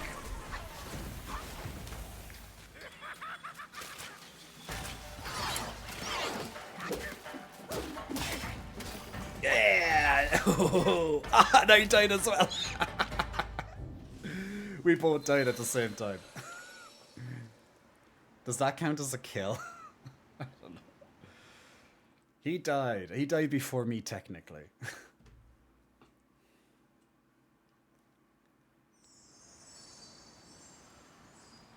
Did he actually die? I don't know. Do I have to fight him again? Technically, he disappeared before I died. But yeah, I guess I have to do him again. Just literally it. I think it's this poison tipped away at me. But I was like not prepared for him at all, so like there's that. Like literally just snuck up at me.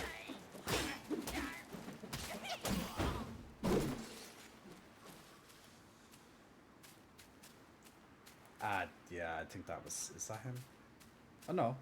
Oh no, he's dead. Hey, one shot. Okay, great. And I get vines. Well, that's good.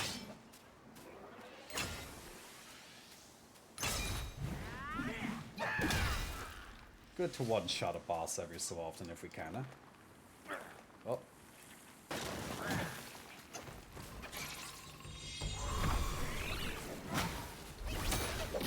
Don't you try and sneak up on me, you bastard.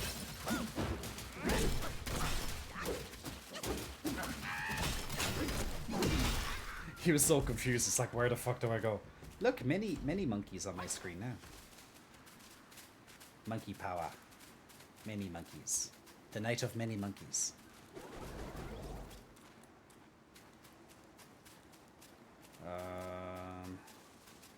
But yeah, that boss was just so random. It's just like, just ran into him. Okay, where are we? Was there something back there, or was it just a vine? Yeah, no, there's nothing.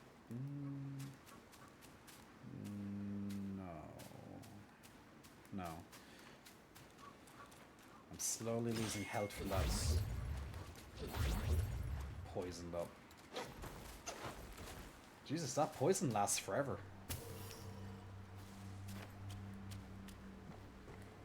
What the hell is that? Oh, it's one of those guys with the shields, is it? Kinda looks a bit bigger than the other ones. Ah, nice. It would be cool if you can, like, execute people from behind or something. Yeah, I think I do have pills for that poison.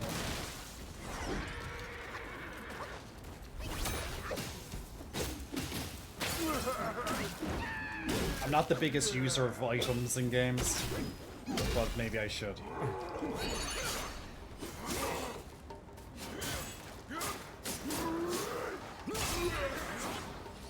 Nice. I had a spark? Since when? Ah, boss.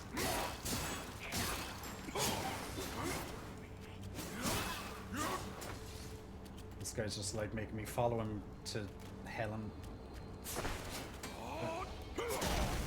Yeah. Why can't I jump? Oh, he can't jump, can he? Ah, okay, the wolf doesn't know how to jump. That's something I only noticed. I'm playing this game for a couple of hours and I just noticed that the wolf can't jump.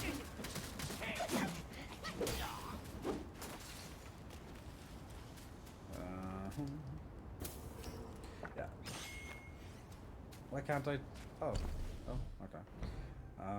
Let's see. Just navigating my way downtown. Make my way downtown.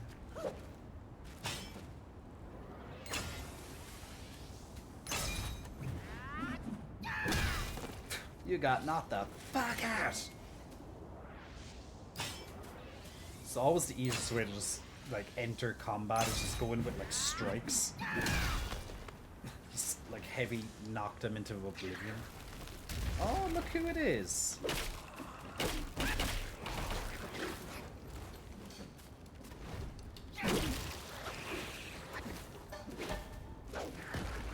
I'm surprised there's no, like, skeletons in this map. Like, do you know how, like, in the forest there was, like, skeletons? But then, like, in a desert, there's no skeletons. Like, definitely surprised. Like, I know some of the mob, like, some of the guys, the shamans or whatever, they have, like, skulls and stuff. But I'm on about, like,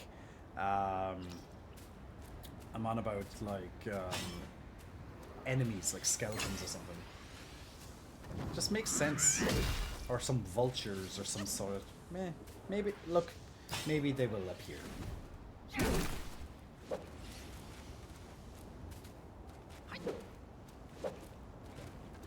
Can't break that. Is that all that there was to do here? I guess so. Okay, let's spend those 2 levels before I forget. Oh, okay, now I can use this. I can do the strands stuff. Yeah. Nice. I'll look at that another time. I wanted to do this one, wasn't it? Yes.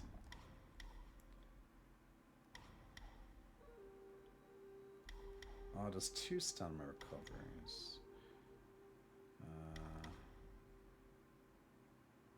Okay.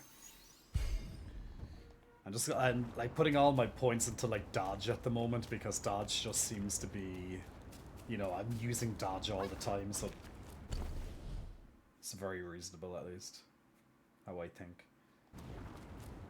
Okay, the next time I get to a checkpoint, I'll call it a day because I am aware I'm in between that kind of half an hour section that I usually, you know, that I can either log off or I can kind of extend. But we won't be able to play this until like Sunday, so it's like, eh. Okay, guys, we're not going to sleep tonight. We're playing this all day. Dub will be like, Mister, get up your games. Ooh, we opened the door. What is this? Cutscene?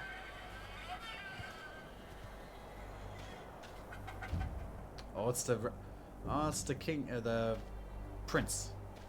If I killed him before, he wouldn't be there, though, would he? Or does he run away at the end of the fight if you kill him first?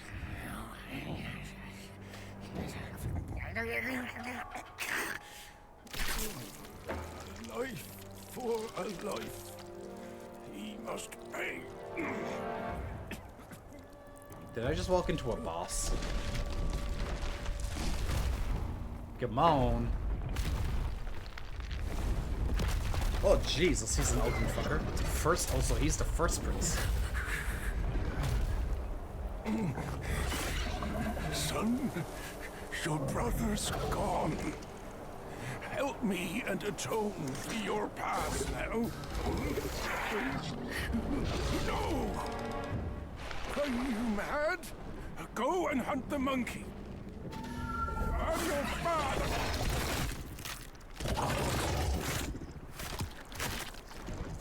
Bye, father. I'm just kind of wondering though, like, if you kill the father during the fight, then, like, how does that work? Also, I'm not directly in a fight just now. Okay, he's just sat there. Good luck, Jay. Is he tough? Dude, there's something in there. How can I get in there? I want to get that. Can I go around and get it, maybe?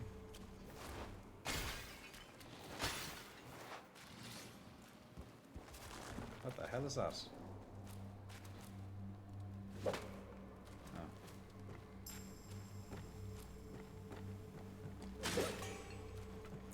Awakening wine room. Oh yeah, actually, I have the ability to increase my drinks and stuff. I should do that first before I do anything.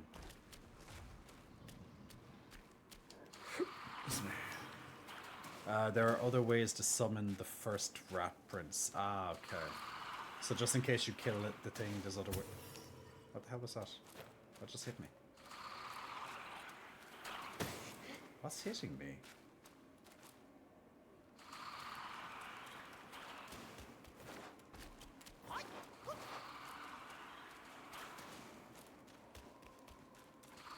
Like, why do I even have to kill the rat princes anyway?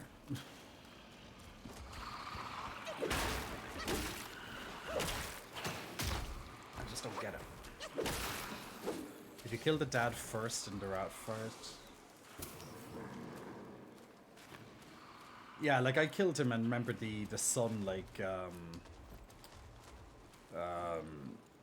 you know, got, like, this big buff and then it made him harder.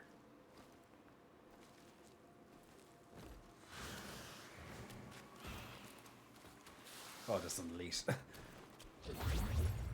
I go from one thing to another thing.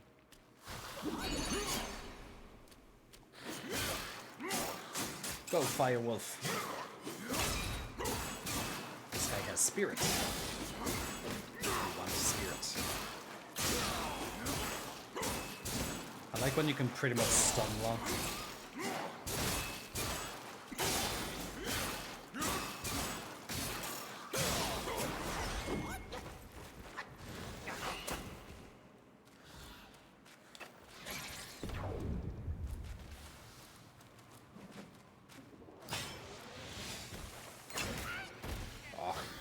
Waiting for, I was like trying to I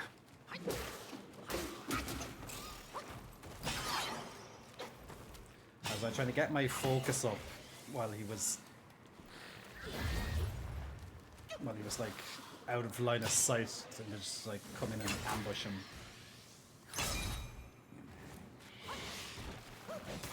Ah, shit. What is that? Is that like a slow or something, or I don't know. Not sure what that effect is that's running at the moment.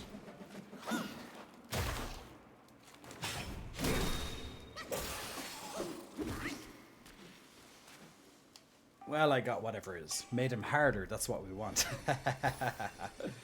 Maybe you do, Sketch. If you want to make a rat harder, all like that's up to you. That's not my forte, so to speak. We not want this. It looks like I don't even have to kill that big rat, or else I can come back to him later. Oh, look, small rats. And now rats with wings.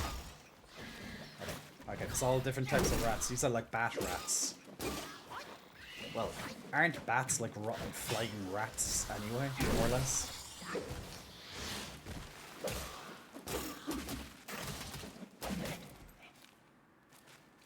Goddamn stamina!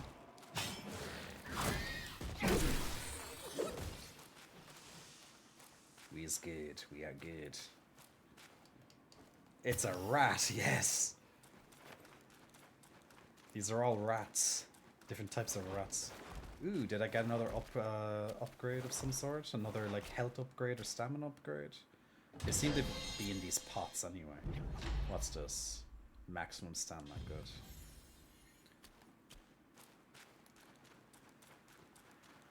Like a little increase to my maximum stamina. Like so small you wouldn't even notice it, but technically it's something, so yeah. More weakness.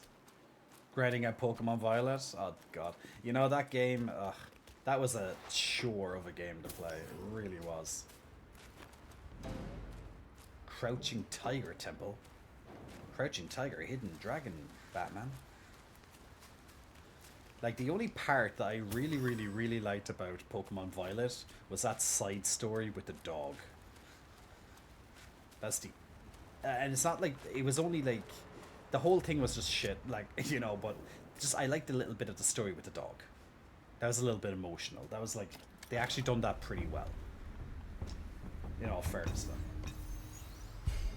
Oh, I got another spirit there now, too. Okay, cool. Where's Gamon? What? Why are you saying Gamon? What happened? What did I do now? What did I do now?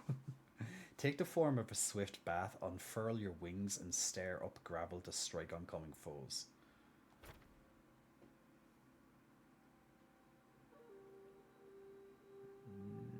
Meh. What's this one? Rat Archer and Gong Mao guy, and what was the new guy I got? Oh, and then the boss as well.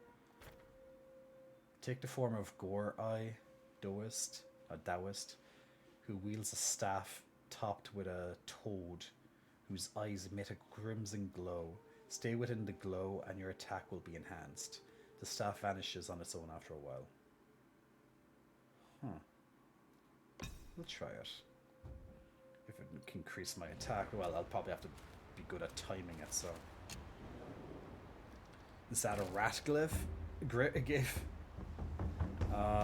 Can I advance, Is there anything? No, I don't have any things. I should fight that boss, right? I don't have time to fight the boss, right? I might as well fight the thing and then I'm finished. So yeah, let's do that. At least he's done. Well, hopefully I can kill him anyway. I don't wanna look stupid on my stream or anything. Is there anything? New weapons or anything? No. No armor, just about it. Brew. Oh yeah, the brew. Is there a new brew? Poison resistance. No, that's fine. Ah, right.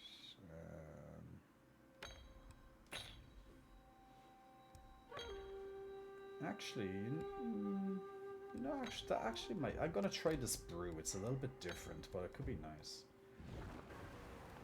I'm just seeing, is there anything else I haven't done? Oh yeah, I have to use the... Guys, where can I go to, where can I go to increase my gourd? Like, where's the merchant in this area? I have no idea where he is.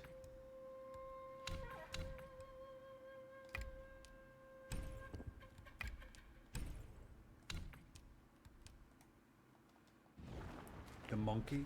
I have to go back to the first chapter? Really? That's kinda... Doesn't sound very,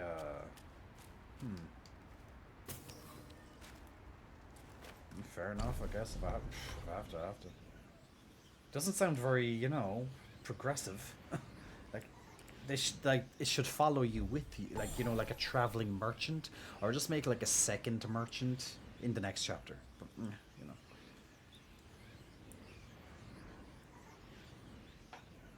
Right, no.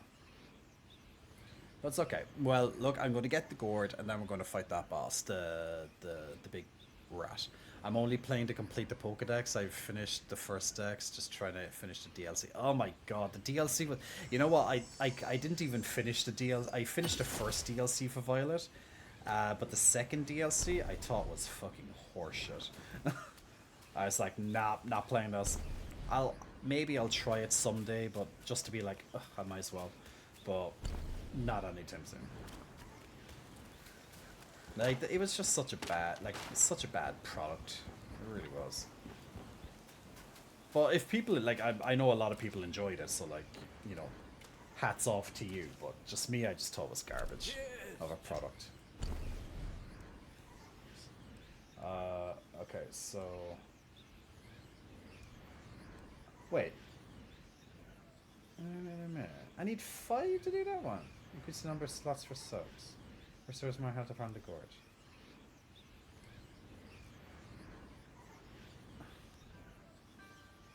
Huh. Okay. Such fine brew would fit your gourd well. The annoying thing is the upgrading thing. It only upgrades one of your brews. Yes, you need a fine gourd to drink from. I'll fetch you. So now I'm gonna have to use the other one.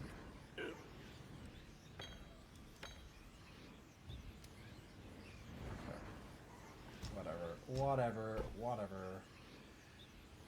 What's this? Celestial Lotus?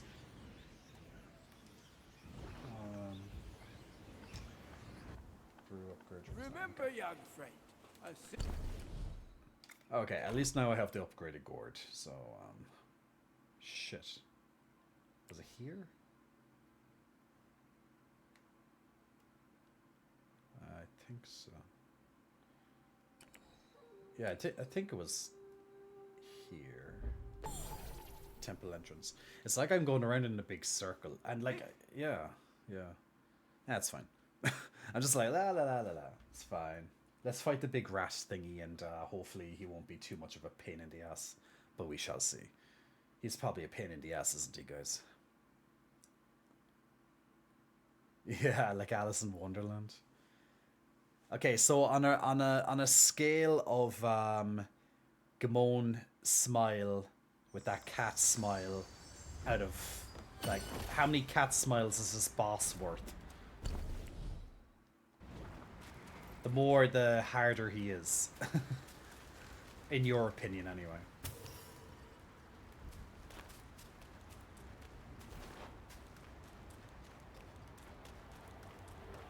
Now I just have to find him again. He's over here somewhere.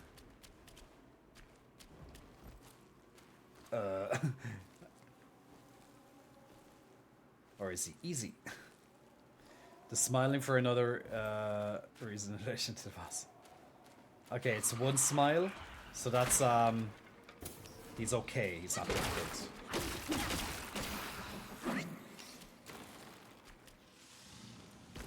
Well, like, he's kind of on the same... I killed him first try, so I'm not sure. Ah, okay. Fair enough. Well, look, we'll see what happens. I just wanted to, like, to know what you thought. Where the f... These goddamn archer dudes. So annoying. It's not even an archer, it's just range thing. Okay, well, big rat brother Prince thing. Let's see how we go, huh? Oh, I thought it wasn't done.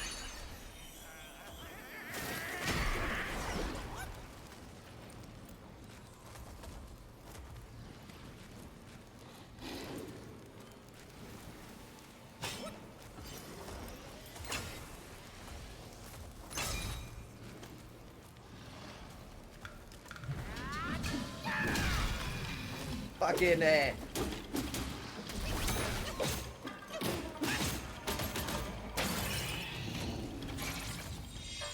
going all out. Can't even see. Jesus Christ.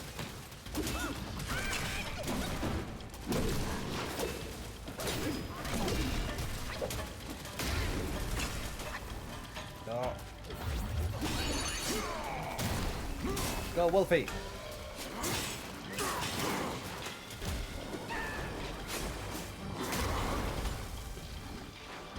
Yeah, stunning me is a pain in the ass though.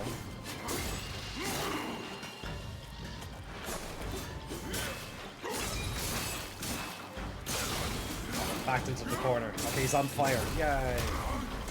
We have a fried rat here, boys.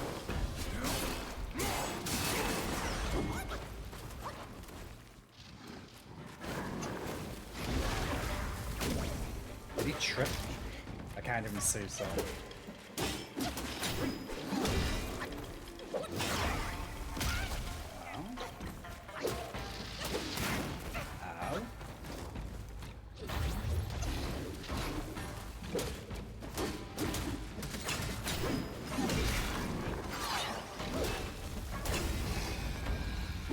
What the hell was that? Okay, he was a little bit too easy, wasn't he? Yeah, I can see. Okay, he was a bit too simple, guys. Ah well.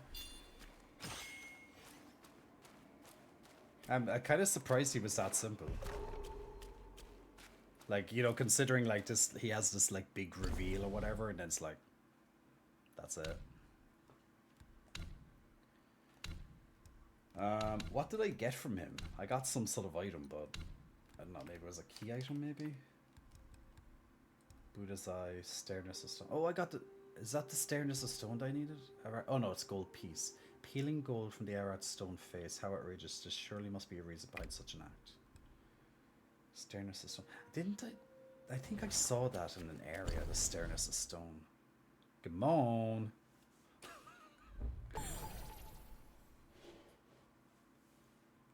Oh my god, I got the last Jak and Daxter game for my PlayStation. Which one is the Jak and Daxter? What's the last Jak and Daxter? It's not the it's not the Final Frontier or something, is it, Sailor? I'm trying to remember the Jak and... It's been ages since I played Jak and Daxter. I think this thing was the needed a sternness thing, no? Oh, keenness. Fuck. I'm sure there was another one somewhere that maybe needed that. I just can't think. There must be... Come on. Come on, come on. Sternness of Stone. Like, guys, wasn't there another one of those little statues that needed... I think maybe it was they probably need both of them need the keenness of stone, not the sternness of stone.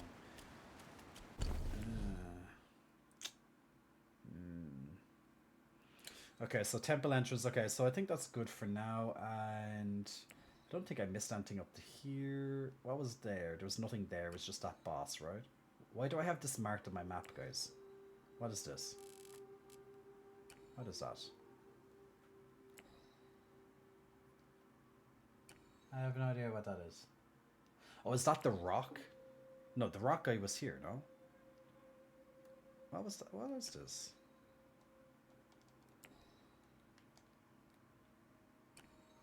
I have to check. No, the area you couldn't get to was this. I have to check what that is. It's annoying me. The last one I needed was Daxter, the PSP game. Oh, we got the other 5 games. Ah, okay. Pig. Oh, yeah. Did I get his thing? The quest? I have no idea. Okay, I'm just going to check, and that's... I'm done for tonight anyway. I'm not doing any more bosses. I'll check if I got the pig thing.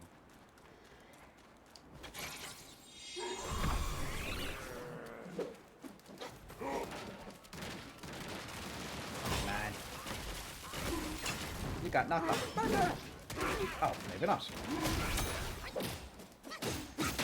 Come on, army of minions. Make short work of him. Oh, and here comes another one.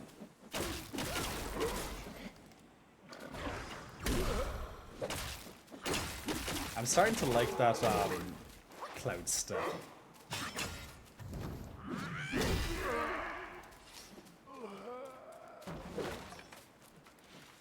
I ain't holding your hand. Gamon, are you sure you don't want to hold my hand, though? Take my hand, Gamon. Oh, Gamon.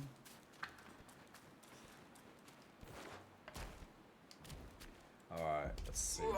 Uh-huh. No, okay, I don't have it yet. Okay, cool. Alright, so... I have a level up, though. Let me do that. And I'm just going to put one down into the perfect dodge, because perfect dodge. And I am done. And I'll just put my guy back here, so I know to go here for the next day. Sure, let's count the rings. What rings? The rings on my hand? Is that what you mean? I'll hold something else if Gamon doesn't hold your hand. Mm-hmm. Indeed. But yes, okay, that was... Okay, we made good progress. We made really good progress tonight, to be fair, because we killed 3 or 4 bosses, was it? We killed about 3 or 4 bosses, didn't we? So that's not bad at all. We killed the stone guy. We killed that prince guy. We killed that guy with the poison. Okay, maybe it was 3. But wait, there's more. Yeah, so I think we killed 3. I don't think we killed another one outside that. And then we killed some elite guys. And yeah, you know, we did decent in 2 hours or so. Not bad. 3 bosses and discovered all this area. The next day we'll start moving down in this direction and figure out. And then I also have to figure out how to get over here, but obviously we'll probably have to go down here and it goes up over this bridge and it probably ends here or something. But we also have to find the Buddha's heads to go through the eyes, to go through this this area. And then there's the mask things. I have no idea what they do, but we'll be fine. It's all good. But we'll continue from there on the next stream. So thank you very much. Just going to turn this off there in the background. Settings, quit, and quit. There we go. Good. He said Buddha eyes. Yeah, what's wrong with the Buddha eyes? What's wrong with the Buddha eyes? There's nothing wrong with Buddha eyes, right? So guys, yes, that is it. Thank you very much for joining for the last almost 5 hours of the stream. I hope you enjoyed the gameplay tonight, of course, and thank you very much for for the follows. Thank you for joining in on the discussion. We're doing a raid. Sir Lefty is playing Kingdom Hearts. So that's cool. So if anyone wants to stay and see some Kingdom Hearts gameplay, we're going to send Sir Lefty a raid after this. But I'm going, of course, straight off. I'll say hello to him as always, of course. But if you want to stay around, Sir Lefty will definitely keep you nice and entertained while he's playing some lovely Kingdom Hearts. I'll be back on Sunday for you guys. In the meantime, of course, there'll be more content coming out on my socials and other places. And also make sure to keep up to date on Discord, particularly if you're doing any investing and stuff, because it could be a very interesting couple of days ahead. So I'll give you updates and stuff there if you're doing that. But yeah, outside that, guys, I will see you all in just a couple of days. Excellent. It's Pyro. Have a good night to you too. So check out the new video over on Instagram if you haven't yet. New content also on the J for Pay, of course. So feel free to check them all out by clicking on the link tree to see all more J Cottz. I'm very active on Twitter at the moment, but that's all for kind of investing stuff and such. Quite active on Discord, so I'm usually around there as well at the moment. Doing more little updates here and there on the fitness website. I'm going to get a bit more of that stuff done, and we'll get back to YouTube. I do have a couple of new YouTube videos, but they're the YouTube videos for the private Discord channel, so they've been like they're link only. So I have been making YouTube videos, but they've been you know, you know, they're for that group. But we will get back to making the other videos. Don't you worry about that. So little by little, you know, little by little. But yes, Token Sean, hey. Token Sean, you are joining me. Very, very, very, very, very grateful to have you by my side, but you are joining me right at the end of my stream, so I'm literally just about to say my good night. So I will be saying good night to you, my man, right now. And as I said, guys, if you want to see more of me, check me out on my socials. I'm going to be a lot more active this year, as I keep mentioning on my socials, so hopefully it's going to be a good time for everybody. Yay! So yeah, that's it for tonight. As I said, I'm going to leave you in the capable hands of Sir Lefty, and he'll come on your screens in about 30 or so seconds. So until then, yeah, at least you got to pop in to say hello, absolutely. So until then, guys, slán lad, slán awalya, agus cuddle like a solve macorda anish, agus well she marastere, nila kanawadig she, shitaure McQueen. Guys, I'll see you all very, very soon. Next up in about 30 seconds, Sir Lefty. Good night.